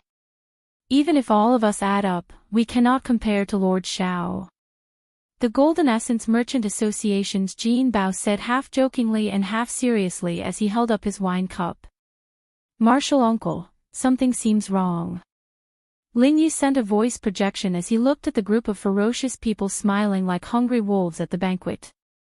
Ling Yu noticed that everyone at the table gave off an extremely strong aura. Sovereign Emperor experts followed them. When Ling Yu looked around, he noticed that there seemed to be even more experts hidden in the shadows. Without anyone noticing, they had already blocked off all paths. The seemingly spacious forest garden had actually been sealed into a cage. The more problematic thing was that aside from Fatso and the other two, everyone else at the table looked at Xiao Qin with superficial smiles. They all put on fake smiles as they stared at Xiao Qin, looking like they had him in the bag. This made him feel flustered. Calm down. Xiao Qin sent a voice projection. Then, he looked at the veiled woman and said, Pavilion Master Yang is really skillful. This Xiao really did not know that this banquet could bring out so many major characters. I am truly overwhelmed by the favor. Originally, Xiao Qin thought that only the first prince would appear. He had not expected such a scene to appear. 3 princes, the 10 association chiefs, and the representatives of the noble clans behind them were all here. What a feast at Hongmen. These people have made up their minds to eat me up for sure. Pavilion Master Yang, who had a veil covering her beautiful face, waved her hand and said, Young Master Xiao, there's no need to be angry. Please take a seat first. Let's talk about business first. I really do not dare to casually sit here. Xiao Qin said indifferently. The veiled woman smiled softly and said, There's no rush. Take a seat first. Today is my Smiling Daughter Pavilion's headliner Ling Long's final performance. If there is anything, wait for headliner Ling Long to finish her performance before we discuss it. Martial Ant. When Ling Yu heard the word Ling Long, he could not hold himself back. On account of Ling Yu, Xiao Qin sat down with a cold expression. Then, he looked around and smiled coldly in his heart when he saw everyone's expressions. If you think that you can defeat me, Xiao Qin, with your numbers, then it is too early to be happy. Let's see what kind of tricks you guys are playing. The veiled woman gently clapped her hands. As she clapped, a woman flew down from the palace in the clouds. She held a pipa as she slowly appeared in the clouds. She was like a fairy that could be seen but not reached. The headliner Ling Long is coming out. The guests in the private rooms in the surrounding pavilions burst into an uproar. All sorts of cries rang out. A simple sound test immediately piped up the guests' interest, causing their anticipation to soar. As the pipa music rang out, the vast white clouds turned into a vast river with the music. A clear moon fell into the lake. The orioles in the lake spoke in detail. The flowing water of a quiet spring accompanied the moon as it rose. The bright moon that sank into the river broke out of the water together with the pipa music. A white-clad fairy danced in the moon while holding a sword. With the beautiful pipa music, everyone could not tell whether they were in a fairyland or reality. When the quiet spring turned cold, the pipa music gave rise to boundless melancholy. The bright moon in the sky was like a lonely cage, locking down that beautiful fairy. No matter how the beautiful fairy danced, she could not break out of the moon with her sword in hand. A stifling mood filled everyone's hearts, making them feel extremely unbearable. When the stifling mood reached its limits and was about to crumble, the pipa music suddenly sped up. It was like a vast army cutting off all means of retreat, launching a final charge. Bang! The bright moon in the sky shattered, and the beautiful woman trapped in the cage emerged with her sword. Whoosh! Whoosh! It was not just one person. More than 100 white-clad women appeared in the moon, dancing with their swords as they flew down the cloud platform. When they arrived in the surrounding pavilions, they flew up and down, dancing gracefully. The fairy was instantly within reach. It was like a dream turned into reality. Everyone's depressed mood was swept away, and thunderous cheers erupted. After the song ended, Ling Long smiled faintly and bowed slightly, silently taking her leave. Headliner Ling Long, don't go. One more song. One more song. The fairy basket appeared at the right time. Immediately, the honored guests in the private rooms made a move. Countless primeval heavenly pills turned into jade ribbons that entered the fairy basket in the clouds. Immortal light spread out from the basket, and thousands of flowers flew out. The atmosphere in the Smiling Daughter Pavilion's small world reached its peak. Everyone, please be quiet. Today is headliner Ling Long's last performance. In the future, she will not appear in the Smiling Daughter Pavilion. She will not appear in the Smiling Daughter Pavilion in the future, the headliner Chiu Yu said softly as she slowly appeared in the sea of flowers in the clouds. After a pause, while everyone was stunned into silence, Chiu Yu said loudly, "The first prince has already returned the secular world to the first prince. On the 15th of next month, the first prince will personally win over headliner Ling Long. I hope that at that time, everyone will come and give their best blessings." What? At the banquet, the wine cup in Ling Yu's hand fell to the ground and shattered. Ling Yu appeared confused as if he suffered a bolt from the blue. He appeared stunned on the spot. Chapter 22:36. One song was enchanting, one word was heartbreaking. On the 15th of next month, the first prince will personally marry headliner Ling Long. Everyone is welcome to attend headliner Ling Long and the first prince's wedding. Before Ling Long's ethereal pipa music faded away, Chiu Yu's words shattered Ling Yu's heart. He was in a daze, completely dumbfounded like a wooden chicken. This is really surprising.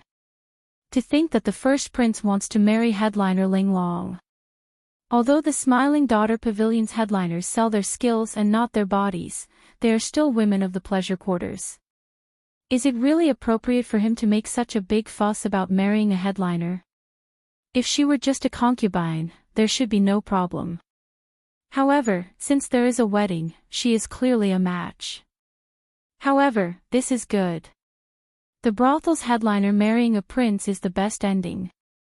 Right, we should still give headliner Ling Long our blessings. However, it will be hard on us, the bosom friends. It will be difficult for us to come and listen to headliner Ling Long's pipa in the future. The guests in the pavilions discussed among themselves. Their voices were filled with astonishment. However, most of them gave their blessings. After all, marrying a prince was indeed a fortunate thing for the brothel's headliner. What was even rarer was that the first prince would personally come and give headliner Ling Long a wedding. In the future, if the first prince Wang Fei could win the succession race, he would become an imperial consort. At the banquet, the 8th prince, the 13th prince, and the noble clan elders were similarly startled. Although everyone knew that the first prince Wang Fei was very close to the Smiling Daughter Pavilion, no one expected him to lower his status and win over the brothel's headliner. The two formed an unbreakable alliance. However, why did the Smiling Daughter Pavilion place all its bets on first brother? Confusion flashed in the 8th Prince Wang Fang's eyes as he revealed a contemplative expression. He had not received any news of this sudden turn of events. This was simply incomprehensible. It was truly puzzling that they had not received any prior information about this sudden turn of events. Congratulations, First Prince. Come, let's offer a toast to the First Prince. The Bountiful Treasure Pavilion's Lu Zhang took the lead, raising his wine cup to toast the First Prince with joy on his face. The others stood up as well. Although they all showed different expressions, they still had to put on a show no matter what. The others stood up as well. Although they showed different expressions, they still had to put on a show. Only Xiaoqin and the other three didn't get up, which made them stand out. Xiaoqin could not be bothered to pretend. Ling Yu was still in a daze. Yuan Zhen was afraid that others would see his bald head. The filthy beggar uncle was drunk, sleeping soundly on the table. You're too polite. When the time comes, I hope everyone will do me the honor of attending my wedding. The eldest prince and the veiled woman raised their wine glasses and returned the toast.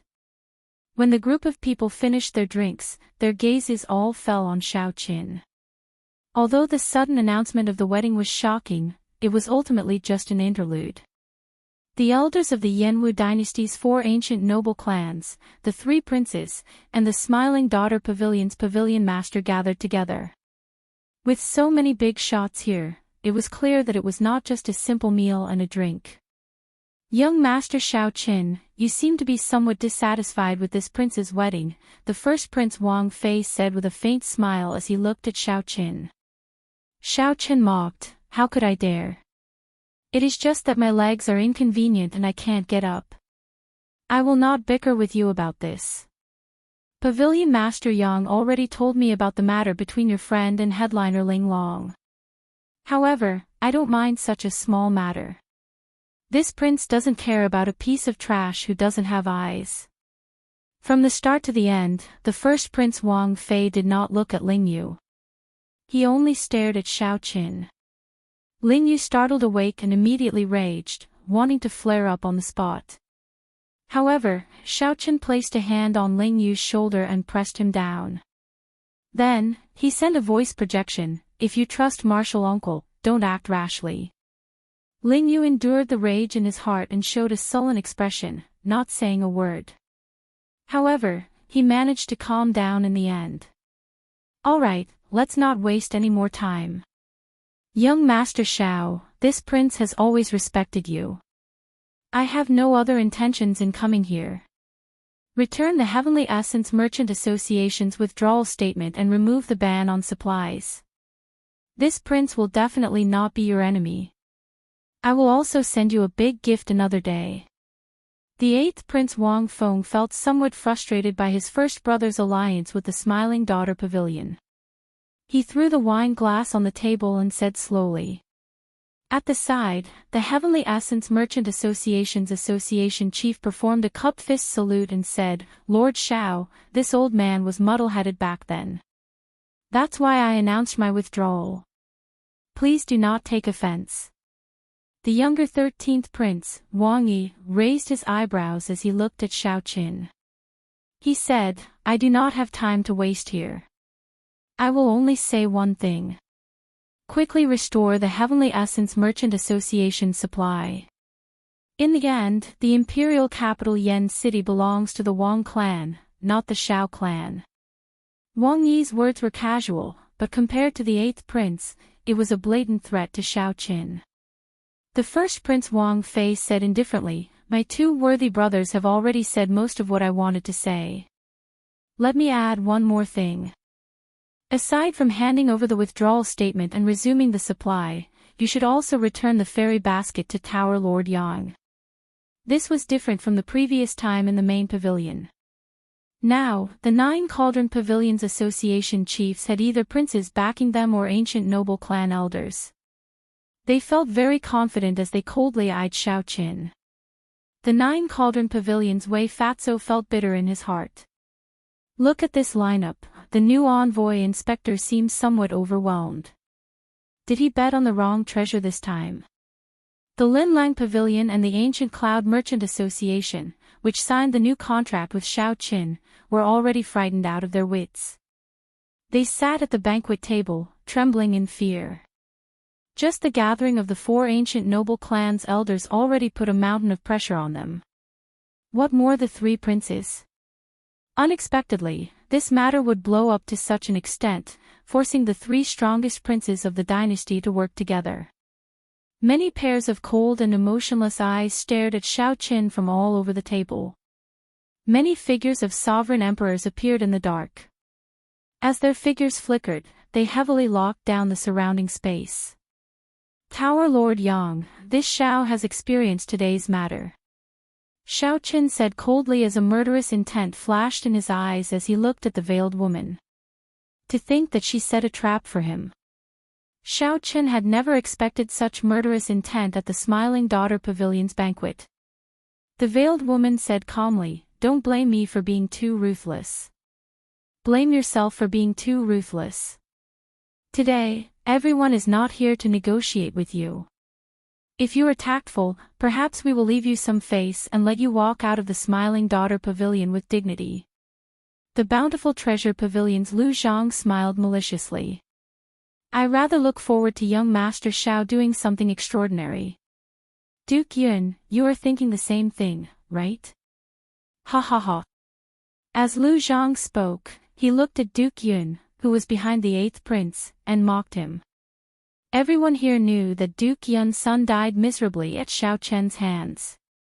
If Xiao Chen did not know what was good for him, the happiest person today would be Duke Yun. Duke Yun glanced at Lu Zhang indifferently and ignored him. The two were on different sides, so there was no need to say anything. Furthermore, the 8th prince had already expressed his stance. Most of the people here had the same attitude toward Xiao Qin. As long as Xiao Qin took a step back and handed over the declaration of withdrawing from the Heavenly Alliance, they would not do anything to him. Duke Yun knew very well that he would not do anything to him. His own thoughts were not important. If Xiao Qin really did not know what was good for him, although there was not much hope, it was a rare opportunity. As Xiao Qin looked at this group of people, it seemed like they had him in the bag. Even Lu Zhang, who nearly peed his pants in fright, started to tease Xiao Qin. Xiao Qin quickly thought to himself. The 3 princes each had a 4-veined sovereign emperor guard. The elders of the 4 ancient noble clans were also 4-veined sovereign emperors. Just this banquet table alone had 7 4-veined sovereign emperors. There were also 10 odd small perfection sovereign emperors from the Smiling Daughter Pavilion, appearing indistinctly and sealing off all paths of retreat. With such a lineup, the Smiling Daughter Pavilion left no way out. No wonder the veiled woman said that she didn't want to discuss anything with Xiao Qin, but that he didn't have a choice. Xiao Qin also neglected one point. Right now, the guests from all directions still did not know what had happened at the main table between the mountains and rivers. Given the Smiling Daughter Pavilion's rallying power, the Smiling Daughter Pavilion would not be able to find out about it. It would not be difficult for these guests to join in, surround and attack Xiao Qin. The first Prince Wang Fei looked at Xiao Qin and said indifferently, "Young Master Zhao's boldness is truly admirable. To be able to remain calm in such a situation, you are indeed extraordinary. But even if you want to delay, it won't change anything. The 3 of us rarely work together, but once we do, there's nothing we can't do in the imperial capital. Today, you have no choice." The 8th prince and the 13th prince did not refute the first prince's words. With a hint of coldness, they looked at Xiao Qin coldly. They were already running out of patience. Xiao Qin said calmly, "Indeed, I have no choice." The moment Xiao Qin said that, the others rejoiced. In the end, this Xiao Qin was still tactful. He did not dare to fall out with the 3 princes and the 4 ancient noble clans. This was for the best. Everyone would be happy, and there would be no need to blow the matter up. So, kill me. Without stopping, Xiao Qin said slowly, "If the 3 princes work together to kill this Xiao will definitely die. There is no doubt about that. However, have you thought it through? Have you thought about the price of killing me, Xiao Qin?" Paw. Right after Xiao Qin spoke, he smashed the table with his palm. Instantly, the entire table shattered and fell to the ground. Just at this moment, a lightning-attributed killing intent surged out of Xiao Chen's body together with a dragon roar. Xiao Chen's aura soared, instantly surpassing that of a 3-veined sovereign emperor and firmly suppressing the 4-veined sovereign emperors present. The alloy dragon armor was activated by the royal blue dragon bloodline. Chapter 2237. The Alloy Dragon Armor. An ancient thunder dragon reverse scale, an ancient thunder dragon spine, 5 tons of thunder dragon true blood, and a strand of great desolate Ian dragon blood. The Alloy Dragon Armor was already a 4-star battle armor. Furthermore, Master Ku Yun personally modified it, making it the most suitable battle armor for Xiaoqin in the world. The instant Xiaoqin activated the Alloy Dragon Armor, the blue dragon's power in the depths of his bloodline ignited like tar. It turned into a surging dragon flame burning fiercely. Accompanied by a dragon roar, an aura burst forth from his body. This aura shook the surroundings. Everyone in the Smiling Daughter Pavilion's vast mountain and river small world could feel the strength of this dragon might. The entire pavilion trembled slightly. A dragon image came out of each of the gloves, flickering with electric light as they wrapped around Xiaoqian's arms and spread throughout his body. When the dragon images merged, the Alloy Dragon Armor's entire appearance appeared before the experts at the banquet, including the 3 princes. Deep purple dragon motifs adorned the silver Alloy Dragon Armor. In the blink of an eye, it looked like 2 dragon images coiled around the Alloy Dragon Armor. It bared its fangs and brandished its claws, looking incredibly tyrannical. A purple pendant on Xiaoqian's forehead added the finishing touch, making the entire Alloy Dragon Armor come to life. Have you thought about what price you will have to pay for killing me, Xiaoqin? Xiaoqian's words rang in everyone's ears. At first, the 3 princes, the veiled woman, and the noble clan elders all mocked him in their hearts. Ordinary people would care about Xiaoqian's identity as an envoy inspector. However, everyone here shed all pretense of cordiality. Who would truly fear Xiaoqin? It was not like the Heavenly Alliance's envoy inspector had never died in Yen City before. However, when Xiaoqin smashed the banquet table and revealed the Alloy Dragon Armor, the pressure that he felt startled everyone. The pressure that even 4 vain sovereign emperors found unbearable startled everyone. Everyone felt a soul-deep chill from Xiaoqian's body. Xiaoqin, do you really want to die that badly? The veiled woman's expression turned extremely cold. Unexpectedly, Xiaoqin was so decisive. To think that he would not compromise despite facing certain death. The 3 princes' expressions turned even more unsightly. They were princes. Although there was a gap between them and the competition between them was fierce. However, since they were both from the royal family and were connected by blood, this was the first time he felt his dignity being insulted. This Xiaoqin really didn't know what was good for him. He didn't know what was good for him. The 3 princes appeared at the same time and gave him a way out, but he refused. He actually fell out with them in front of everyone and even threatened them. If it was just an ordinary person, it would have been fine. He could have killed them easily. However, when Xiaoqin activated the Alloy Dragon Armor, the elders of the 4 ancient clans and the 3 princes felt their hearts tighten. He knew that things couldn't end well. This Xiaoqin wasn't as easy to kill as he had imagined. If they were to forcefully make a move, the price they would have to pay would be severe. There might even be people who would die. Xiaoqin, as the saying goes, leave a way out for others. Do you have to be so ruthless? Why force yourself into a dead end? As long as you lower your head and admit your mistake, we will all be friends. I can even tolerate you killing Monarch Yu. The 8th prince said sullenly as he enunciated every word as he looked at Xiaoqin. Xiaoqin, don't be so shameless. Everyone called you over because they gave you face. Otherwise, there would be no need to waste words with you. We have many ways to kill someone in the imperial capital without anyone noticing. The first prince Wang Fei said coldly with a sullen expression. Humph. This is the first time this old man saw someone who dared to smash the table in front of the 3 princes. Are you trying to rebel? A dark look flashed in the 13th prince's eyes. This was his first time seeing such a disgraceful person, which made him exceptionally angry. Ha ha ha ha. When Xiaochen heard that, he guffawed.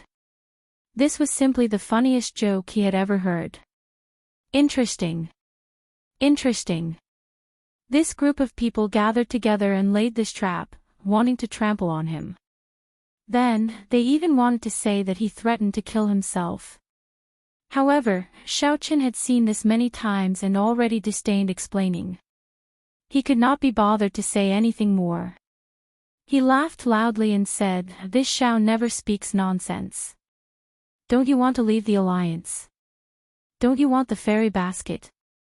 Don't you want me, Xiaochen, to lower my head and admit my mistake? Kill me, Xiaochen, and take my head. Then you can obtain everything you want. Come, come, come. Do your best. As long as you think of the price, this Xiao will stand here and wait for you." As Xiaochen laughed maniacally, he looked coldly at this group of people. With the support of the alloy dragon armor, the blazing dragon might burned even more intensely. The blazing dragon might was unblockable. The sealed Smiling Daughter Pavilion shook continuously, on the verge of collapse. The guests in the surrounding pavilions, far away from the small world of mountains and rivers, all panicked. What's going on? What a strong dragon might! Is someone causing trouble in the Smiling Daughter Pavilion? What happened in the small world of mountains and rivers? Quickly leave. We cannot remain in the private room. The entire Smiling Daughter Pavilion descended into chaos. Everyone rushed out in panic. When they looked into the distance and saw the scene in the mountain and river, they were all stunned. It was the three princes and pavilion master Yang. Any one of them could shake the entire imperial capital. To think that they were all gathered here. That was not all. There seemed to be 4 ancient noble clan elders behind them, all 4 vain sovereign emperors. 10 odd sovereign emperors appeared in the surroundings. However, no one dared to make a move. This was because that person, that youth in dragon armor, was simply too dazzling. He gave off an aura of someone who was unafraid of death, someone who looked down on the world with disdain, someone who ruled over the world. Damn it! Why is this person so unreasonable? The 3 princes felt enraged in their hearts. Xiaochen knew that he would die for sure, but he still dared to challenge them. Test him. The first prince could not endure it any longer. He gave a secret order, and a 3 vain sovereign emperor hidden in the dark immediately appeared. This sovereign emperor moved as fast as a ghost, appearing at lightning speed and charging at Xiaochen. I have an immortal heart, but the world is unfair. Thieves rule the Tao, always tainted by dust. It is my immortal heart that is tainted. When the dust is washed away, the moment the flower blooms, it illuminates 3 lives. Whoosh! Heavenly Slayer, an inherited secret treasure of the Blue Dragon Land, a powerful soul weapon, was unsheathed. I will use the light of this saber to shatter the filth of the world, restoring my immortal heart. In the next moment, the immortal flower bloomed. A blue lotus flower made of pure saber intent bloomed with Xiaochen as the center. As the saber light shot out, blue lotus flowers bloomed in the sky. Immediately, mountains, rivers, and pavilions disappeared from this world. Only the lotus flowers bloomed, filling the sky with light and shadows, creating a dreamlike space. As the light and shadows changed, Xiaochen stood on a blue lotus flower. His eyes looked crystal clear, and his immortal heart shone with light. When the mysterious phenomenon vanished, a resplendent saber light instantly killed the 3 vain sovereign emperor who sneak attacked Xiaochen. The saber light chopped the corpse in half. The saber light did not stop, shattering the restrictions. Cassier. A crack appeared on the roof of the Smiling Daughter Pavilion. This saber strike seemed to split the sky. The boundless starlight in the night sky of Yen City flowed through the crack and bathed Xiaochen, who wore the alloy dragon armor. Whoosh! This scene set the entire place abuzz. The 3 princes' expressions turned even more unsightly, looking as pale as snow. This saber strike truly tore through the sky. It would definitely startle the entire imperial capital. They could no longer hide the matter of them working together to kill the Heavenly Alliance envoy inspector. Even if they could not kill Xiaoqin, they had to. However, Xiaoqin killed the three-veined sovereign emperor with one saber strike. Who would dare to step forward and test the saber? Only now did they truly understand what Xiaoqin meant when he said, "Have you thought it through? That saber." The sovereign emperor stared at the heavenly slayer's saber in Xiaoqin's hand. Deep fear flashed in their eyes. Blood dripped from the saber tip. As Xiaoqin looked at this group of people, he could not help feeling bored. This Xiao knows that I will die for sure. However, it seems like no one is willing to accept my head. Is there really no one among the three princes who dares to test the saber in my hand? Right after Xiaoqin spoke, he stepped forward, and the three princes moved back at the same time. The four-veined sovereign emperor experts protected them. The association chiefs of the other merchant associations and the noble clan elders all took a step back as if they could not control their legs. Only the veiled woman showed a cold expression. A murderous intent flashed in her eyes as she said coldly, "Xiaoqin, I'm warning you one last time. Don't force me." No one has ever walked out alive after causing trouble in the Smiling Daughter Pavilion. Let me tell you, no one has ever. Her voice was as cold as snow, making everyone tremble. Clearly, this Smiling Daughter Pavilion's pavilion master really wanted to kill. Someone broke the Smiling Daughter Pavilion's restrictions and tore through the roof. This was already a great humiliation, crossing the bottom line long ago. When Xiaoqin heard that, he could not help mocking, "What a great, don't force you. I, Xiaoqin, do not consider myself a good person. I have killed countless people in my life. However, the number of women that died at my hands could be counted on one hand. Tell me, how did I, Xiaoqin, force you today? Who was the one who purposely set this up and lured me here? Who was the one who mercilessly told me that there was no room for negotiation today? Who was the one who said that I, Xiaoqin, would lose face if I did not lower my head and admit my mistakes?" Whoosh! After Xiaoqin spoke, he pointed the Heavenly Slayer's saber in his hand at the veiled woman. A strong wind blew, and the cold light flowing on the saber dispersed with the wind, immediately illuminating many people's eyes. However, I, Xiaoqin, do not care about all that. I admit that I made a mistake in falling into your hands today. I have no intention of leaving at all. If you think of the price, just come and take my head. This Smiling Daughter Pavilion definitely has a peak sovereign emperor guarding it. It also has a superior grade soul tool, the fairy basket. How could I, Xiaoqin, not know that? Just use it. There is no need to put on such a show. When the veiled woman saw the mocking smile on Xiaoqin's face, the mockery of him seeing through everything, she found it extremely unbearable, too ashamed to show her face.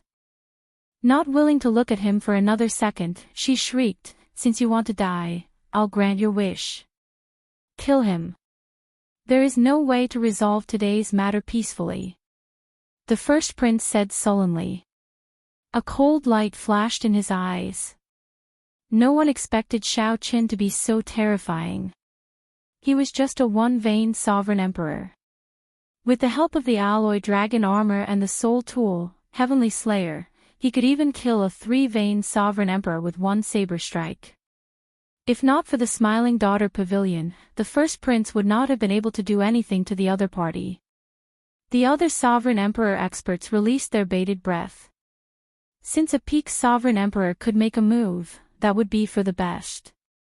Peak sovereign emperors were peak experts that surpassed six-veined sovereign emperors. Compared to Xiaoqin, peak sovereign emperors could no longer be bridged with soul tools or secret treasures. Xiaoqin remained expressionless. He already held the Heavenly Alliance medallion, which could activate 4 strands of sword chi to severely injure a peak sovereign emperor. The black and white eggs in the divine universe still appeared eager. Even a peak sovereign emperor would have to be prepared to pay a price to kill Xiaoqin. At the same time, an extremely powerful aura quietly spread out.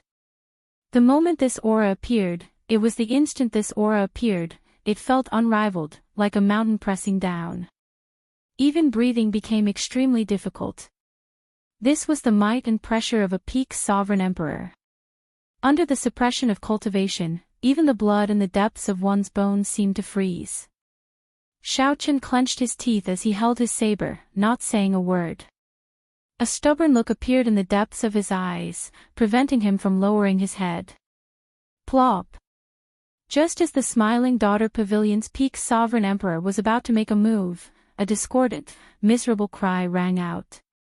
It turned out to be Yuan Jin, who saw that the situation was bad and quickly moved, trying to sneak away. The instant Yuan Jin soared into the air, the drunken beggar flipped over in a daze and grabbed Yuan Jin's black coat. Yuan Jin fell to the ground with a plop. Even the hood of the black coat fell off. Yuan Jin's shiny and eye-catching bald head immediately attracted everyone's attention. Hee hee. A flowery monk visiting a pleasure quarter. After visiting a woman, he still wants to run away. Ha ha ha ha. A flowery monk visiting a pleasure quarter. After visiting a woman, he still wants to run away. The beggar was a drunken mess. When he woke up, he looked at the black coat in his hand in a drunken stupor and guffawed loudly. There are ring scars on his head. He really is a monk. 12 ring scars. This is an esteemed monk of the Hidden Spirit Temple. Only a Hidden Spirit Temple disciple can light 12 ring scars on his head. What's going on? I recognize him. He is Yuan Jin, the leader of the Hidden Spirit Temple's Yuan generation. He is the strongest true inheritor of the Hidden Spirit Temple, someone who can compete with the profound heaven's holy sun and the universe origin Daoist sun. Heavens! It really is Venerable Yuan Jin. Chapter 2238. Is it really only the Hidden Spirit Temple's disciple who can light the 12 ring scars? What's going on? I recognize him. He is Yuan Jin, the leader of the Hidden Spirit Temple's Yuan generation. He is the strongest true inheritor of the Hidden Spirit Temple, someone who can compete with the profound heaven's holy sun and the universe origin Dao sun. It really is great Master Yuan Jin. Yuan Jin, who had been tripped by the beggar, felt disheartened. He lay face down on the ground, unwilling to get up. Great Master Yuan Jin. The first Prince Wang Fei asked in a probing manner. The association chiefs of the other merchant associations and the noble clan elders found this incredible. Why did the strongest true inheritor of the Hidden Spirit Temple come to the Smiling Daughter Pavilion for no reason? Furthermore, he came with Xiaoqin. Could there be some other reason behind this? Princes, I trust you have been well since we last met. Now that Yuan Jin had been recognized, he could not run even if he wanted to. He stood up with a bitter smile.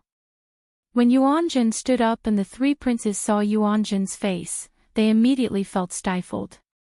Their final hope vanished. It really was Yuan Jin. The three princes could not help feeling worried. The three princes looked at the crack in the pavilion ceiling, then at Xiaoqin, who held Heavenly Slayer, and at the side, who did not know Yuan Jin's attitude. The three princes immediately felt that killing this Xiaoqin was much more difficult than they had imagined.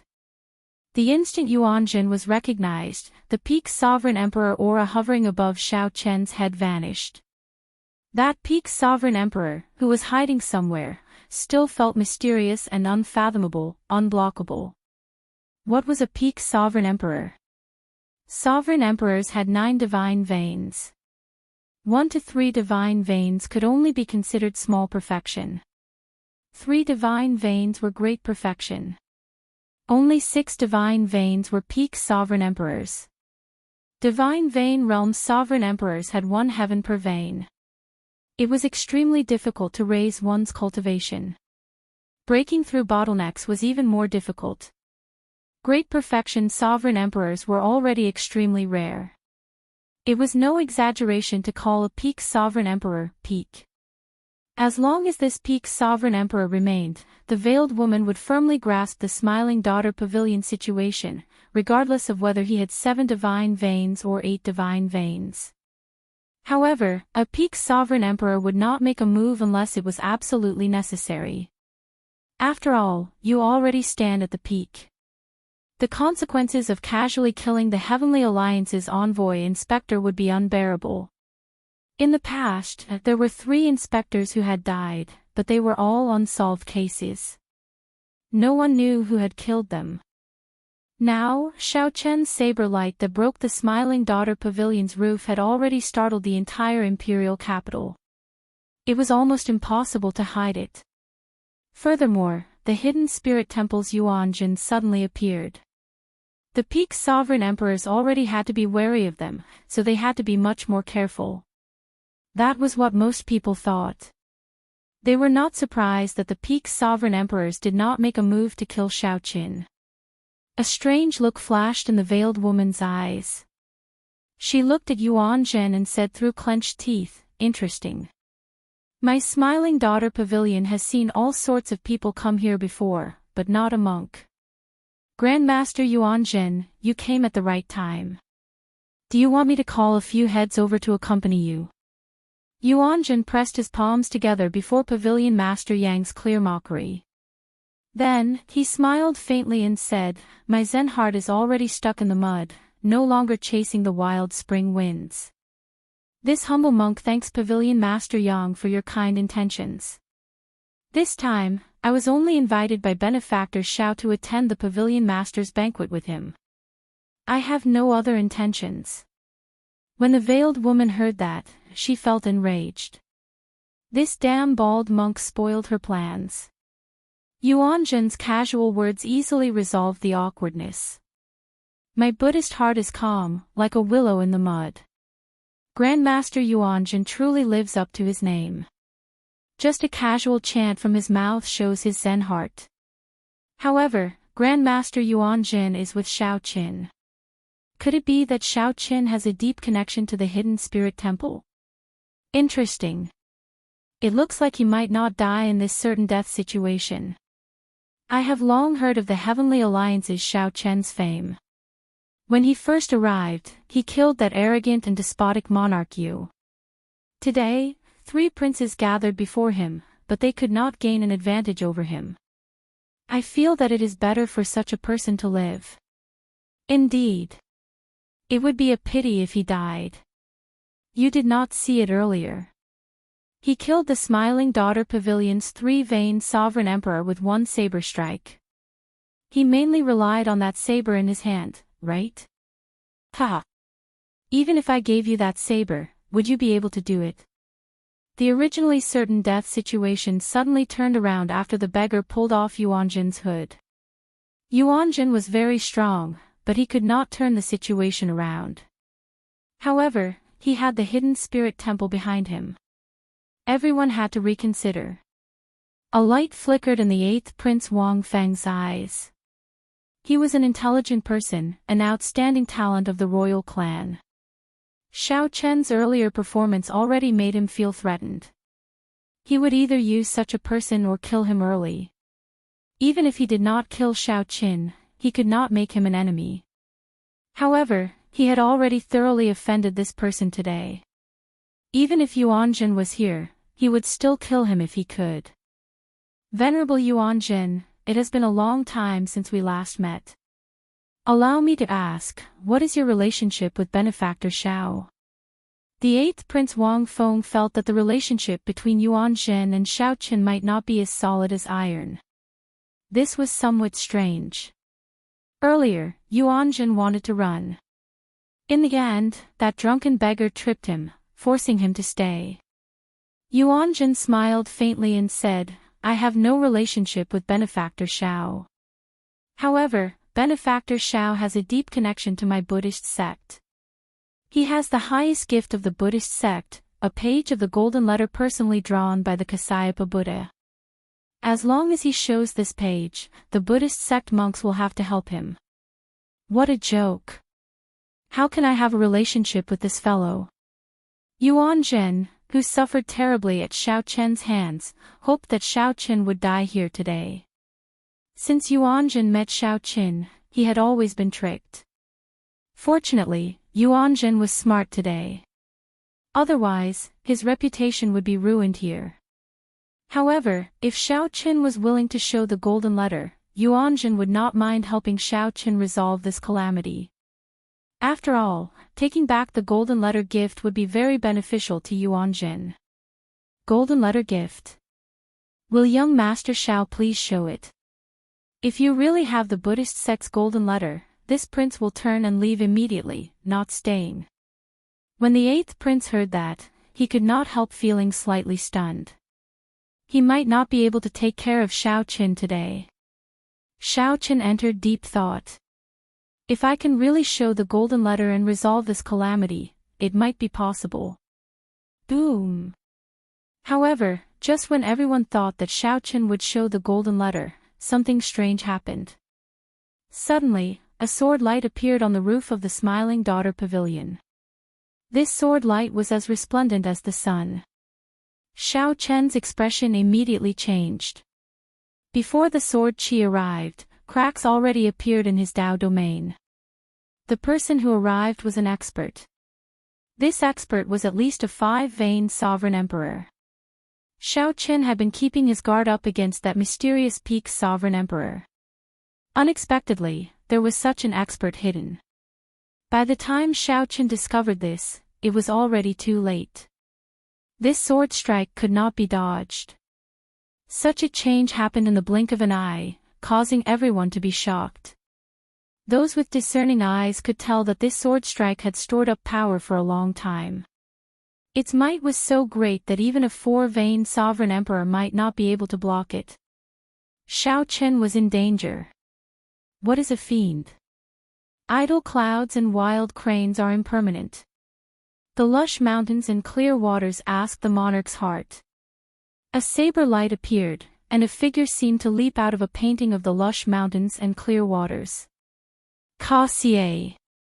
The saber light broke the sword light and knocked back the mysterious, black-clad person. Pu Xi.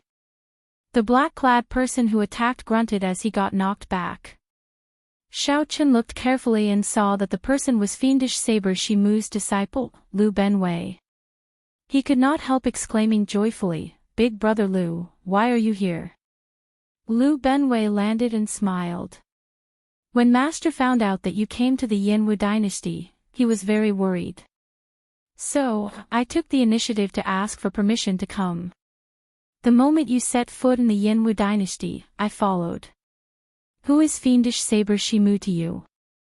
The mysterious, black-clad person shouted as he looked at Lu Benwei. Lu Benwei smiled faintly and replied, "This untalented one is my master. You should be the Divine Sword Pavilion Supreme Elder, right? What a great Grand Master level martial sage of a righteous sect. To think that you are so shameless." The eighth prince's expression changed, anger flashing in his eyes as he turned his head to look at Duke Yun. Duke Yun lowered his head, not saying anything. However, his eyes filled with pity. Senior Dao Yen actually failed. It is none of your business who I am. Xiao Chen, I'll take your head another day. After the black-clad person's identity was exposed, he did not want to linger, so he turned and left. Lu Benwei wanted to give chase, but Xiao Chen stopped him. Let him go. Eighth Prince, do you still want me to show the golden letter? The eighth prince's supporters were the sects and factions in the Yanwu dynasty, with the Divine Sword Pavilion at the forefront. Xiao Chen's question countered the other party. The eighth prince's face trembled slightly, feeling extremely embarrassed. It was one thing for the eighth prince to sneak attack, but he had not succeeded. To think that he still hadn't succeeded. If he continued to stay here, he would really have no place to hide his face. However, the eighth prince could not swallow this frustration if he just left like that. Cut the crap. Quickly take out the golden letter. We still do not know whether it is real or fake. Wang Feng said sullenly, a dark look flashing in his eyes. The eighth prince was shedding all pretense of cordiality. Is that so? In that case, there is no need for me to take out the golden letter. With a thought from Xiaoqin, the black and white eggs leaped out of the divine universe steel. Boom! The black and white eggs figures flashed, and they stood on either side of Xiaoqin. Their auras soared, rising from 4-veined sovereign emperor to 5-veined sovereign emperor. Anyone who wants to kill Egg will have to ask us, the black and white eggs, for permission first. The two used Xiaoqian's strength as a benchmark, then adjusted their own strength. Now, Xiaoqian activated the alloy dragon armor and could rival a 4-veined sovereign emperor. According to the rules that their master left, the alloy dragon armor could advance to 5-veined sovereign emperor without any difficulty. It was not over yet. Suddenly, a ghastly howl rang out from outside the Smiling Daughter Pavilion. Then, a huge hole opened up with a loud boom. The Misty Rain Pavilion Suyi arrived, leading dozens of women. Zither, pipa, flutes, ancient bells, and dozens of other ancient musical instruments played at the same time. Under the majestic and elegant music, a group of unparalleled beauties descended under Su Ye's lead. Su Yi hugged her zither as she stood beside Xiaoqin. Then, she looked at the veiled woman and smiled. Little bitch, you laid a good trap. However, it is not that simple to kill my Heavenly Alliance's envoy inspector. Su Yi was indeed not simple. At the very least, no one dared to be careless when they saw the group of women behind Su Yi. The veiled woman seemed to have an old grudge with Su Yi. When she saw Su Yi, she was even angrier than when she saw Xiaoqin. She shouted, Su Yi. To think that you came to my Smiling Daughter Pavilion to mock us. You are seeking death. Where are the Azure Lotus Fairies? Coming like thunder, withdrawing in rage. Leaving like the clear light of the river and sea. Flowers fill the hall, intoxicating 3,000 guests. One cold sword light 14 provinces. A bright moon slowly rose above the Misty Rain Pavilion. The bright moon hung high in the sky. A group of white-clad women arrived together with the Pleasure Quarter Alliance's inherited soul tool, the Fairy Girl Basket. 10,000 flowers bloomed, 1,000 shades of purple and red. The white-clad women held swords, looking like fairies descending from the moon. Damn! Why is there such a huge commotion? The Misty Rain Pavilion's legendary 100 Fairies of the Pear Garden and the Smiling Daughter Pavilion's Azure Lotus Sword Dance actually appeared at the same time. What are they doing? Heavens! My eyes must be playing tricks on me. I must be dreaming. Such a large lineup stupefied the guests in the surrounding pavilions. They found this scene unreal. The Misty Rain Pavilion had close to 100 Soul Tool-grade musical instruments. However, the Smiling Daughter Pavilion's Fairy Girl Basket had been passed down for a long time. It could fight against 100 alone. The Azure Lotus Fairy's white-clad swords danced, looking unparalleled in the world. No matter who won, both sides would have to pay a huge price. Chapter 2239. According to the legend, the Misty Rain Pavilion had close to 100 beautiful headliners holding soul treasure-grade musical instruments. They were known as the 100 Fairies of the Pear Garden. However, no one had seen them or performed them publicly. There were only rumors. Everyone knew that the Smiling Daughter Pavilion was founded by the Azure Lotus Fairy. She was also known as the Azure Lotus Sword Immortal. Since the establishment of the Smiling Daughter Pavilion, there had been an unparalleled sword dance passed down. However, the Azure Lotus Sword Immortal's consummate skill, the Azure Lotus Sword Dance, rarely appeared. This was because this Azure Lotus Sword Dance required 100 talented women to perform it at the same time. Only then could it achieve the scene of an Azure Lotus blooming and breaking out of the moon. Today, these two legendary existences suddenly appeared and stood at loggerheads. This caught everyone off guard. To think that such a scene, which they had never imagined, would appear before them by chance. Although these two factions could tear down half of Yen City if they fought, many people felt that the commotion was not big enough. However, who knew how many people felt that it was not lively enough, hoping for a fight to break out. The atmosphere turned tense. It was like a fight would break out at a moment's notice. The black and white eggs protected Xiaoqin at his sides. Liu Benwei stood in front of him, a fiendish light flickering on the tip of his saber. The 100 fairies of the pear garden each held a soul treasure-grade musical instrument as they stood there. All of them were beautiful women with unparalleled grace. Yuanjun stood in the middle, and Lingyu supported his drunkard beggar. They stood far away, frowning heavily. The lineup on the other side looked even more horrifying.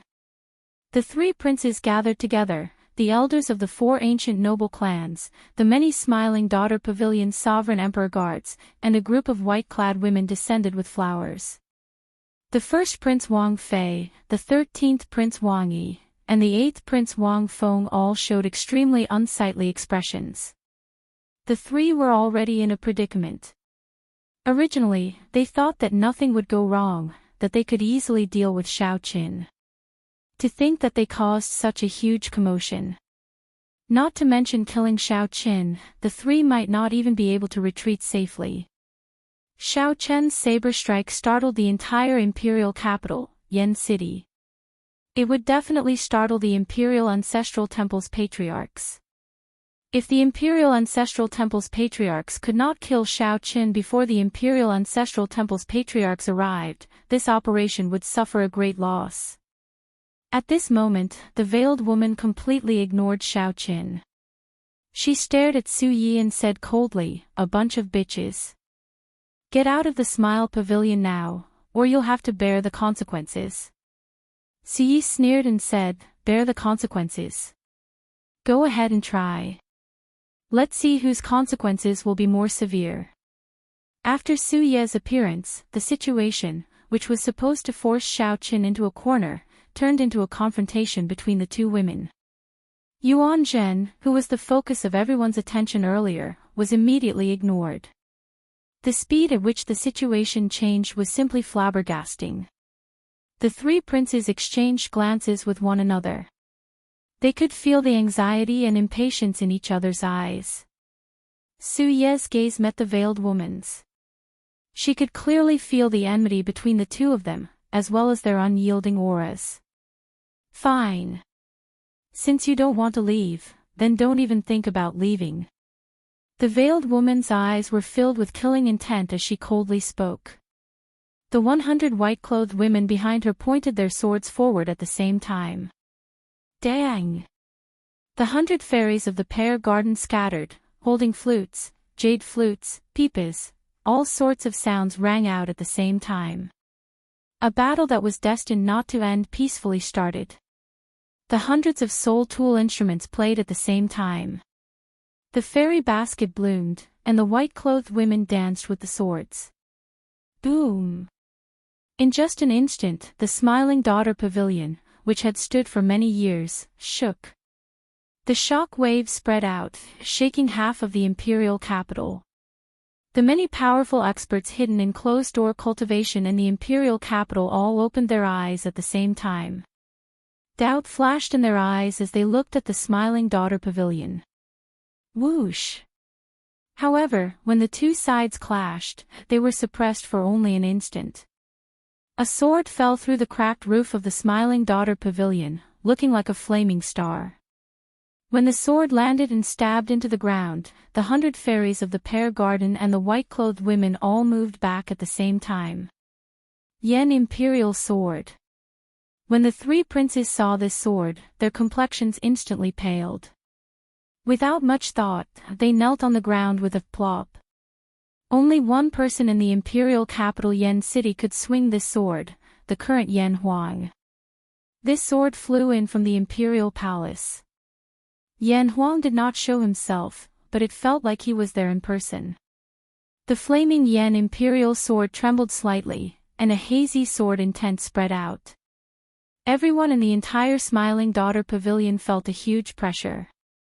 They could not help wanting to prostrate and kneel. The might and pressure contained in the sword intent was not just the sword itself but the dynasty's accumulations. Plop. Plop. More people knelt, not daring to raise their heads. Wanting to face this superior grade soul tool containing the dynasty's luck in Yen City was simply too difficult. Even a sovereign emperor would find it hard to endure the dynasty's might and pressure. Whoosh. Whoosh. Whoosh.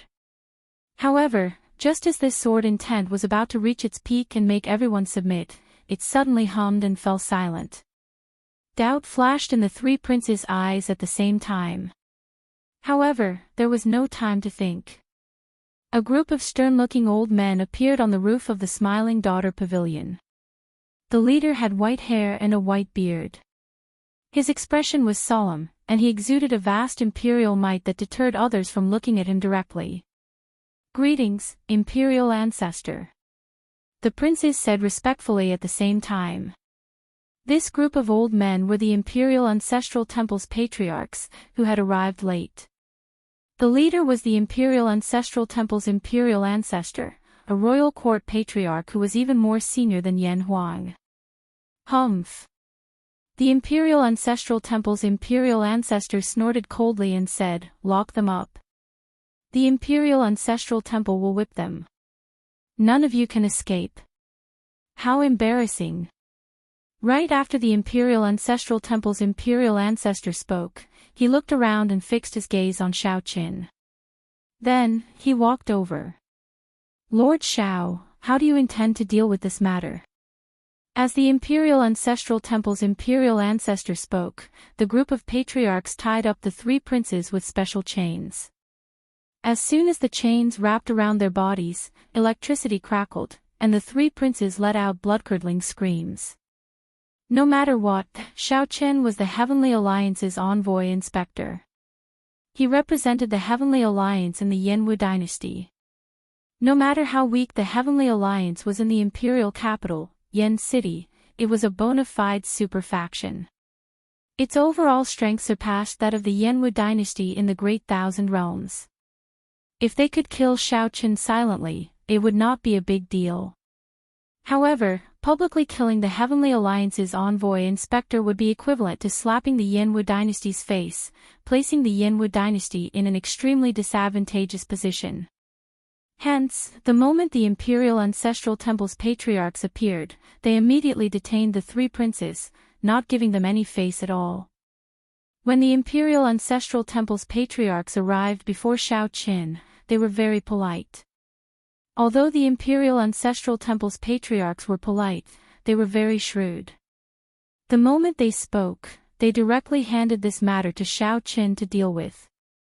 As long as Xiao Qin was willing to deal with it, this matter would not startle the Heavenly Alliance's headquarters, and it would not be a big deal. Xiao Qin's thoughts raced. He knew that the situation was now reversed. At the very least, that was how it looked on the surface. "It's fine. The three princes and I were just drinking and chatting. Our words were somewhat intense, that's all. However, this Smiling Daughter Pavilion slandered me, saying that I stole their imitation holy tool and tarnished my reputation. They even attacked me. This truly chills this Xiao." Xiao Qin knew very well that while this Imperial Ancestral Temple's patriarchs appeared strict and merciless to the three princes, in reality, it would not hurt them at all. In reality, it wouldn't hurt him at all. It was just for show. The one that could truly be suppressed was still the Smiling Daughter Pavilion. "All right, I understand. I'll help you make the decision." The Imperial Ancestral Temple's Imperial Ancestor turned his head and looked at the veiled woman. "Pavilion Master Yang, since you are responsible for this matter, you need to make up for it. If you feel dissatisfied, you can tell me now." The white-haired old man clearly wanted to keep the peace. Since Xiao Qin had already placed the blame on her, the Imperial Ancestral Temple's imperial ancestor turned his head back and looked at the veiled woman. Under such circumstances, there was no way for her to explain herself, no matter how unwilling she was. Could she really say that this was planned by the three princes? The Imperial Ancestral Temple's patriarchs appeared strict to the princes, but in reality, they were the most protective of their own. Even Xiaoqin said that the three princes were not wrong. Even if she did not want to take the blame, she had to. Under the veil, Pavilion Master Yang gritted her teeth. She was so angry that her face nearly turned black. After calming herself for a long time, she said, "This Pavilion Master is not dissatisfied. Lord Xiao is right. This little girl did slander Lord Xiao. I apologize to Lord Xiao here. As for the shock that Lord Xiao suffered today, I am willing to compensate Lord Xiao with 30% of the Smiling Daughter Pavilion's monthly income." Before Xiaoqin could say anything, Ziyi smiled softly and said, "In that case, I will reluctantly forgive you on behalf of Lord Xiao. Pavilion Master Yang, you have to pay attention to your mouth in the future." Ha ha ha ha. As Su Ye's bell-like laughter rang out, this storm finally came to an end. However, based on the veiled woman's gritted teeth, it was clear that this grudge would not end here. Chapter 2240. The blazing yen imperial sword shocked everyone present. Kneeling on the ground were the three princes bound by lightning chains, and Tower Master Yang, who was forced to apologize. There was also the Smiling Daughter Pavilion ceiling crack, which no one knew when it would be repaired. No one expected a mere one vain sovereign emperor to cause the three princes to suffer, forcing the Smiling Daughter Pavilion to apologize and make amends. The Heavenly Alliance's envoy inspector, Xiaoqin, would definitely shake the imperial capital tonight. It was hard to imagine that if not for the yen imperial sword that flew over, this storm would not have happened. If not for the flying yen imperial sword, what would have happened in the end? The white-haired old man looked at Xiaoqin and asked, "Lord Xiao, what do you think?" After all, it was only Su Yi who expressed her opinion. The Imperial Ancestral Temple's imperial ancestor needed Xiaoqin's opinion first. Pavilion Master Su's opinion is my opinion as well. Xiaoqin managed to survive a certain death situation and even made the veiled woman suffer and apologize. Xiaoqin did not feel any dissatisfaction. This already exceeded his expectations. In reality, even if Xiaoqin wanted to ask for more, he could not ask for too much. After all, it was the yen imperial sword that was stabbed into the ground. The ones in control of the situation were the Imperial Ancestral Temple's imperial ancestor. The imperial capital Yen City belonged to the royal court, after all. Although Xiaoqin was righteous, this was a world where the strong ruled. It was already not easy to gain such benefits. This time, the Smiling Daughter Pavilion and the three princes went for wool and came home shorn. They would definitely become a laughingstock and would not dare to make a move on him for the time being. The 7 merchant associations would also have to reconsider. However, Xiaoqin looked at the dejected Ling Yu. He had wronged his martial nephew. He could not interfere with headliner Ling Long's matters. If Xiaoqin used this opportunity to force the veiled woman to give up on the wedding, it would be too rude. Xiaoqin remained rather calm. The accumulations of the Pleasure Quarter Alliance were not as simple as he imagined. This time, the Smiling Daughter Pavilion's apology was to give the Imperial Ancestral Temple's imperial ancestor face, not Xiaoqin. If Xiaoqin pushed too hard, it might have the opposite effect. Even now, Xiaoqin did not know how many trump cards the Smiling Daughter Pavilion had revealed. Goodbye. Many thanks to Senior for upholding justice. This Xiao will remember this. Xiaoqin cupped his fists at the white-haired old man.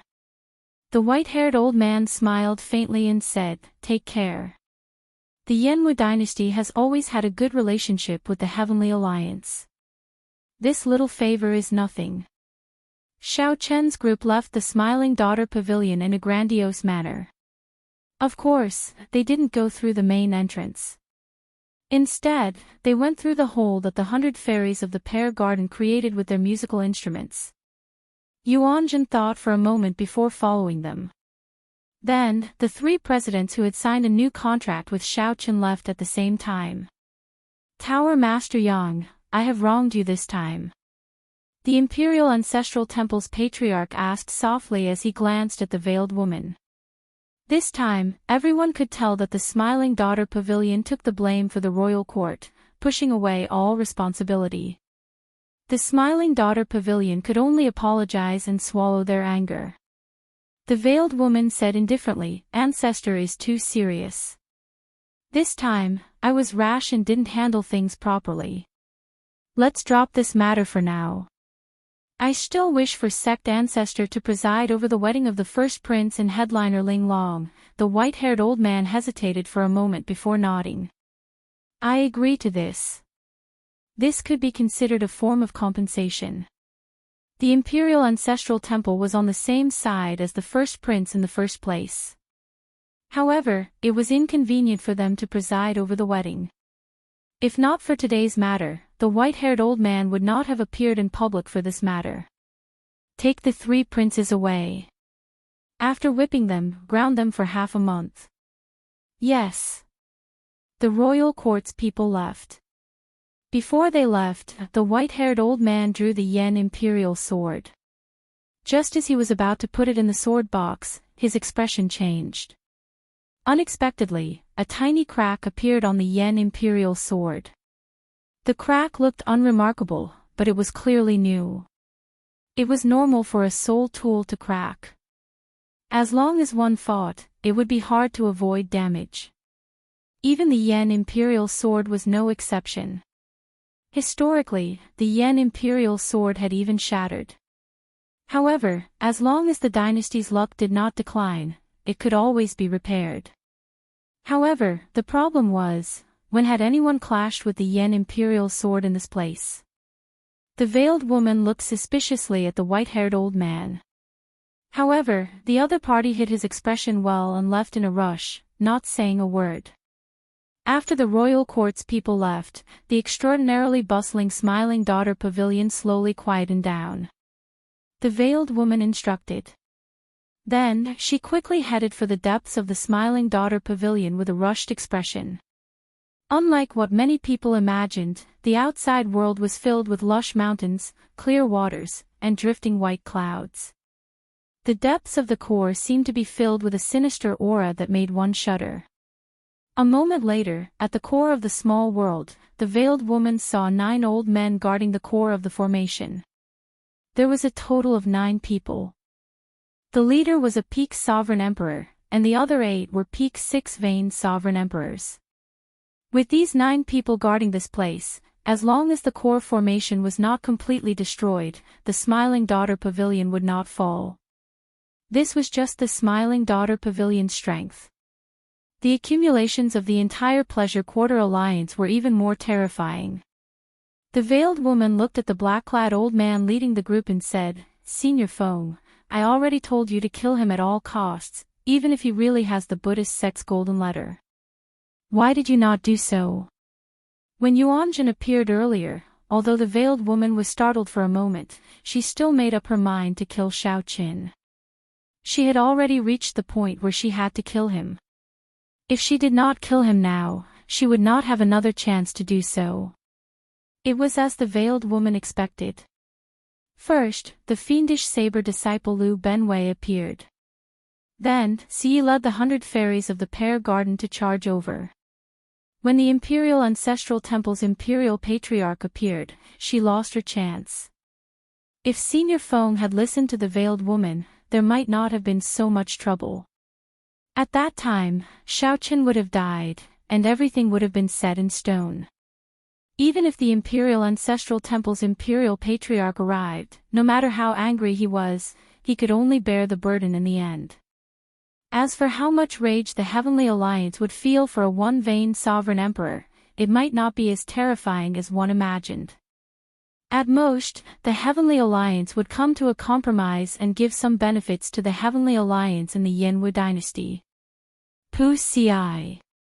The black-clad old man, who was about to speak, vomited a mouthful of blood, instantly turning incredibly pale. The veiled woman immediately felt shocked. She quickly asked, Senior Feng, when were you injured? Senior Feng was a seven-veined sovereign emperor, a bona fide peak sovereign emperor. How could he have gotten so severely injured without anyone noticing? The veiled woman immediately felt somewhat afraid. Although she felt angry from the start to the end, she had never felt afraid. This was because she knew that the situation had been under her control all along. However, Xiao Chen's resistance was much more intense than she had imagined. However, no matter what, even if Xi led the 100 fairies of the Pear Garden over and fought, the veiled woman would not be able to defeat Xiao Qin. She was confident that she would be the winner. But now, Elder Feng had been severely injured without anyone noticing, which made her feel that it was too inconceivable. The black-clad old man shook his head and sighed, I was severely injured the moment Yuanjun appeared. I did not scatter my aura because Yuanjun appeared. My soul was injured, and I could barely protect myself. If I had not retreated, my divine seal would have been destroyed. Who attacked? I don't know. I really don't know, shock flashed in the veiled woman's eyes. To think that a bona fide seven-veined sovereign emperor did not even know who injured him. Could it be that an expert stronger than a seven-veined sovereign emperor had been in the small world of mountains and rivers from the start to the end? I will report this matter to the saintess and let her handle it. Elder Feng, you should focus on recuperating. There is no need to think too much. For the first time, the veiled woman felt that things were out of her control. Tonight's events were more unusual than she had imagined. However, it did not matter. The wedding between Ling Long and the first prince had already been announced. All that was left was for the holy daughter to complete her task. Most importantly, the first prince's betrothal gift was in his hands. A key appeared in the veiled woman's hand. It was the key to the Immortal Palace. We can forget about today's matter.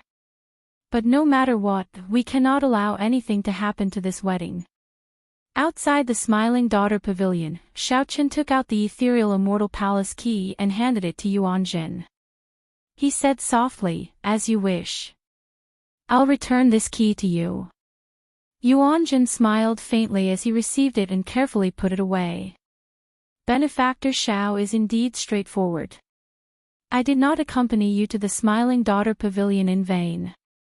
This little monk will take his leave first. After glancing at Xiaoqin, Yuanjun pressed his palms together and chanted a Buddhist name before turning to leave. This monk is a little odd. Si commented softly as she watched Yuanjun leave from the side. Xiaoqin shook his head and said, he is indeed very strange. He is different from all the monks I have seen. Sometimes, he does not seem like a monk. Sometimes, he seems more like a monk than anyone else. I cannot understand him. However, I have to thank you this time. The 100 fairies of the Pear Garden really put in a lot of effort for me. Ha ha ha. If it were someone else trying to kill you, I might not have helped you so much. However, if it were that little bitch from the Smiling Daughter Pavilion, I would help you even at the cost of my life. Xiaoqin thought to himself, speaking of strange people, you are actually rather strange as well. Speaking of strange people, there is actually a very strange person beside me. Uncle, stop pretending to be drunk. Xiaoqin looked at the beggar that Ling Yu was supporting and shook him. In the end, the beggar fell to the ground like mud. Xiaoqin bent over and checked the other party's breathing. Then, he frowned slightly. You are really drunk. Chapter 22:41. He was indeed drunk. Xiaoqian's entire body reeked of alcohol. The after-effects of strong wine burn were already completely unleashed in his blood. He was indeed drunk. Xiaoqian's entire body reeked of alcohol. The after-effects of strong wine burn were already completely unleashed in his blood. After Xiaoqin checked and verified that he was fine, he felt it was somewhat unfortunate. Xiaochen drank so much from heartburn without circulating his cultivation technique. It would be a waste. Big brother. Big brother. Lingyu shook the beggar, who remained drunk. He could not help looking at Xiaochen helplessly.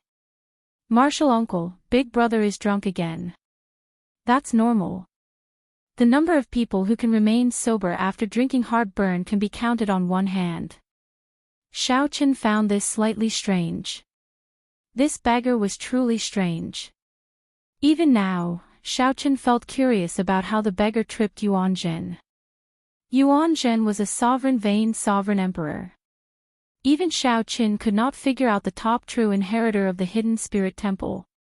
If they really fought, although Xiaochen was confident, it would be hard to say who would win. After all, Xiaochen did not know Yuanzhen's strength or how many trump cards he had. However, Yuanzhen easily tripped such a top true inheritor. It would be too much of a coincidence to say it was accidental. Originally, Xiaochen wanted to ask the other party about it after he came out. Unexpectedly, he ended up getting drunk. Something's wrong. Is someone paying attention to me? Xiaochen frowned slightly. He felt a pair of eyes staring at him from behind. He activated his divine seal and infused his soul energy into his body. Many people came and went on the streets, watching him from behind. However, very few people could make Xiaochen feel threatened and activate his divine seal to protect himself. Xiaochen's expression did not change. He stood up and said, "Pavilion Master Su, please help me send Lingyu and this uncle back to the Misty Rain Pavilion first. You helped me a lot this time. Thank you again." Suyi did not deny it. She smiled softly and said, "You are too polite." Xiaochen thought of something. Then, he bent over and whispered something into Su Ye's ear. Su Ye's gaze immediately fell on Lingyu. Her eyes wandered as she revealed a shocked expression. "Don't worry. Leave this to me. Then I'll leave it to you." After watching the 100 fairies of the pear garden, Lingyu, and the beggar leave, Xiaochen sighed in his heart. He was not very good at persuading Lingyu, so he could only ask Suyi for help. Perhaps she would have some ideas. When the group of people completely disappeared from Xiaochen's sight, Xiaochen's expression changed, and he turned around to look. 100 meters, 1,000 meters, 10,000 meters, 100,000 meters, he saw the owner of that gaze. On top of a tall building, there was a man dressed like a scholar. He looked gentle and refined, and he was waving a folding fan in his hand. With a faint smile, his gaze passed through the crowd and landed on Xiaochen in the distance. The Heavenly Book Scholar. I forgot that he is also in the Yanwu dynasty. What does this guy want from me? If he doesn't want to expose himself, there are many ways to do so.